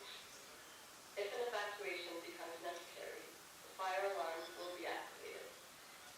Votre attention, s'il vous plaît. Nous enquêtons. So the way the Canada Health Act works is that while the administration of the health systems is a provincial responsibility, most of the work does happen there, the Canada Health Act sets high-level criteria that need to be met in order to receive federal public funding. So in the case of healthcare, if the health administration system is publicly funded, accessible to all, portable, meaning like regardless of which province you're in, you're getting comparable levels of care, public administration, you meet those high-level criteria, you get access to massive amounts of federal funding. You have the same principle applied to a post-secondary education act. The federal government can give huge transfer payments if certain criteria are met. So you can say, no user fees for education, public administration, academic freedom is respected. There's a list of people have proposed this post-secondary education act before in Parliament. It's been defeated, sadly, but the legislation has already been written. We can do it tomorrow if people cared about it. As I said earlier, tomorrow, the funding's already there. We could turn all of the student loans into grants with the snap of your fingers, just redirect those stupid tax credits towards grants. And of course, the federal government has to honor the treaty obligations. At the provincial level, this is where we target tuition fees. What's his name? Francois Legault, he's the big bad. So this is where we call for elimination of tuition fees. I'm going to skip over the international student pieces because we didn't have time to talk about that. But this is also where a number of changes need to be made to support Indigenous language education. Like we should be talking about a Bill 101 for the 11 nations, the 11 Indigenous nations in Quebec. Why are we only claiming that we need to protect French when there's multiple threatened Indigenous languages that also need urgent support? That's not diminishing the importance of French, just like stressing the importance of these other 11 languages. And here at Concordia, there's things we can do as well. So some things that students have campaigned on in very recent years includes changing regulations so that students get paid for their mandatory internships. So some programs actually require that you take an unpaid internship. Even if you can find a paid one, you have to take an unpaid one. Like those are some Concordia regulations in some faculties. We can challenge that, and we have challenged that. There's been a lot of interesting student work around anti-racism and trying to get more faculty of color. And as you just saw in the previous presentation, this long-running campaign for fossil fuel divestment that is ongoing to the day. Those are just some examples. I can't capture all of Concordia student activism in a couple bullet points. But 3 levels of struggle that we all need to participate in. Finally, we have decolonizing and indigenizing the academy. So basically it just means implement the recommendations of these major reports, the UNDRIP, the TRC, or the Missing and Murdered Indigenous Women and Girls report. Massive amounts of increased funding, changing your curriculum and your structure and knowledge systems to accommodate different forms of knowledge. All that needs to happen, and urgently. So here's the real question. How do we win this? The next presentation is called Mobilization 101. You'll have a lot of time to talk about this, but let's recall those graphs from earlier. Remember how universities are funded. Remember that the Quebec government is spending $10,820 on every full-time Concordia student per year. All right? Now, what happens if one person decides, this course is stupid, I don't agree with the system, I'm going to boycott this, I'm just going to quit? Yes, the government will lose that $10,000. It's a cost sunk they can't do anything about, but on a budget that's in the scale of billions and billions of dollars, drop in the bucket, they don't even notice that that investment in you this year has been wasted. But what happens if every student failed at the same time, and that investment in you, government's trying to treat the university as this worker factory that produces trained workers as the output, and so they're investing the money in your education so you can become a good worker later on. $10,800 per student investment. If they lose the investment on every student, what happens? That's very different math. So let's talk about that. That's where the power is. So I'll give you an example. School of Community and Public Affairs. It's one of the smaller departments at Concordia. There are 227 students enrolled in the program at the undergraduate level in winter 2023. So this is, again, one of the smaller programs at Concordia. So 227 students times that $10,820 operating grant That adds up to $2.5 million that is being spent on undergrads in SCPA. No emergency situation. Please resume your normal activities. Thank you for your cooperation. All right. Attention, s'il vous plaît. L'enquête n'a révélé aucune situation d'urgence. Veuillez reprendre vos activités normales. Merci de votre coopération. Your attention, please. The investigation has revealed no emergency situation. I have like Please 2 more resume your slides. normal activities. Thank you for your cooperation. This is the wrap-up. Votre attention, s'il vous plaît. L'enquête n'a révélé aucune situation d'urgence. Veuillez reprendre vos activités normales. Merci de votre coopération. Your attention, please. The investigation has revealed no emergency situation. Please.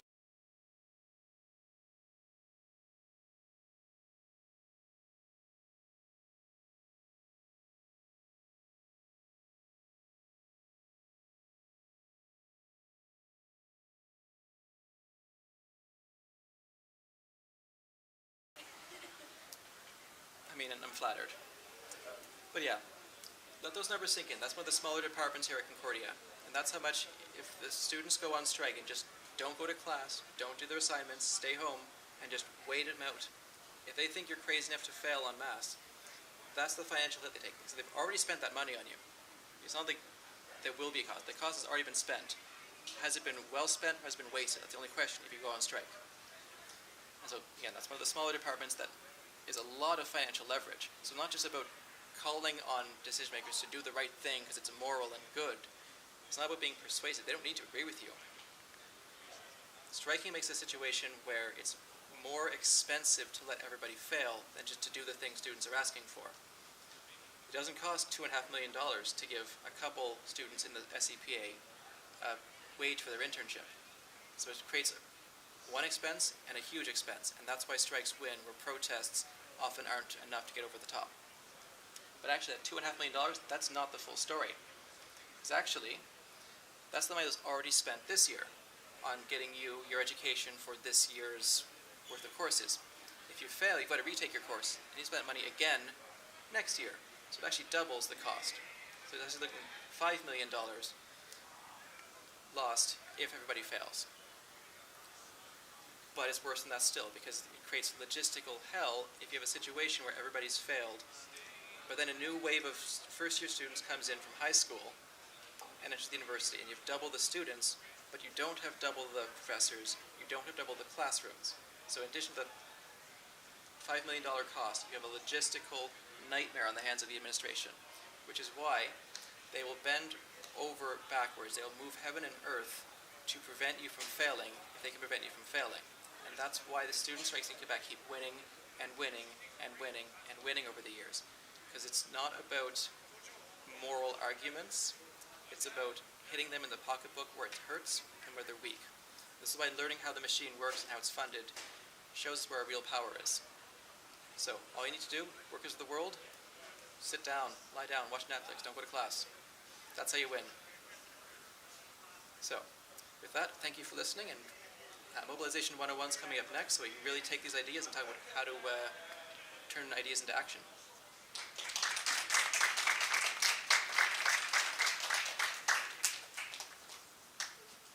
Thank you so much, John. We're going to roll right into the next workshop because we're a tiny bit behind schedule. And if y'all need to go to the bathroom or whatever, feel free to do that. But we're just going to roll right into the next one. I'm going to get the computer set up, and then we'll hear from Sana for Mobilization 101. Sorry, one more thing I forgot to make a shout out for. I just spoke on the importance of student strikes. There is one happening right now as we speak. Some students at a couple universities across Quebec, mostly Cégep de Montréal and AGK up in Rimouski, are on strike this week against unpaid internships. And up at Rimouski, the administration is implementing tactics to try and break the strike and bring in scabs and make the strike ineffective. And their association has asked for students and student associations to write letters of support and call out their administration. I have a letter here. Folks want to come sign it in support of AGK? Just come see me. Thank you.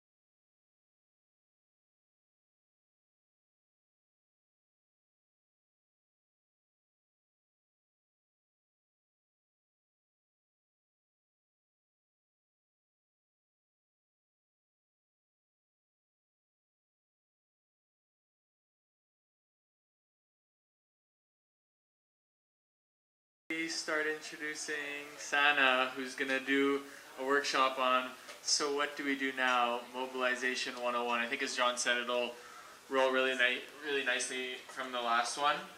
So Sana has been a labor and community organizer with Unite Here, organizing 40 hospitality workers in BC for more than 3 years. The main campaign Sana has worked on is organizing 1,200 Vancouver hotel workers to strike in 2019 and the unionization campaign of Pan Pacific Hotel. Sana has also been an organizer, trainer with the Base Building for Power Justice Summer Program in coalition with the Dolores Huerta Foundation, both in Vancouver and LA. The Justice Summer Program focuses on grassroots organizing and mobilization training through house meeting campaign strategies.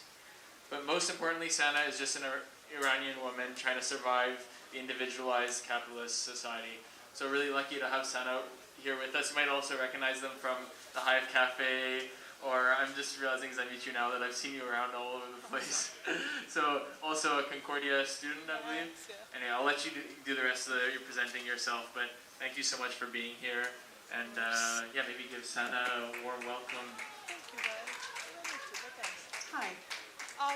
I'm thinking, what if you all just like come a little, because I wanted like a lot of activity as well. Like, what if you all just like come sit a little bit closer to each other? Is that fine with everyone, or just like, I don't want to like, yeah. Thank you. And can you hear me without the mic also? Oh, okay. Awesome. Can you hear me now? Great. So, yeah. First of all, my name is Sana. I use she, her pronouns, and also because, that was my laptop. And because we're like a small group, I was wondering if you can just like go around and introduce just your name if you're comfortable. Are you gonna record that, even the people's name? Do you think maybe we can stop it for a second? Yeah. Thank you. Yeah, just so like.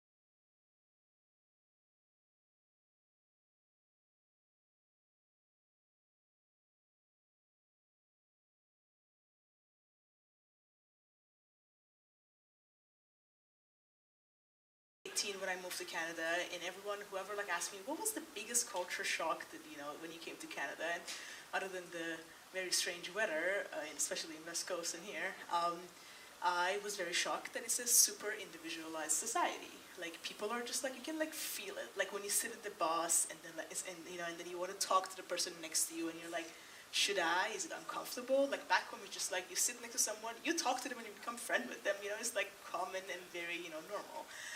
And then I was like, the whole time I was thinking about, what if you get evicted one day and then you want to organize your, like tenants, your neighbors, and you don't even know their names. That's so hard, right? Like it makes the whole process of like going on strike, having collective actions, just makes it so hard. And I see like a lot, especially like whatever is happening in France, like I see like the comments, people are leaving, the people in North America are like, oh my God, I wish this was happening in Canada. We're also going through so much, inflation, everything. But then like, it's sad. It's so sad to see like not a lot of really tangible actions and movements. Like I mean, of course, a lot of good, amazing ones are out there, but like it's not a very collective society, and we have to like learn how to like mobilize and organize and build community here. So that was my biggest culture shock, and also the state of the world is not. It's in a very horrible situation right now. You guys can imagine. The inflations are very high. You're paying so much tuition, and as he was mentioning, I forgot her name. Universities basically is like a factory of making labor, and we're paying for it. You're paying the university to become good for labor market. It's just like very bizarre, and it looks like a scam, kind of technically, low-key. So everything just like makes me very angry of like, why is these things happening, and how can we just like organize out of it?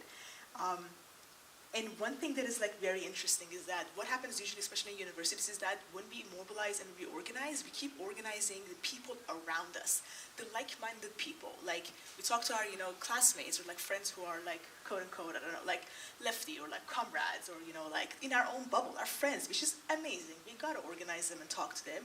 But in order to just like make a new mass movement, you gotta grow out of your own bubble, and growing out of bubble is so hard because a lot of working class people are actually not really progressive.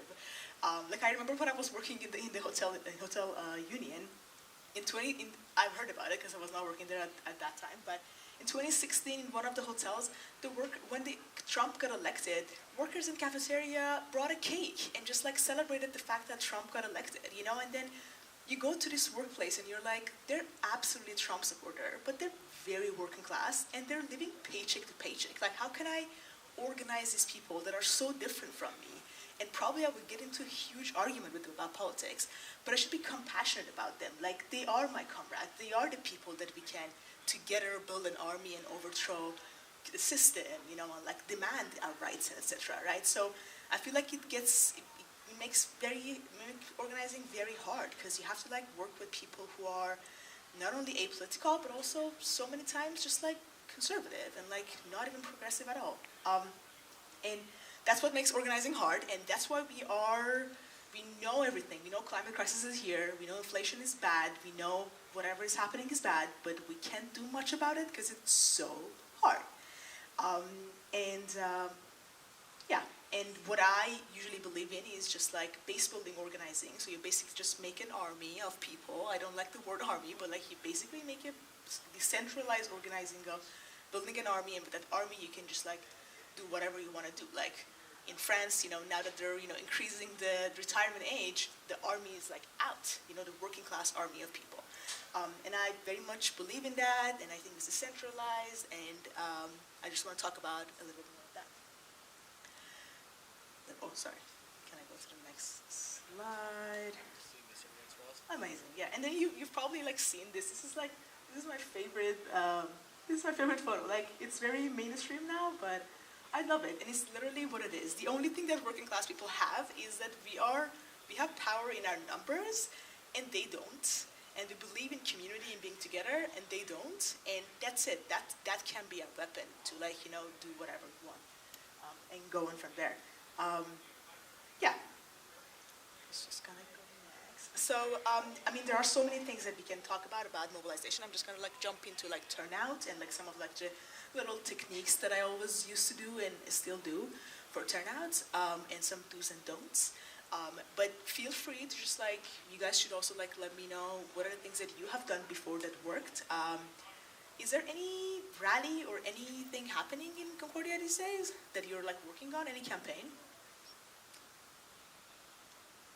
Are you working on any protests, any event? Sorry, even in a meeting that you want to do turnout for the meeting, like, or a vote. It can be anything.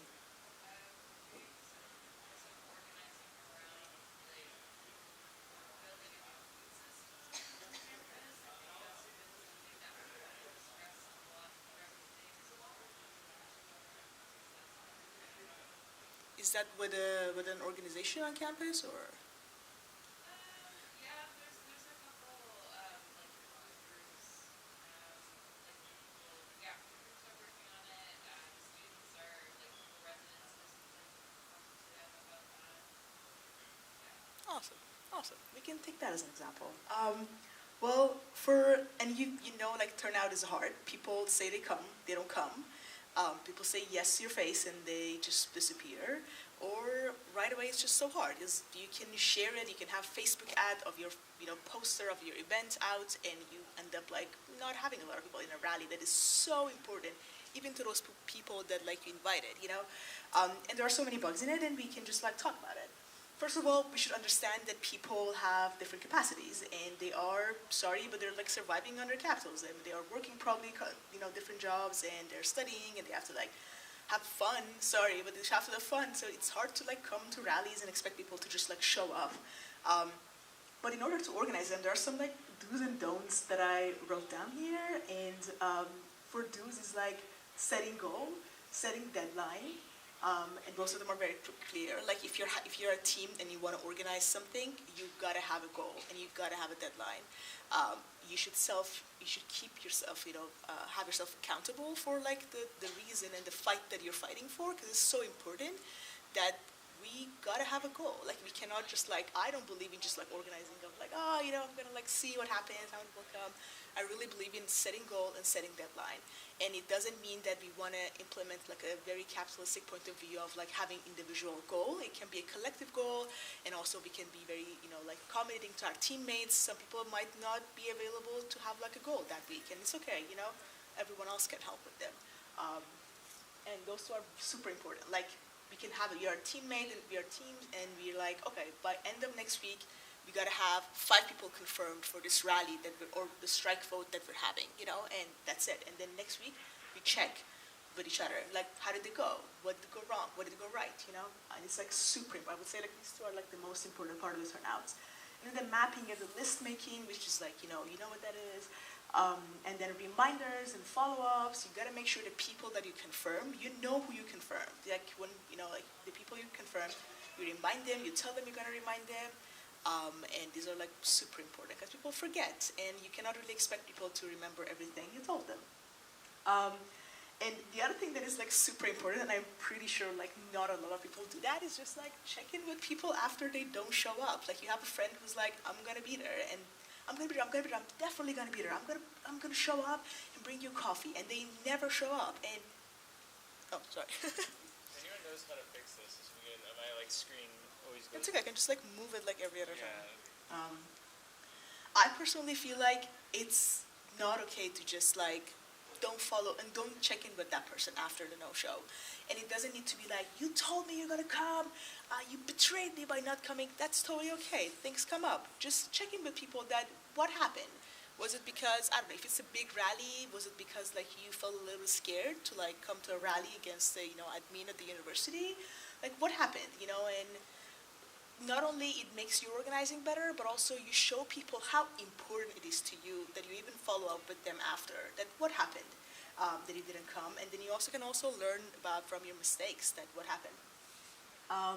And then reconfirm each other. That's the other technique that I very much like, is that you confirm someone that they come to something, get someone else to confirm them again, and that's totally okay. Ask friends to reconfirm each other all the time. And then I mentioned some don'ts. One is like relying on social media only.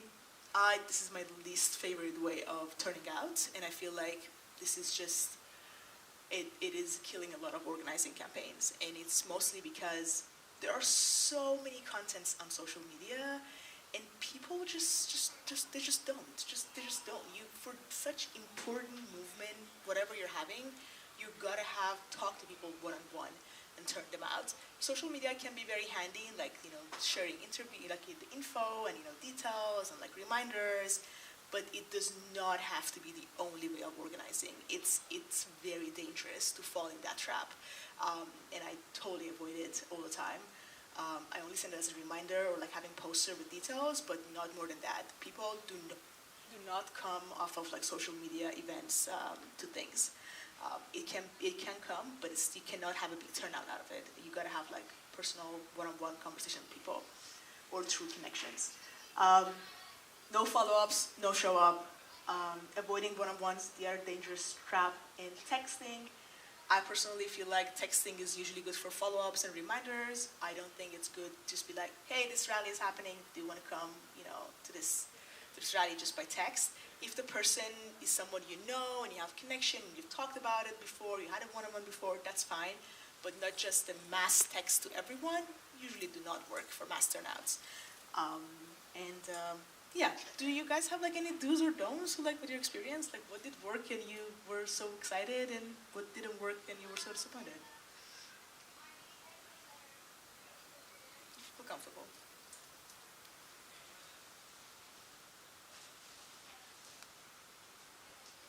I don't know, I'm thinking about today and how there was a lot of organizing that happened last night. I feel like there was a lot of stuff that happened on social media, but probably more effective than social media would have been to print out flyers and go talk to people and be like, this is happening on Wednesday, and because it really circulated on social media, but that doesn't, it's not like a conversation. Yeah. Well, he's not here, but Adam, so I guess I kind of saw this around then Adam, I go to Dawson. He, at the meeting, he said, oh, I'm going to this thing. And then in the following day, it was in Concordia, I was going to he said, and then he said, does anyone coming? And then I kind of felt like he pulled to go a bit, oh, well, now he's asking, I might as well go. And then he said, okay, I need to go. Can you remind me to send share this in the group? So then I also had to remind him to share this event. And then after all that, he reminded us in the group, and then I'm like, okay, Amazing. now I'm here for hours. So Good job, Adam. personal relationships. And I didn't think he was doing it on purpose. I just think he really cared about it and wanted people to come. Absolutely. Absolutely. I have a question about your avoiding one-on-ones, because I feel like that's been a tactic that I've been taught, is to have those personal conversations with people, and really establish that, hey, I think we should go to this event. So I'm just curious, if you can say why that's in your don't section. Yeah. Oh, okay, I read that one. Okay, perfect. Then I'm on there. When it comes to being an organizer and having groups, not having a clear idea of how a meeting will go is a deterrent for the following meeting. If the one meeting that you organize, it's not organized, or it's kind of you're figuring out as it goes. Yes, none of us know how to do it, but that's kind of a deterrent to entice people to come back. And also, before, not having food. Food is a huge, huge thing, and I didn't even realize, but it's so necessary. Yeah, I was also gonna say having some type of food, I think is a good motive for people to come. And I was actually just wondering about what about Facebook events? Do you feel like these are efficient? And also I'm thinking of postering as something that I think is also very good. We had a workshop where we talked about that a little bit too. I actually personally like Facebook events because it allows you to click on interest and then add it to your calendar already. Just it's less hustle because we're so busy with social media and everything. But I like Facebook event, but I think the whole social media should be only used as reconfirmation, or just be oh, okay, can you come? And then, by the way, I'm gonna send you the link of the event so you can have more info. It's not just resharing and posting about it would not really work. And I feel as the society is super individualized, it's very important to have those conversations. Social media is built to have a monologue and sending you content, but organizing is such a community and heart-to-heart work, and we gotta have these conversations going on. Even it's just a check-in of hey, how are you doing? This event is happening. You should come, definitely. I feel that's also another important thing. We should not really cave into the system they're giving us to follow. Yeah. Another quick one that food made me think of is like along the same line as like childcare as being a way that to get people to be able to participate. Like I think of like the Solidarity Across Borders events that I've been to, and it's the most amazing thing. There's a migrant justice group in Montreal, and it's like they always make sure they have food and childcare, and there's like 3 types of translation, and you have all sorts of people who show up who wouldn't normally show up to other stuff because they, partially because they can. Yeah, absolutely. That's a very good point, being accommodating. And then that's the other thing, you can learn through one-on-ones and not through Facebook. Because if someone cannot find the childcare or write to the event, and they see it on Instagram, they're like, oh, I can't, that's it, swipe left. But if you're talking to them and be like, oh, I can't come, I need childcare, you're like, oh, I can help you with that. You just like solve an issue there, right away, right there. And that's super important. That's the other reason that we should have these one-on-ones and find out what's the reason you're not coming. Do you need a ride? Amazing. I'm like driving my car. I can pick you up, and voila. You have like one more person, one more turnout. And yeah. So the next one is about personal visit steps. These are the steps that I've always done, and I've learned it from like the union I worked with, and also the Dolores Horta Foundation people, and they have done it for like decades. It worked. It's usually considered as like an old-fashioned style of organizing, but it works, and it's amazing. And they're just the steps of one-on-ones. And the first one is the personal connection, introducing yourself, talking about the campaign you're working on, and personal story. And I feel like that's something that usually people forget to say why this campaign that they're inviting you to join matters to them.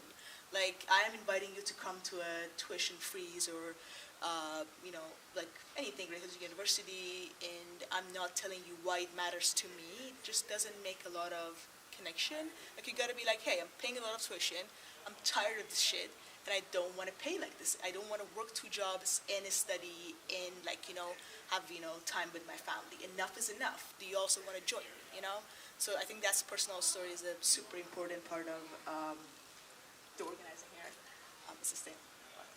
The second one is agitation, and this is definitely the most important part of any organizing.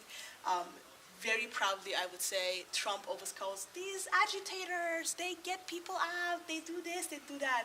Proudly, organizers are agitators, and there's nothing wrong with it. And as I said here, it's shaking people out of their complicity, getting people fired up, and giving them a space to be angry. Because it's not okay to pay this much rent in the city. It's not okay to pay for like the public transportation. It's not okay to pay this much for tuition. And if you're not angry, you are in denial. And I feel like it's totally okay to be angry, and we gotta be angry about it. That's what you're seeing on the streets in Paris these days.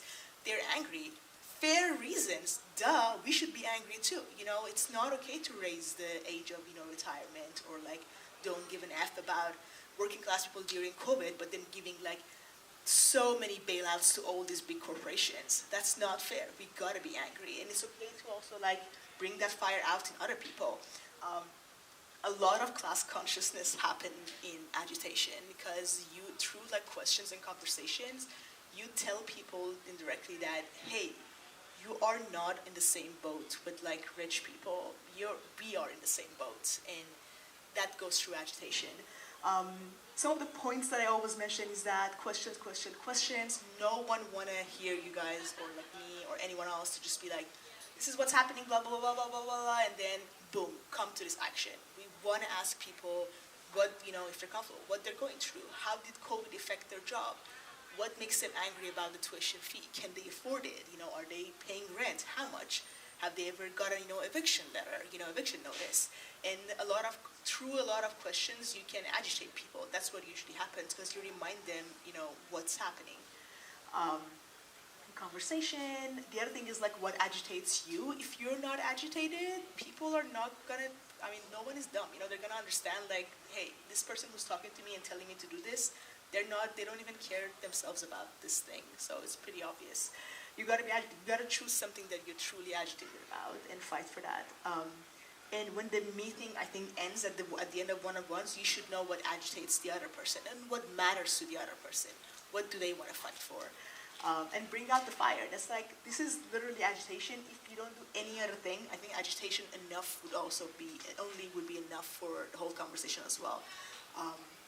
Yeah, the third one is after the person is like so agitated, it's like, what the fuck am I gonna do now? What are we doing? Are we going to the streets?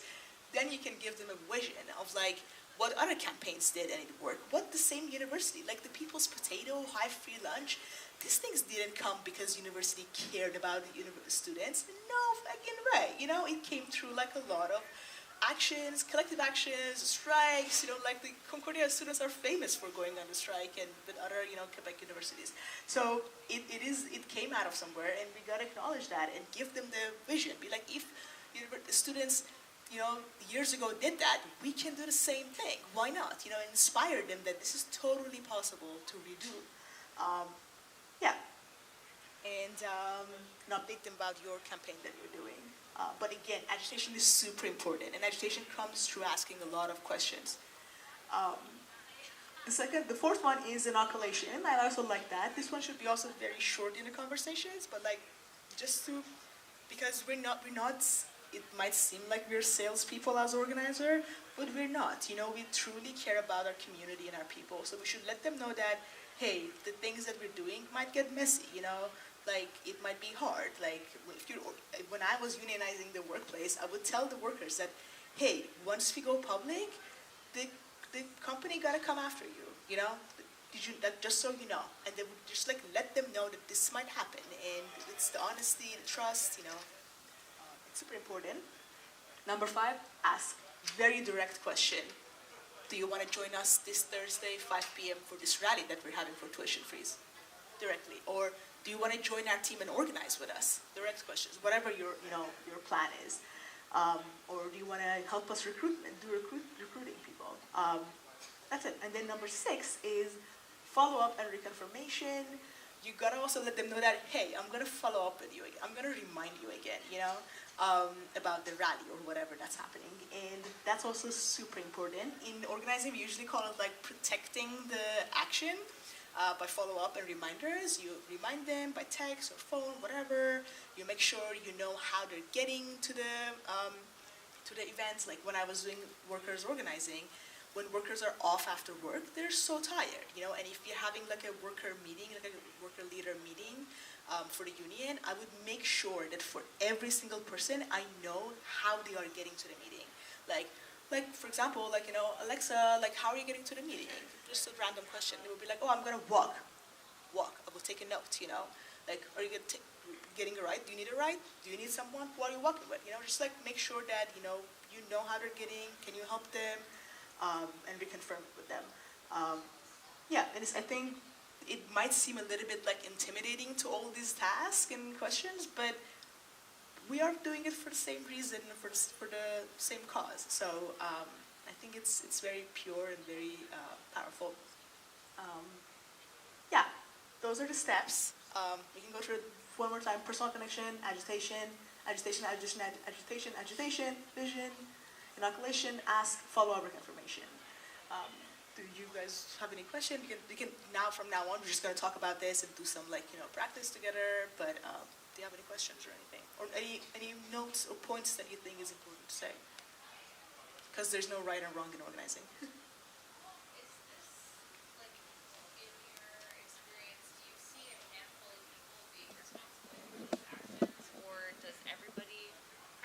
On this task for themselves, because it looks like not everyone has that capacity to follow up. Like sometimes it's hard for some people to even be able to make it on the day of. So how do you see that working practically in terms of people's responsibilities? Like for the organizers? For the organizers, yeah. But these are all the steps in one-on-one. So when you're sitting down with someone and having conversation, these things all happen in one-on-one. But it also goes back. I mean, I thought we're not gonna have time to say it, but the way I got trained and I did organizing was that we do a very decentralized organizing of each person being responsible for a group of people, and then that's your people. You can be responsible for 5 people, and you are responsible for the turnout and for the one-on-ones and the accommodation and everything. Of course, if you need help, you ask other organizers.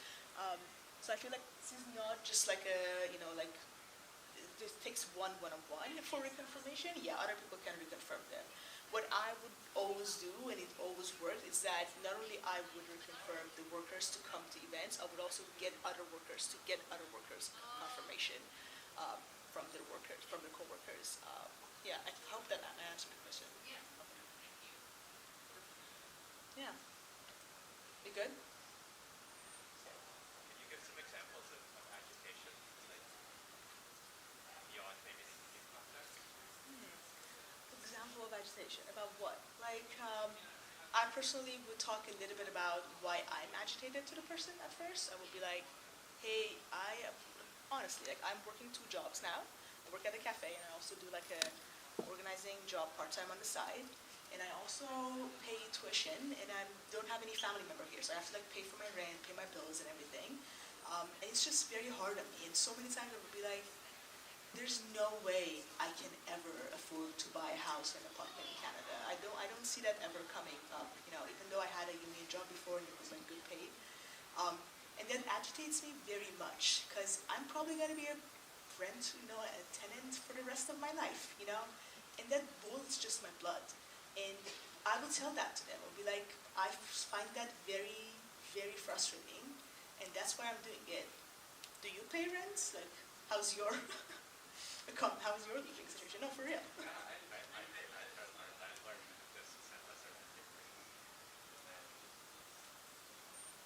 Hasn't responded to our messages in 4 months, and then responded within 6 hours to our refusal.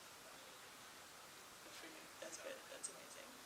But yeah, I would start with that and ask the people. I mean, like, because we're getting recorded, I don't want to ask like personal questions from you guys, but I would start from my personal story and then ask people what is their living condition, or like what is are they okay with like paying tuition? Are they struggling? Do they work? With workers, it would just mostly be like, how did your work change after COVID?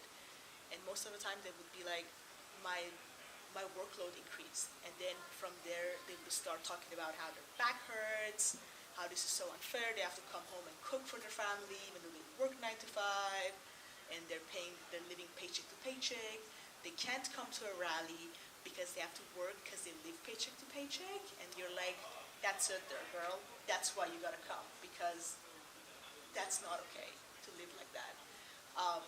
And yeah, you go from there. But most important thing, you gotta be agitated yourself. I had one lead in union who would always tell me, when coming out of one-on-one, one person in the one-on-one conversation at least should be agitated. It's either them or you, and I totally believe that, because people also need validation of like, it's okay to be like so tired of this life of working all the time and not being able to like just have a normal life. It's okay. We're all going through that. Yeah. Before it was like this exact process, like someone was organizing, but I could tell they weren't really agitated. They felt very robotic and unemotional, and it was very strange for me. Like they were clearly going through like a script or something to organize me, but I could tell that they weren't like really meaning it. So I just left feeling kind of manipulated and uncomfortable. That's why also personal story is important, like you tell people that, hey, I'm also going through the same thing and I'm tired of this, let's burn something down, Like, I didn't say that. But yeah. Yeah. Are we gonna... I'm curious, like, when you were organizing the hotel workers, for example, did they, like, every time you went up to them, they're like, oh, here's Santa coming to organize me again, or were you also kind of like building other relationships with them as well? Or is it like, was it very clear that relationship was just an organizing relationship, and that was your job? I think that's a very good question. Obviously, it would be a lie if I say I had like good friendship relationship with all of them, but so many of them, yes, like we helped each other with moving, they would like throw, I worked with a lot of like Filipino workers, and they love throwing parties, and I went to their parties and was honored to be, in their parties. I invited them over, and it was just like, it was a community.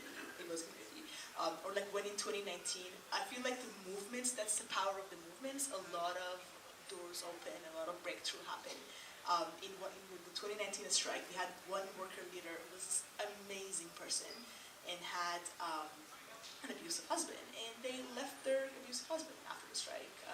And I mean, like they started like standing up to that husband, and it came through. No one told her. It just came through her because the strike was a so powerful thing that she stood up to her boss, and like she got the courage to also do that to the abusive husband. And I feel like in the community, as you're building this base and this army and this movement, you build a community, and that's the beauty of it.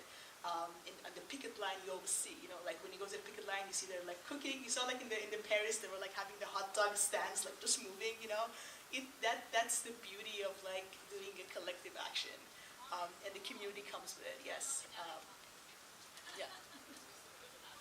It was not just organizing. Yeah,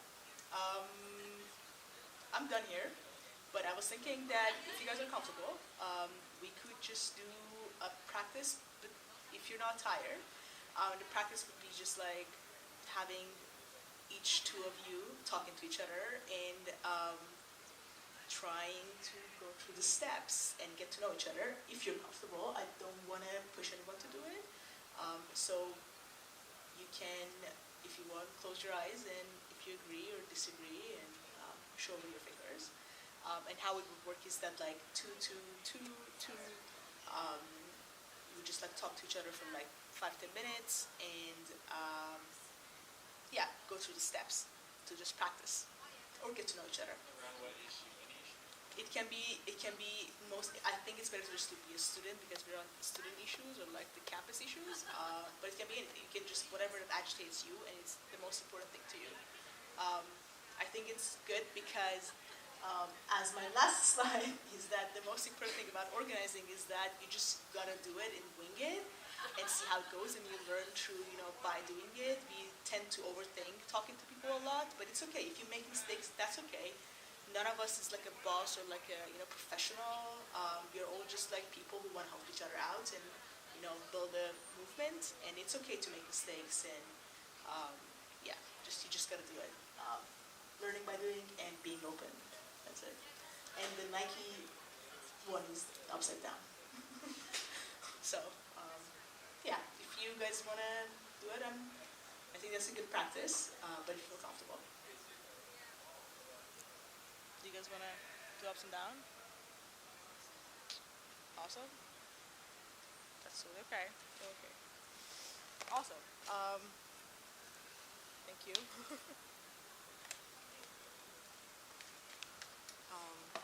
Can you actually have? Oh yeah, amazing. Awesome. I'm still gonna come around. Thank you, guys. Before that also, does anyone have any questions? I work at a Hive Cafe at CJ Building at Loyola. You can just like always drop by, have coffee, and you can just like chat about whatever. I'm also What do you study? I'm doing communication and cultural studies. That's why I'm very against social media organizing, because I know media means a message and social media is not it, So,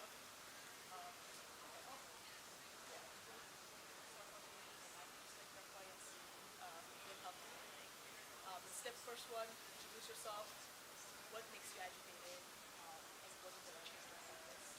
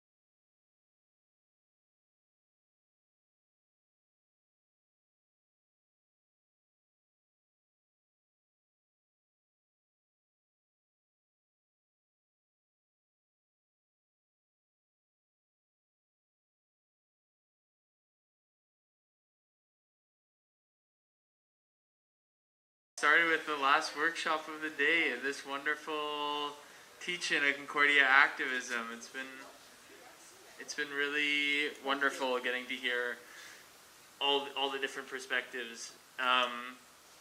Yeah, we have, hold on, I have a little thing written here. We have Marion Miller here with us today to finish off the day to talk about the history of the Quebec student movement, past and present. Marion Miller was involved in the 2012 strike as a CEGEP student and then active at Concordia from 2013 to 2019 at the level of FASA, CSU, and the ASA, which is the Provincial Student Association. And Marion's going to talk about this, but FASA was a part of the ASA. The arts students mobilized. Pretty cool. And many campus mobilization activities. She now works as an art teacher in public schools and is very involved in her teachers union, the FAE. So thanks, Marion, for being here, and yeah, looking forward to hearing what you have to share with us. Thank you. Is the mic for the recording? Is that why we're doing the mic? This is for the YouTube Live. This mic is for the recording. Okay. Sorry, there's YouTube Live. And this is the YouTube Live mic. Oh and my then goodness. Okay. Do you want me to sit at this mic or? Sit or stand. Okay. Sorry. I just feel like this is such a small crowd, but that's okay. Thank you so much for staying, everyone. I know you've probably had a long day of workshops. I hope you've stretched a little bit. I apologize, in this bio there were like 4 acronyms, which is the worst thing. Don't give acronyms you're not going to explain, but FASA, Fine Arts Students Alliance, CSU, these people here. It's been so long that I was a CSU exec that they just like a minute ago didn't let me go in and get coffee. They're like, who are you, leave. I was like, that's good, you're doing a good job, you have to keep people out. Good gatekeeping, but they did, it's been too long. They did not remember me. I'm like, all right, perfect, has been. Could we do a little quick tour around the room, maybe just so I can hear folks just like quickly your name and your faculty, or if you're an SCPA, or who you're attached to, so I can just have an idea. And if you want to throw in your pronouns, but just so I have an idea of who's in the room, maybe. Caleb, PFSC.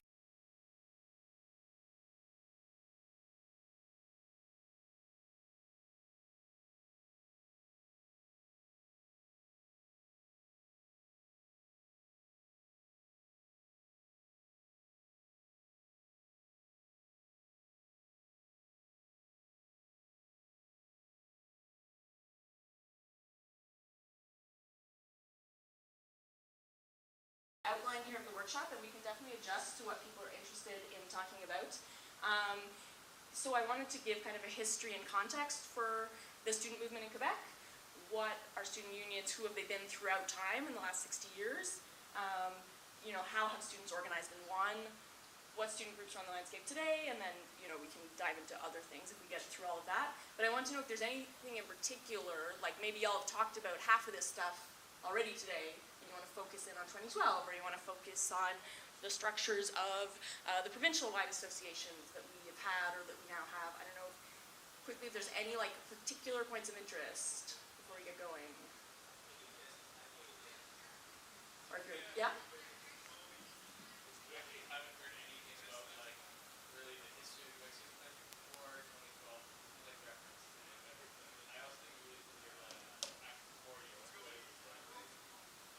Okay, perfect. Any other special topics? Yeah? I think some focus on the provincial collaboration would be interesting, because you might have heard that we just created another one, so I guess we're kind of thinking about what that means for student associations and how we can use that to our advantage. So just to keep that in.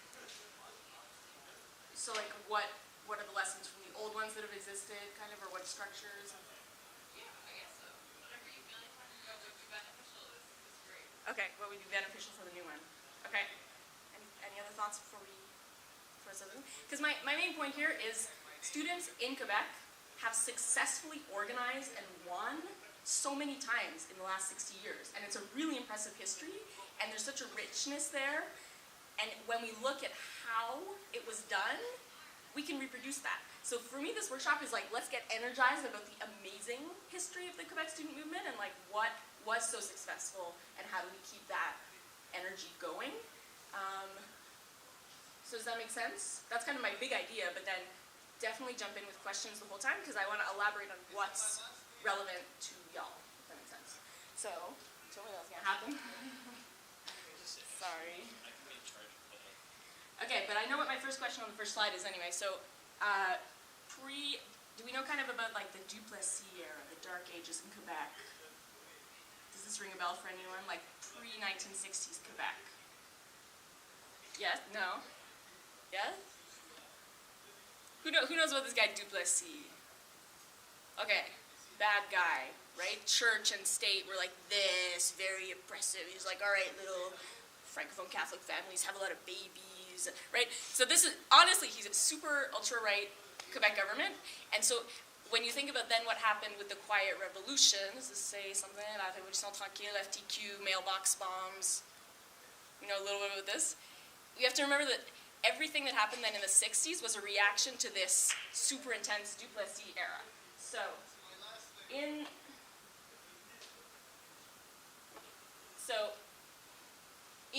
the 60s is when the Quebec Francophones basically start saying, we're going to take back the society, we're going to create all these public institutions that are going to be super well funded because we want to give our children and our society an excellent education. We want to rise up from being factory workers in St. Henry, right, and textile workers in the Plateau, and the English run all the factories and make the money, right? So it's a whole project of society about taking back public education. All the public schools were run by religious communities, right, nuns and priests. And then CEGEP didn't exist yet, and then there were a couple of universities, but they were so elite that none of the working class Francophones were getting there. So the 60s, it's like a huge movement to take back education. So what we've got is the Rapport Parent that comes out. Sorry, I'm going to go one further here. Which is what sets the base of the CEGEP systems and says basically we're going to qualify and we're going to diplomify all of these young Quebecers. They're going to actually get educated. And so they create, out of thin air, like 60 CEGEPs within 5 years. And then that's like the entry point for Quebecers to start going to university.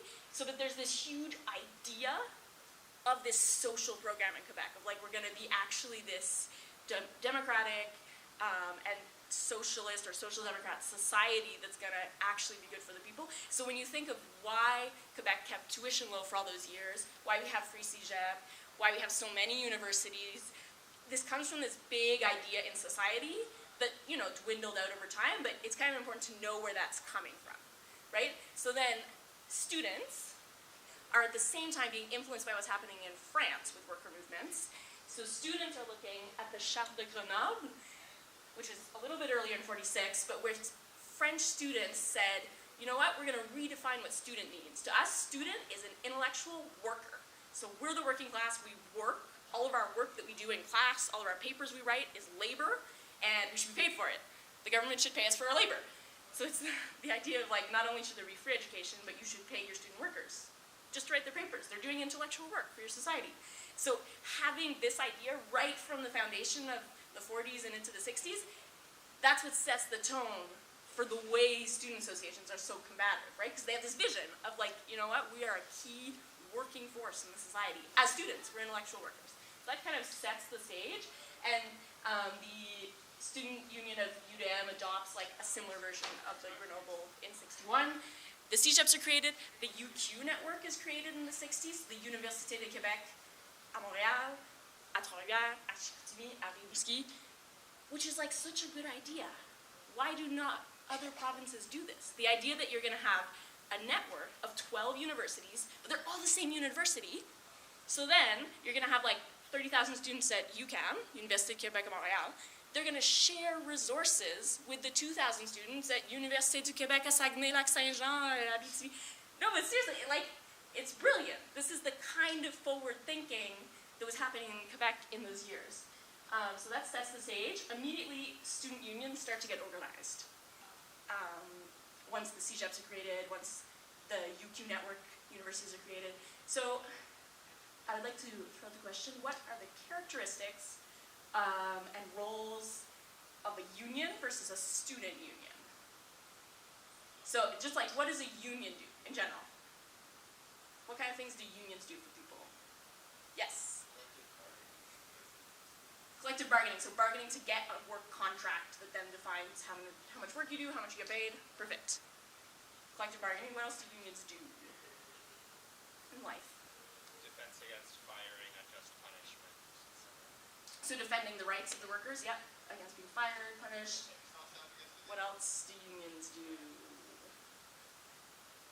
Do we feel that there's like an education role in unions sometimes? Like, should unions run an anti-racist training? Some people are nodding. Like, often there is like just a general educating their members role in unions. Is there anything different about what student unions do from what we've named? Do student unions defend their members against unfair situations? That's one of the roles that they can play. Do they negotiate vis-a-vis like the university or like the government? Do they negotiate terms of their study? They can. They don't do it exactly the same way as labor unions do, but definitely. Do they educate their members on various important social and political subjects? Right? And then what strategies do unions use and what tactics do they use, right? So like unions can go on strike. Unions can picket and block access. They can occupy the boss's office if they're mad at the boss. They can withhold their labor and do like slowdowns, like passive boycott, strike. You know what I mean? They have so many tools. And what students started saying is, we can use all those tools in our union as well. And that's when students became very effective. So this was the first like student-wide, province-wide student union in '63, the General Union of Quebec Students. And it's the first time that there was like a really combative provincial-wide association. So there's a lot of CEGEP members, university members, they're all in there together. And quite quickly you're gonna see they start going on strike, they start making demands, they start pressuring the government. So I mean, mostly this presentation is an overview of like strikes, because that is a pretty important tool that students have used in Quebec. Does anyone want to guess when the first student strike that we know of happened in Quebec? Like, environ, like was it like 1900, 1950, 1980? Who thinks it happened before 1950? Who thinks it happened after? Thank you for the 2 people participating in my polls today. I love it. Okay, it was in 1913, and it was elementary schools. Well, it was one elementary school, and it was students at this school where most of the students were Jewish, but a lot of the teachers were either in a religious order, like they were nuns or they were just Christians. And one of the teachers made an anti-Semitic comment in class, and the grade 6 students were like, we've had enough, and they walked out. This school was situated like kind of somewhere near Square Saint-Louis, which is like Saint-Denis, Sherbrooke, approximately. You know what we're talking about? So they walk out to Square Saint-Louis, and they're just like, we're not going back to school until the teacher apologizes. And then all of these kids' parents work in the textile factories in that area, right? Like they're all union organizers. So they come down, they're like, what are you guys doing? We taught you so well. So then, anyway, some of the adults end up negotiating with the school. The students who are in grade 6, who are 10, 11, 12, end up staying in the square in the park for at least 2 or 3 days, if I remember correctly, and they win their demands. Like the teacher is fired, the school makes an effort to hire some Jewish teachers. So this spontaneous 6th grader strike is the first student strike we know of in Quebec. So pretty cool. Got a strong history already. So already you see the crossover of trade unions and student unions, right? But then what we're more talking about is the university and CEGEP level. So the first big strike then after they start getting organized on the province-wide level is 68. So the UQ system had just been created, but then it was very disorganized. There weren't enough spots for all these people who just finished CEGEP, want to go to university. Basically, we go on strike a couple weeks. The slogan of this strike is "Négocier, c'est se faire fourrer." So negotiating is getting fucked over. So we're starting strong. What did we gain in this strike? Do I have it in here? I don't know what we gained. Sorry, I didn't write it down. Anyway, that's fine. Next strike. Moving on. McGill Français, which is a really interesting mobilization because they're asking McGill to open up more slots for Francophone students. McGill's like, no, we're the big Ivy League Canada. But they're saying, we just went to all these CEGEPs. Now you've got to be part of this societal change, which is to educate more Francophone Quebecers. And McGill's like, no. sorry, they're like, no, no, no, no, no. And the people are like, no, no, no, no, no. And they occupy part of McGill. McGill's like, no, our lawn. And they end up making certain gains at McGill, but then this also accelerates the opening of new slots at UQAM. Because McGill is like, UQAM, you have to deal with these people. We don't want them on our nice lawn at McGill.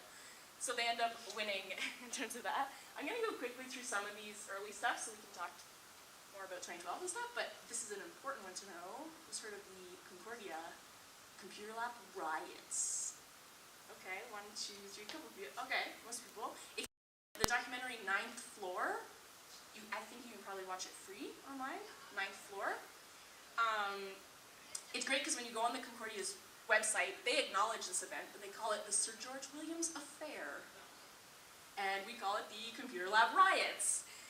So it was several students who were in science, and they felt that they were being graded unfairly in a racist way by certain professors. It was mostly international students, students from the Caribbean, and so then they were trying to negotiate with the university, but there weren't really any structures in place. Like the student unions here didn't have yet like the Code of Rights and Responsibilities. They didn't have ways to actually work through that complaint.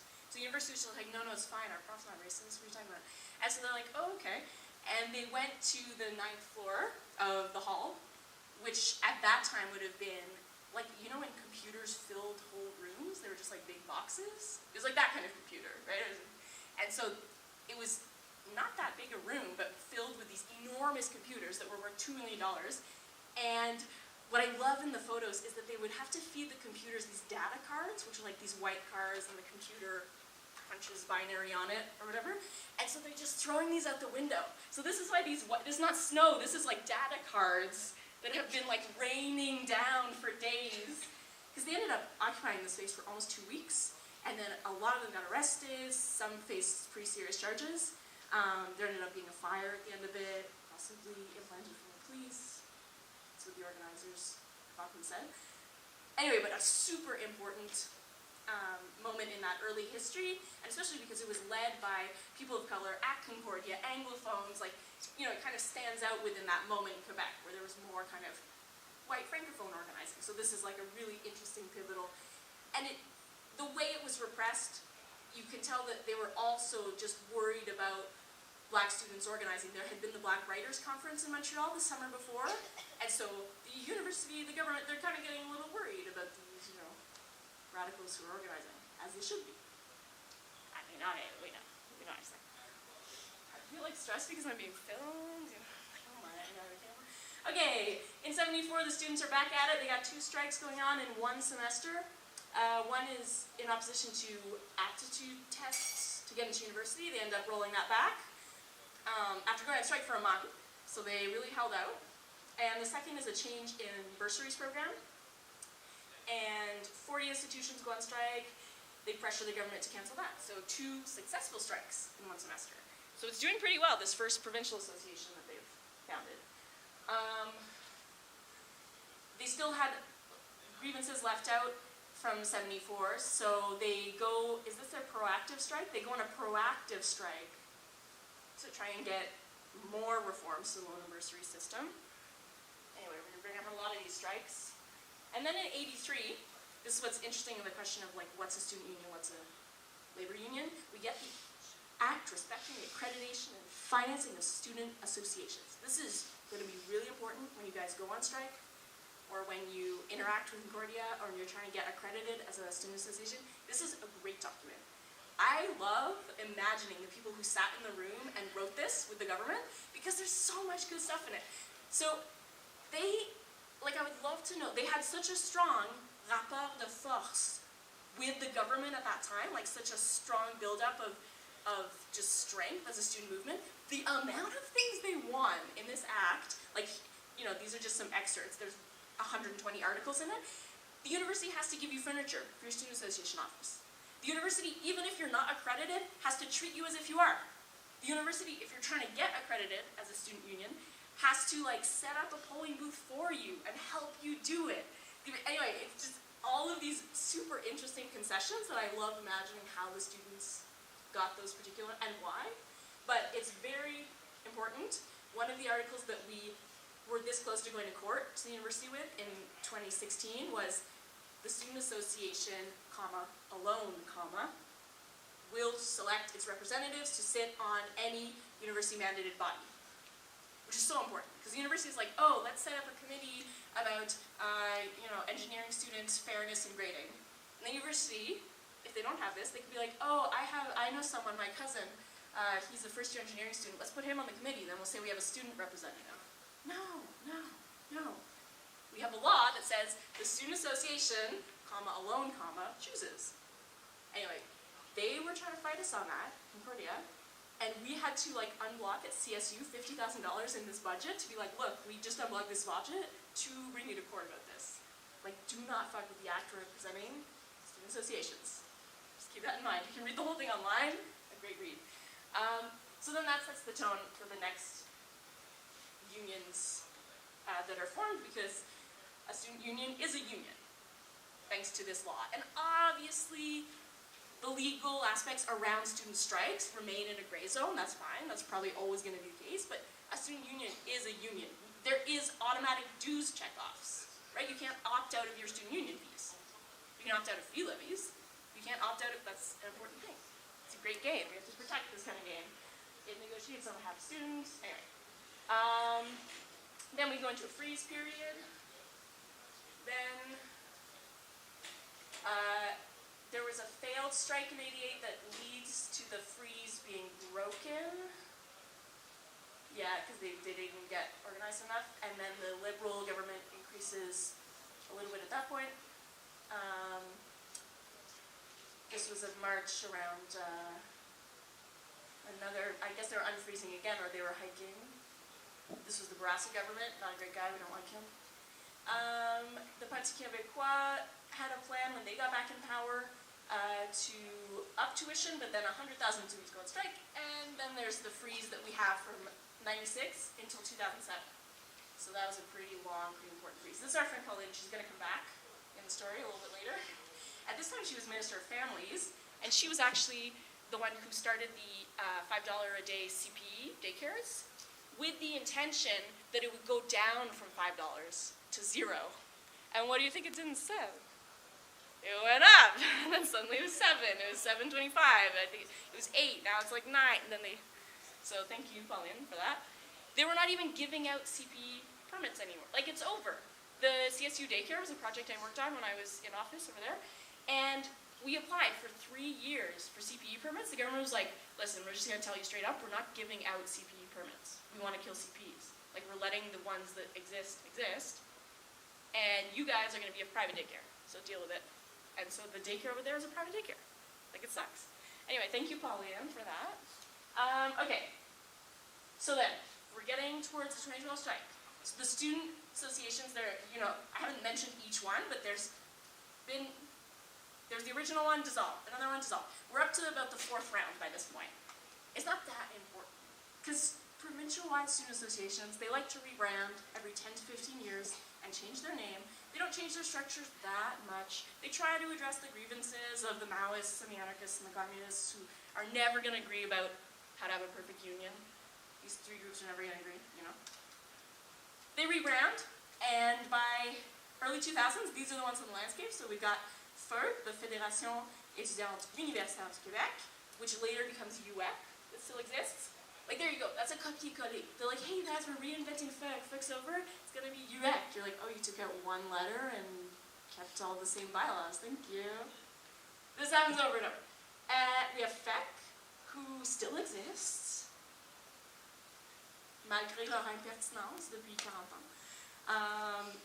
And at this time we have AC. So AC is a product of I'll come back to it. AC is a product of the Summit of the Americas. So this is the World Trade Organization was meeting in Quebec in 2001. View from the Summit, great documentary about that, free online. View from the Summit. So this was at the point when summit hopping was still really, really popular. There had just been Seattle, people would come out to these from all over North America.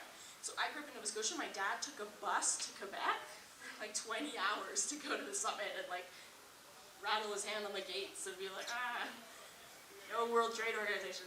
So it's huge, and Concordia students mobilized at Senate to get exam deferrals for any student who wanted to go to the summit. Like, imagine how hard they pushed. We tried this at Senate after 2015 strikes to try and get extensions for women's studies students. Did not happen. So imagine the amount of mobilizing at Concordia to make that happen, but they did. And then CSU was a founding member, actually, of SA. And so it was all these students who were organizing around going to the summit, and then from that organization, they said, you know what, let's make a more permanent structure. The precursor to SA, the direct precursor is MDE, which had died in 95, I think. So SA is also a copy-paste of a thing that happened before. We'll talk later about CRU. I read the bylaws. It's a copy-paste of SA. There's some changes. There are some changes. That's great. Like, I think some things are being addressed. But that's fine. Like, things have worked in the past. It's normal to not start from scratch all the time, I think is what I'm trying to say. Okay. So in the founding members, CSU stayed in for about a year and a half, but they gave a really big influx of money, which was great to get it off the ground. And CU was like, no, this doesn't work with us because we don't have the direct democracy structure to be in this organization. Because in SA, basically, it was you had to function with general assemblies of your membership at least 3 or 4 times a year, because every vote taken at SA had to come from a mandate at your general meeting. So successful members of SA, though, were FASA, SCPA, and LAS, Liberal Arts, School of Community Public Affairs, and Fine Arts Student Alliance, were all at one time members of SA. And that's perfect because, like, FASA, these people have general assemblies very frequently. So a proposition comes up at FASA, all the members of the GA can talk about it, then we go back to SA, and then we're like, FASA thinks this. And there was a system where, you know, you had proportional votes to if you were a tiny organization or a bigger one. And McGill also had its grad students of art history in SA at one point. So when we arrive at 2012, these are our players. So we've got FERC University with about 71,000 members. FEC had 78,000 members. FEC's previous slogan before 2012, they had a slogan which was Plus jamais la grève. Never again strikes. So that was how they'd been operating for like a good 15 years before they arrived at 2012.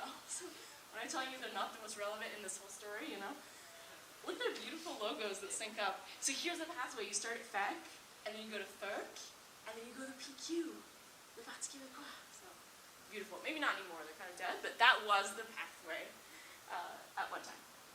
Okay, so I'll just briefly slide it in. Netanyahu riots at Concordia.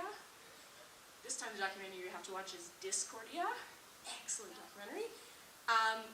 He was at that time not the Prime Minister of Israel. It was like between his mandates. He had been, and then he wasn't in 2002, but then now he is again, Bibi. Anyway, great organizing occurred, great big riots. They shut down his talk. More about Zionism later. Let's keep going. Okay, so 2005, we have the birth of the Carré Rouge as a symbol, because students were carrément dans le rouge, like squarely in the red, over this reform to bursaries and scholarships. And it was going to be transforming a lot of like scholarships into loans was the main function of this. So you have to pay them back. They're not like scholarships, bursaries anymore. This strike lasted 8 weeks. At that time, it was like the longest that had been in Quebec. So it was a really good practice round for 2012. At its peak, 230,000 students were on strike, which is like, I think overall there's like 400,000 in Quebec students. So pretty high. And it ends in a partial victory. FEC and FERC end up really selling out SA and signing a deal without them. So that left a lot of bitterness. So then at the next round, SA was like, don't you dare go to the negotiation table without us.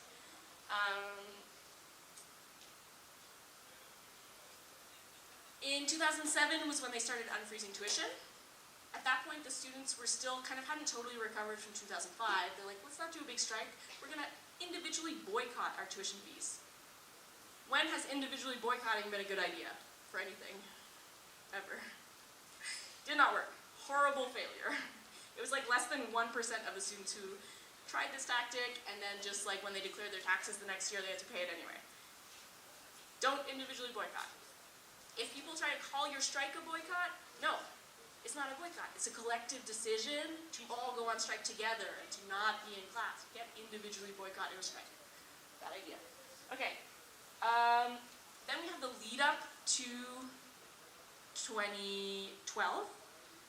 So that's what's so important about these big movements is these practice rounds and this long drawn out lead up. Like you have to practice the muscle of going on strike. You have to do short strikes. You have to do one-day actions. You have to get ready to get there. So like November 11th before 2012 was this huge demo. And so that was a practice saying like, okay, not just the classic associations who always go on strike. Let's try and get one-day strike mandates for November 11th from like all the CJEPs, all the faculties at Concordia, all these little ones as a practice round.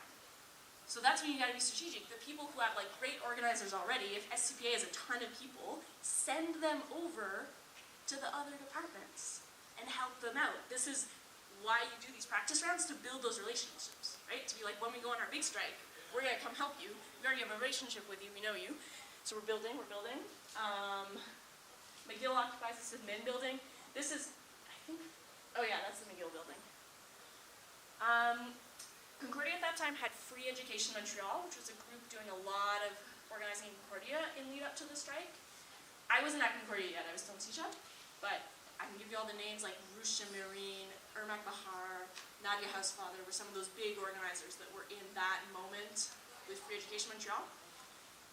Then we get to 2012, the government announced, which was very silly of them, like straight out announced, this is how much we're gonna raise tuition. It was 75%. Everyone's like, God, okay, bold. And it ends up being the longest student strike in history in Quebec, right? It's over 4 months. The semester is forfeited. CJEP students have to end up like retaking their semester that summer, and just, it builds and builds and builds, and like Montreal was on strike during 2012. Like, it was huge. Does anyone have any stories? As we get into 2012, were people there? What?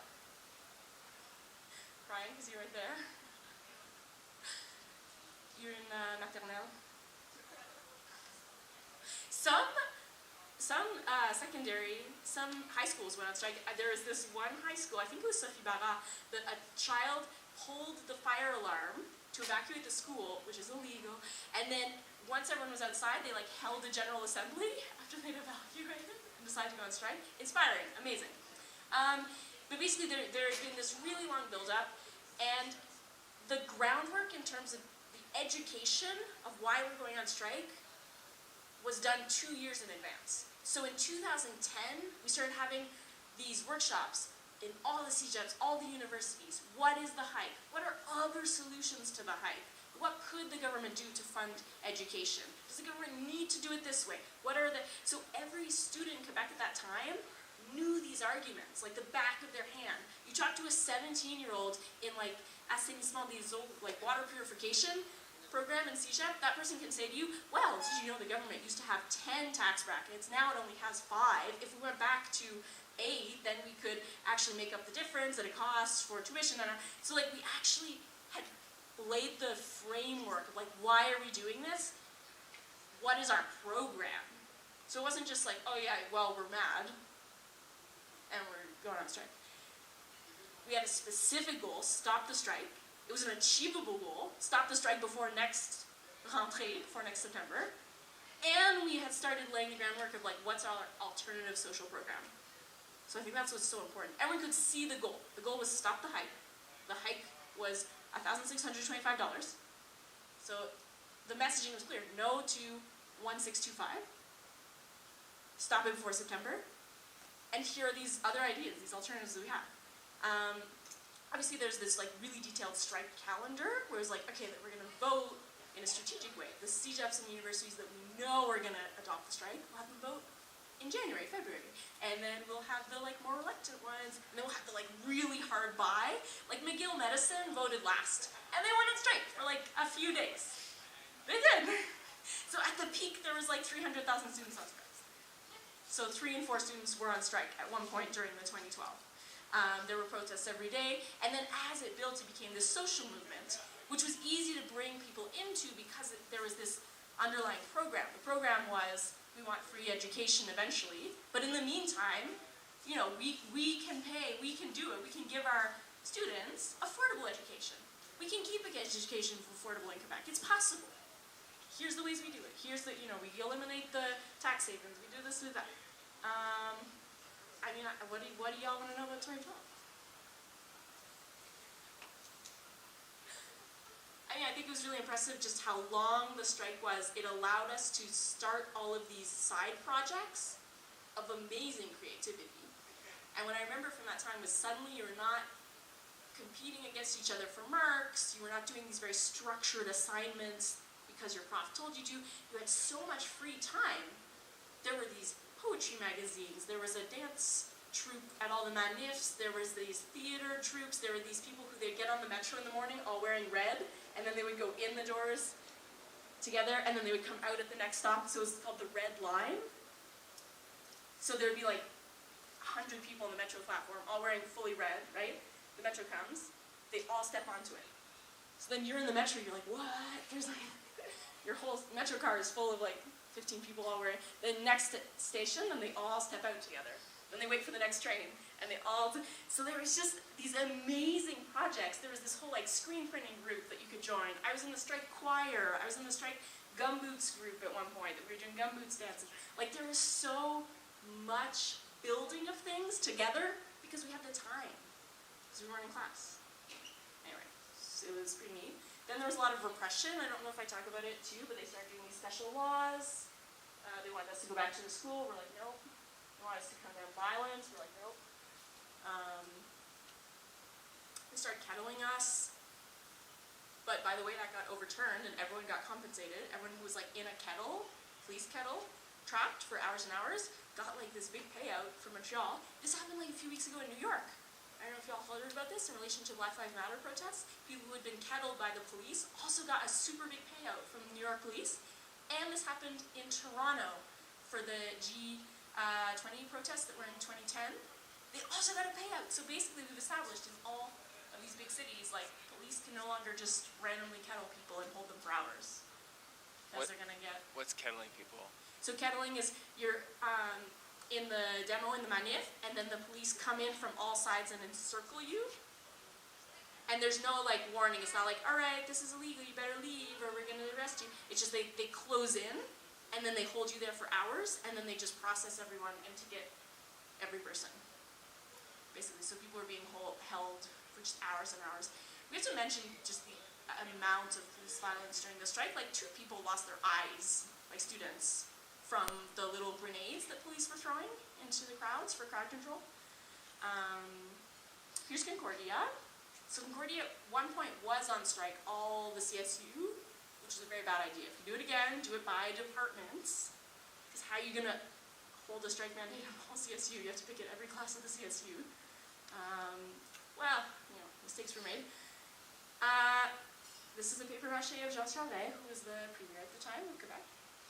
This is probably from like the 22nd of March, which was like the big demo. It was also 22 degrees that day, which was crazy, in March. We never even saw the beginning or the end of this demo. It was massively huge. I think one of the climate marches actually ended up being bigger since then, but at the time it was the biggest. This is, I should take that image out because he's canceled, and our co-band was canceled. I'm sorry, this is an old slideshow. No, don't look at him, he's canceled. These are the little grenade things I'm talking about, but they've since, supposedly they said they don't use them anymore, these like rubber grenades. But, yeah, it's like I'm touched. 2 people lost their eyes.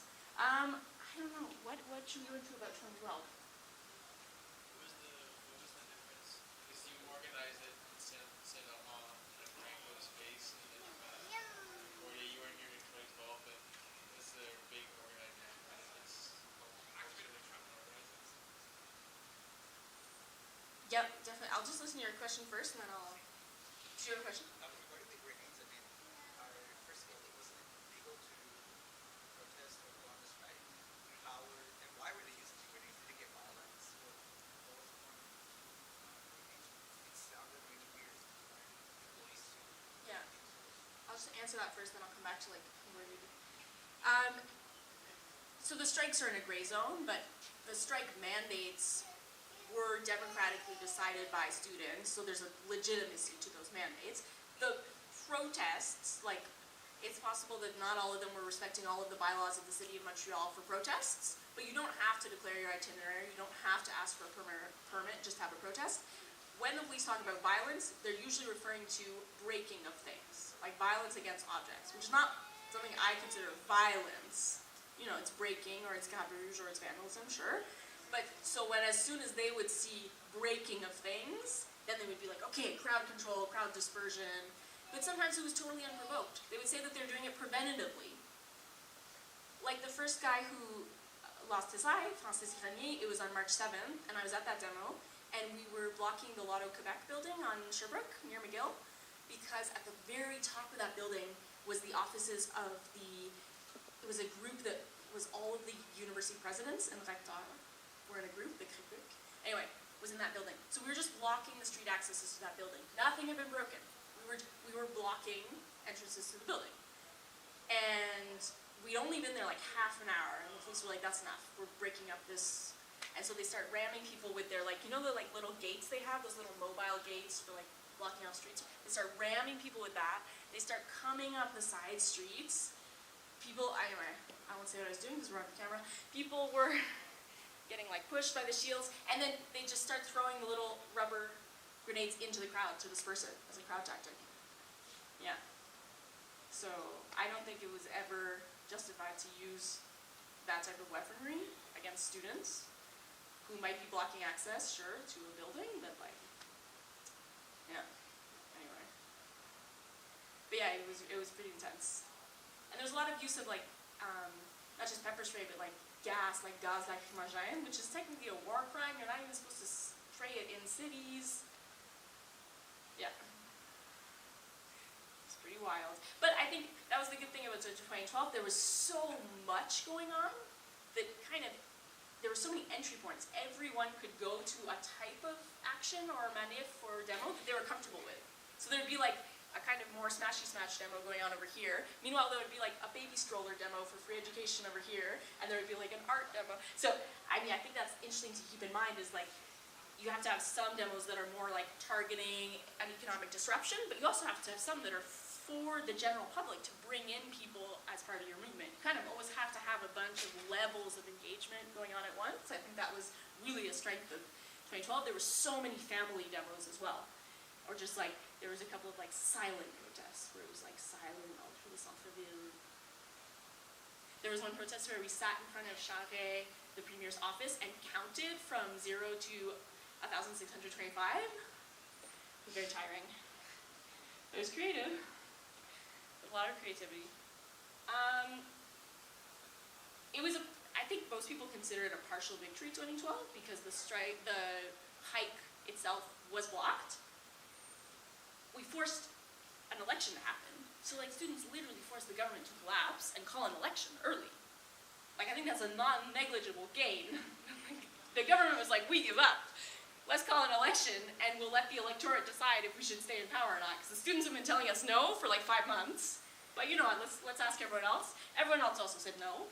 Obviously no. No, that's enough. What we got was then the PQ government who was like, not that much better. Immediately the PQ was like, no hike, we love you, you're great. We're gonna do a summit, we'll figure out, summit on higher education, we'll figure out what to do. And then they explained to us, indexation actually is a freeze. So if we index tuition over time, it's like if it had been frozen at this level, but it's following inflation. So it's a freeze actually. I'm like, no it's not, you're indexing it. They're like, well it's a freeze, you have to understand. So then, that's why since 2012, probably you've seen it in your tuition, it depends how long you've been at Concordia, but your tuition has been indexed, has gone up over time. I was one of these careerist students, so I was at Concordia for like 8 years, and I definitely saw each semester slowly going up. So at this point, it's like probably we're paying as much as we did, as we would have had we had the freeze, but you know, we're 11 years out. I'd much rather pay it at this point than directly in 2012, all right, we're gonna add on and then we'll index from there. I definitely consider 2012 to be quite a victory for the way it unified people around a project. It showed us just the power that we have when we take kind of some of those tougher measures and when we get together and we hold them for 6 months sometimes. It showed us that we can defy their special laws. When they bring in special laws to try and stop the strike, stop the protests, we started going stronger. there was a municipal law in Montreal that you couldn't have a gathering of more than 50 people because they wanted to stop all demos, all protests. And so then that kicked off the night demos. So then every night, for 150 nights, we'd have these night demos in reaction to that law. Usually there were more than 50 people. There were some pretty big ones. And the SPBM, the cops in Montreal, had busted their budget by like March of 2012.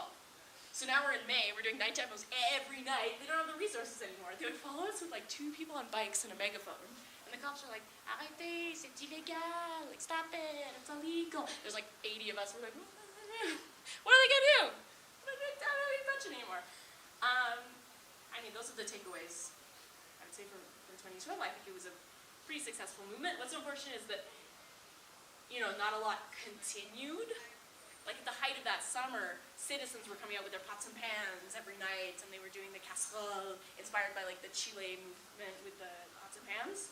And then certain neighborhoods in Montreal had started doing neighborhood general assemblies. It would just be like, everyone in NDG, come to this church basement, we're gonna talk about a better NDG. So sparked from the movement of the strike, and I think that it would have been nice if some of that kind of stuff had continued. Sometimes it's just a moment in time. Yeah, I think 2012 was very different here and at McGill, probably than on other campuses, as you're referring to. But obviously there's enough crossover, like, depending on the faculty. In fine arts, there's so many people who've gone to Francophone CEGEP because there's better art programs at Concordia than at UQAM. So that's something to draw on, like in your movements. Find the people who went to a RAD CEGEP and have experience in strikes. Like that's a key part of doing that stuff. I don't know, it would be nice to have someone who's like at Concordia, but definitely Concordia was on strike, was mobilized, and certain departments went really hard. Anything else about 2012? How are we for time? Should I move on? I mean, time for this all day, but yeah, I'll keep going. Then I think the point was just to like come up towards the present. In 2014-15, there's the anti-austerity stuff. This is Couillard bringing in a lot of reforms, and like the health taxes and all of these austerity measures. And then there was a round of strikes in 2015. Not very well planned.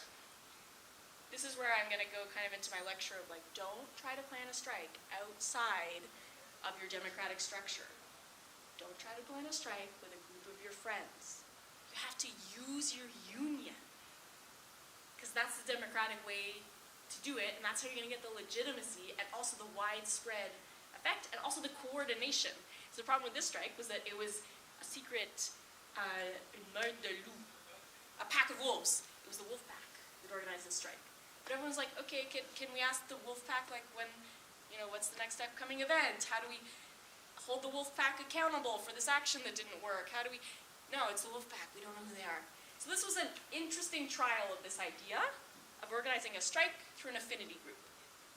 So an affinity group is when like people have a similar interest about a cause and have friendship ties, come together and organize as activists, right?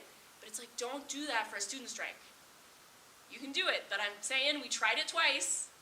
We tried it here, it did not work. This strike was like vraiment botché, it was really, really disorganized. It kind of had this little moment and then it died out quite quickly. Did it achieve any goals? No, because it was against austerity. But what? What in austerity? What are we trying to win? What are we trying to win? There was no specific goal.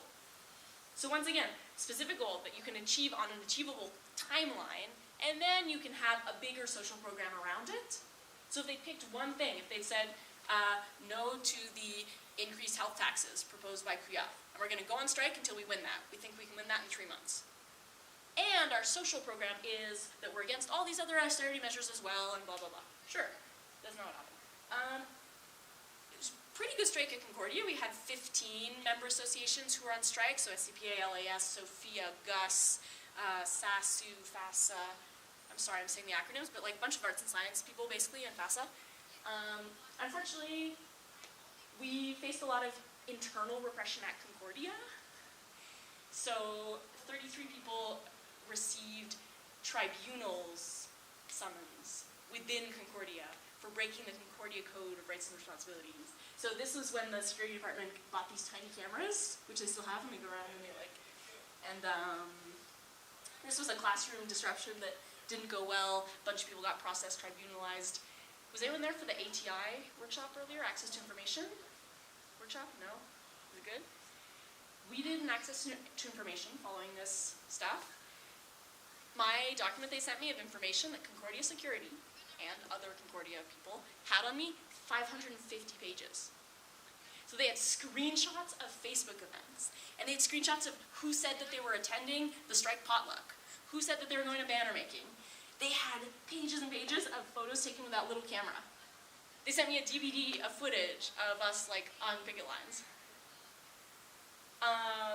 So just keep in mind that they're way more equipped than we think they are. It was like fascinating. They're paying security people at Concordia to sit around stalking the Facebook and the Instagram and take screenshots of it and put it in a file on students.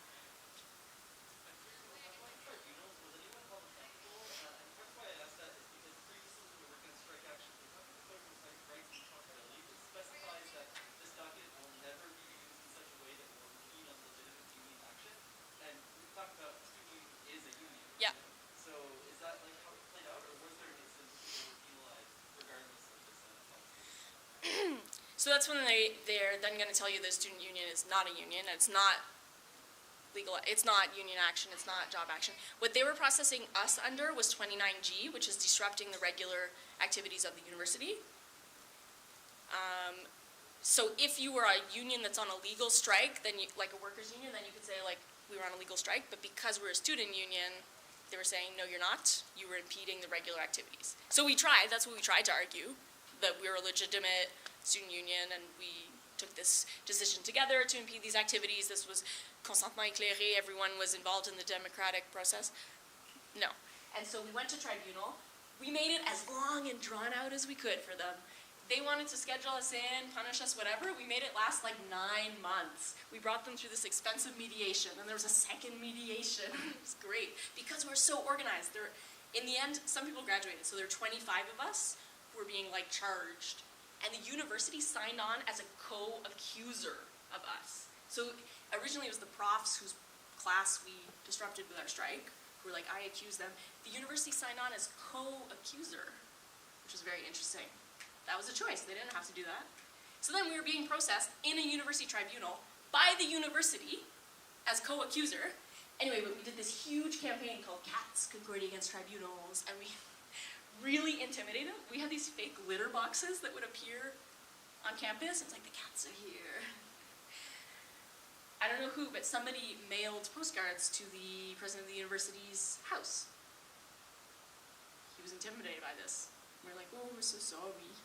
Anyway, we used a variety of tactics, but they were really intent on, criminalizing their students who had been on strike, who disrupted some classes from occurring, sure. We ended up getting the minimum punishment, which is a letter of reprimand, which is supposed to go in your file somewhere. I've never seen it. They don't actually send you a letter. They just tell you you have a letter of reprimand. They apparently put it in a file. It doesn't appear on your transcript. They still gave me like a medal when I graduated Concordia. It's fine.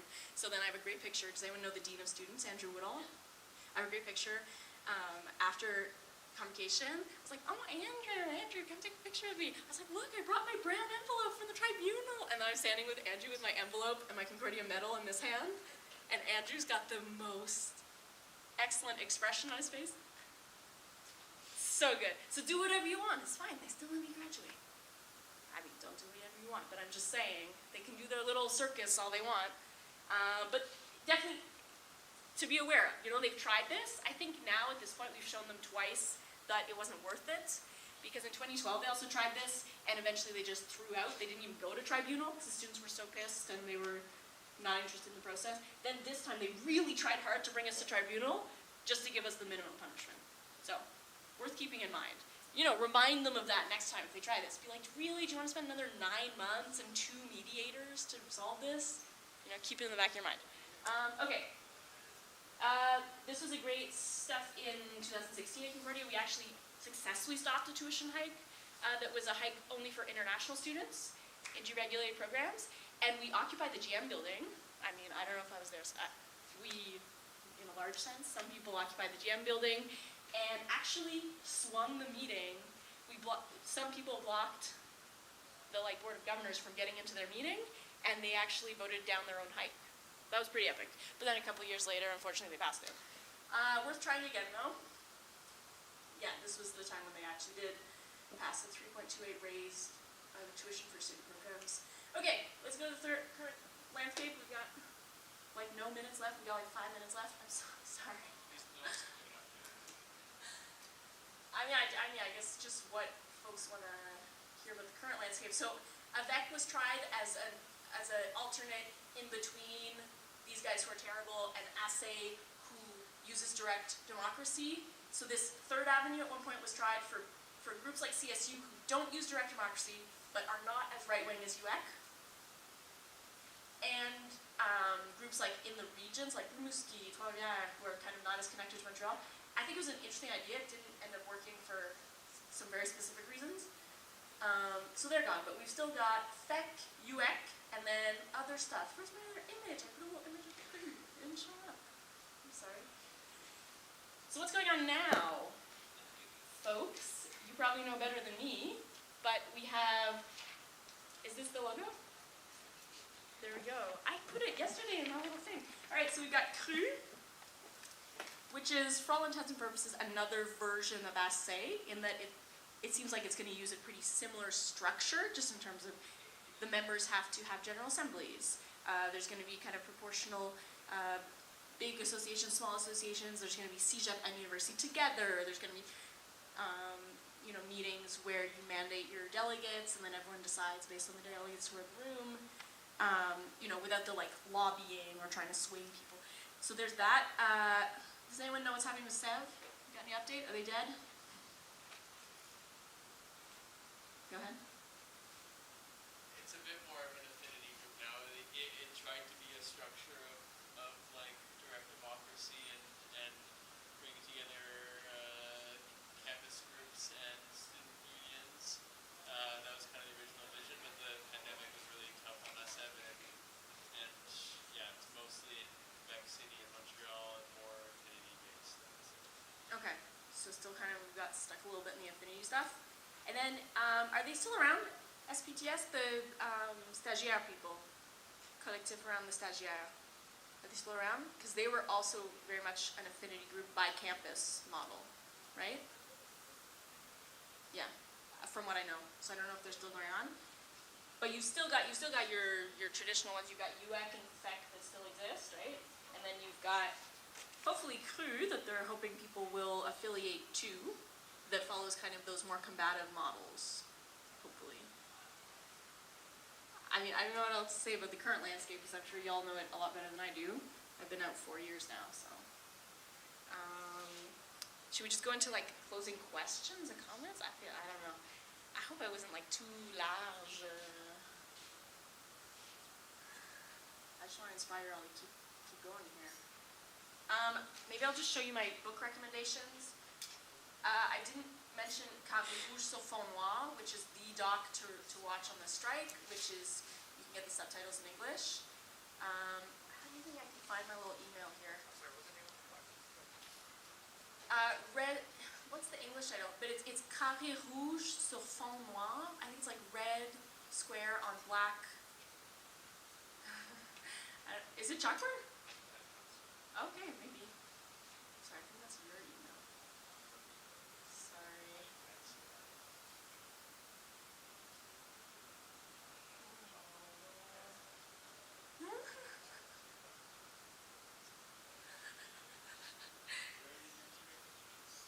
Okay, I just wanted to put up my book recommendations, but I'm also going to pass around little tiny stickers to tell you about my podcast.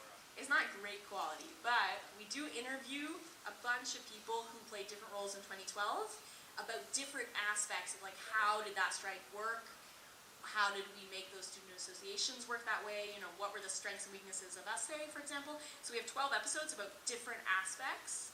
There's one about how do you mobilize your campus for one-day strike. There's one about how you build direct action pressures with the government. There's one about feminism in the student movement and intersectionality. and there's one about Anglophone campuses with Ermac. There's an episode with Ermac about that. Anyway, I'm passing around a tickle sticker. I can't vouch for the amazing quality of this podcast, but the people we interview all have really interesting experiences. Oh, thank you so much. I'm just going to show you my books about 2012 that I recommend. But they're all in French. I'm so sorry.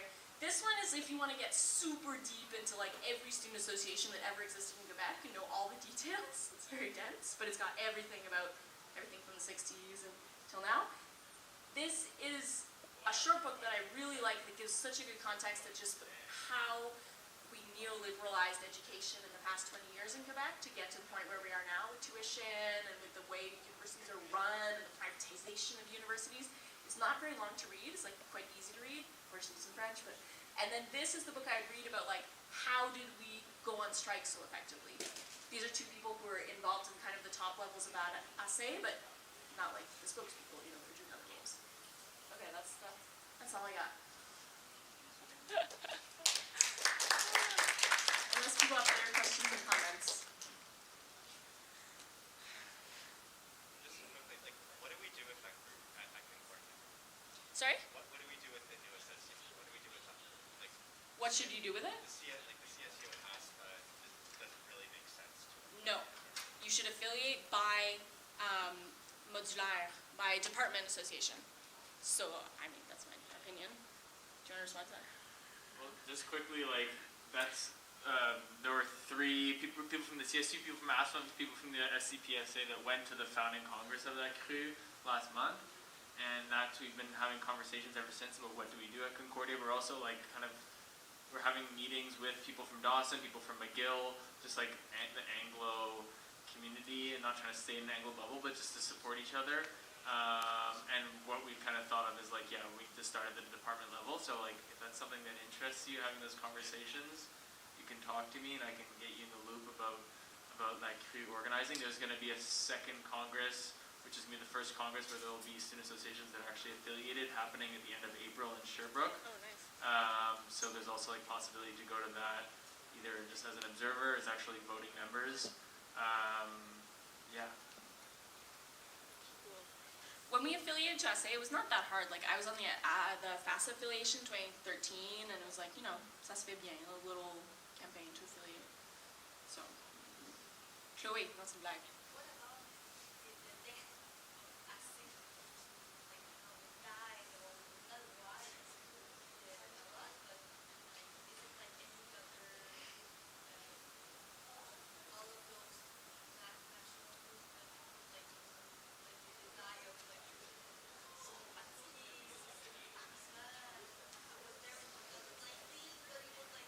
It was on its last leg. Yeah.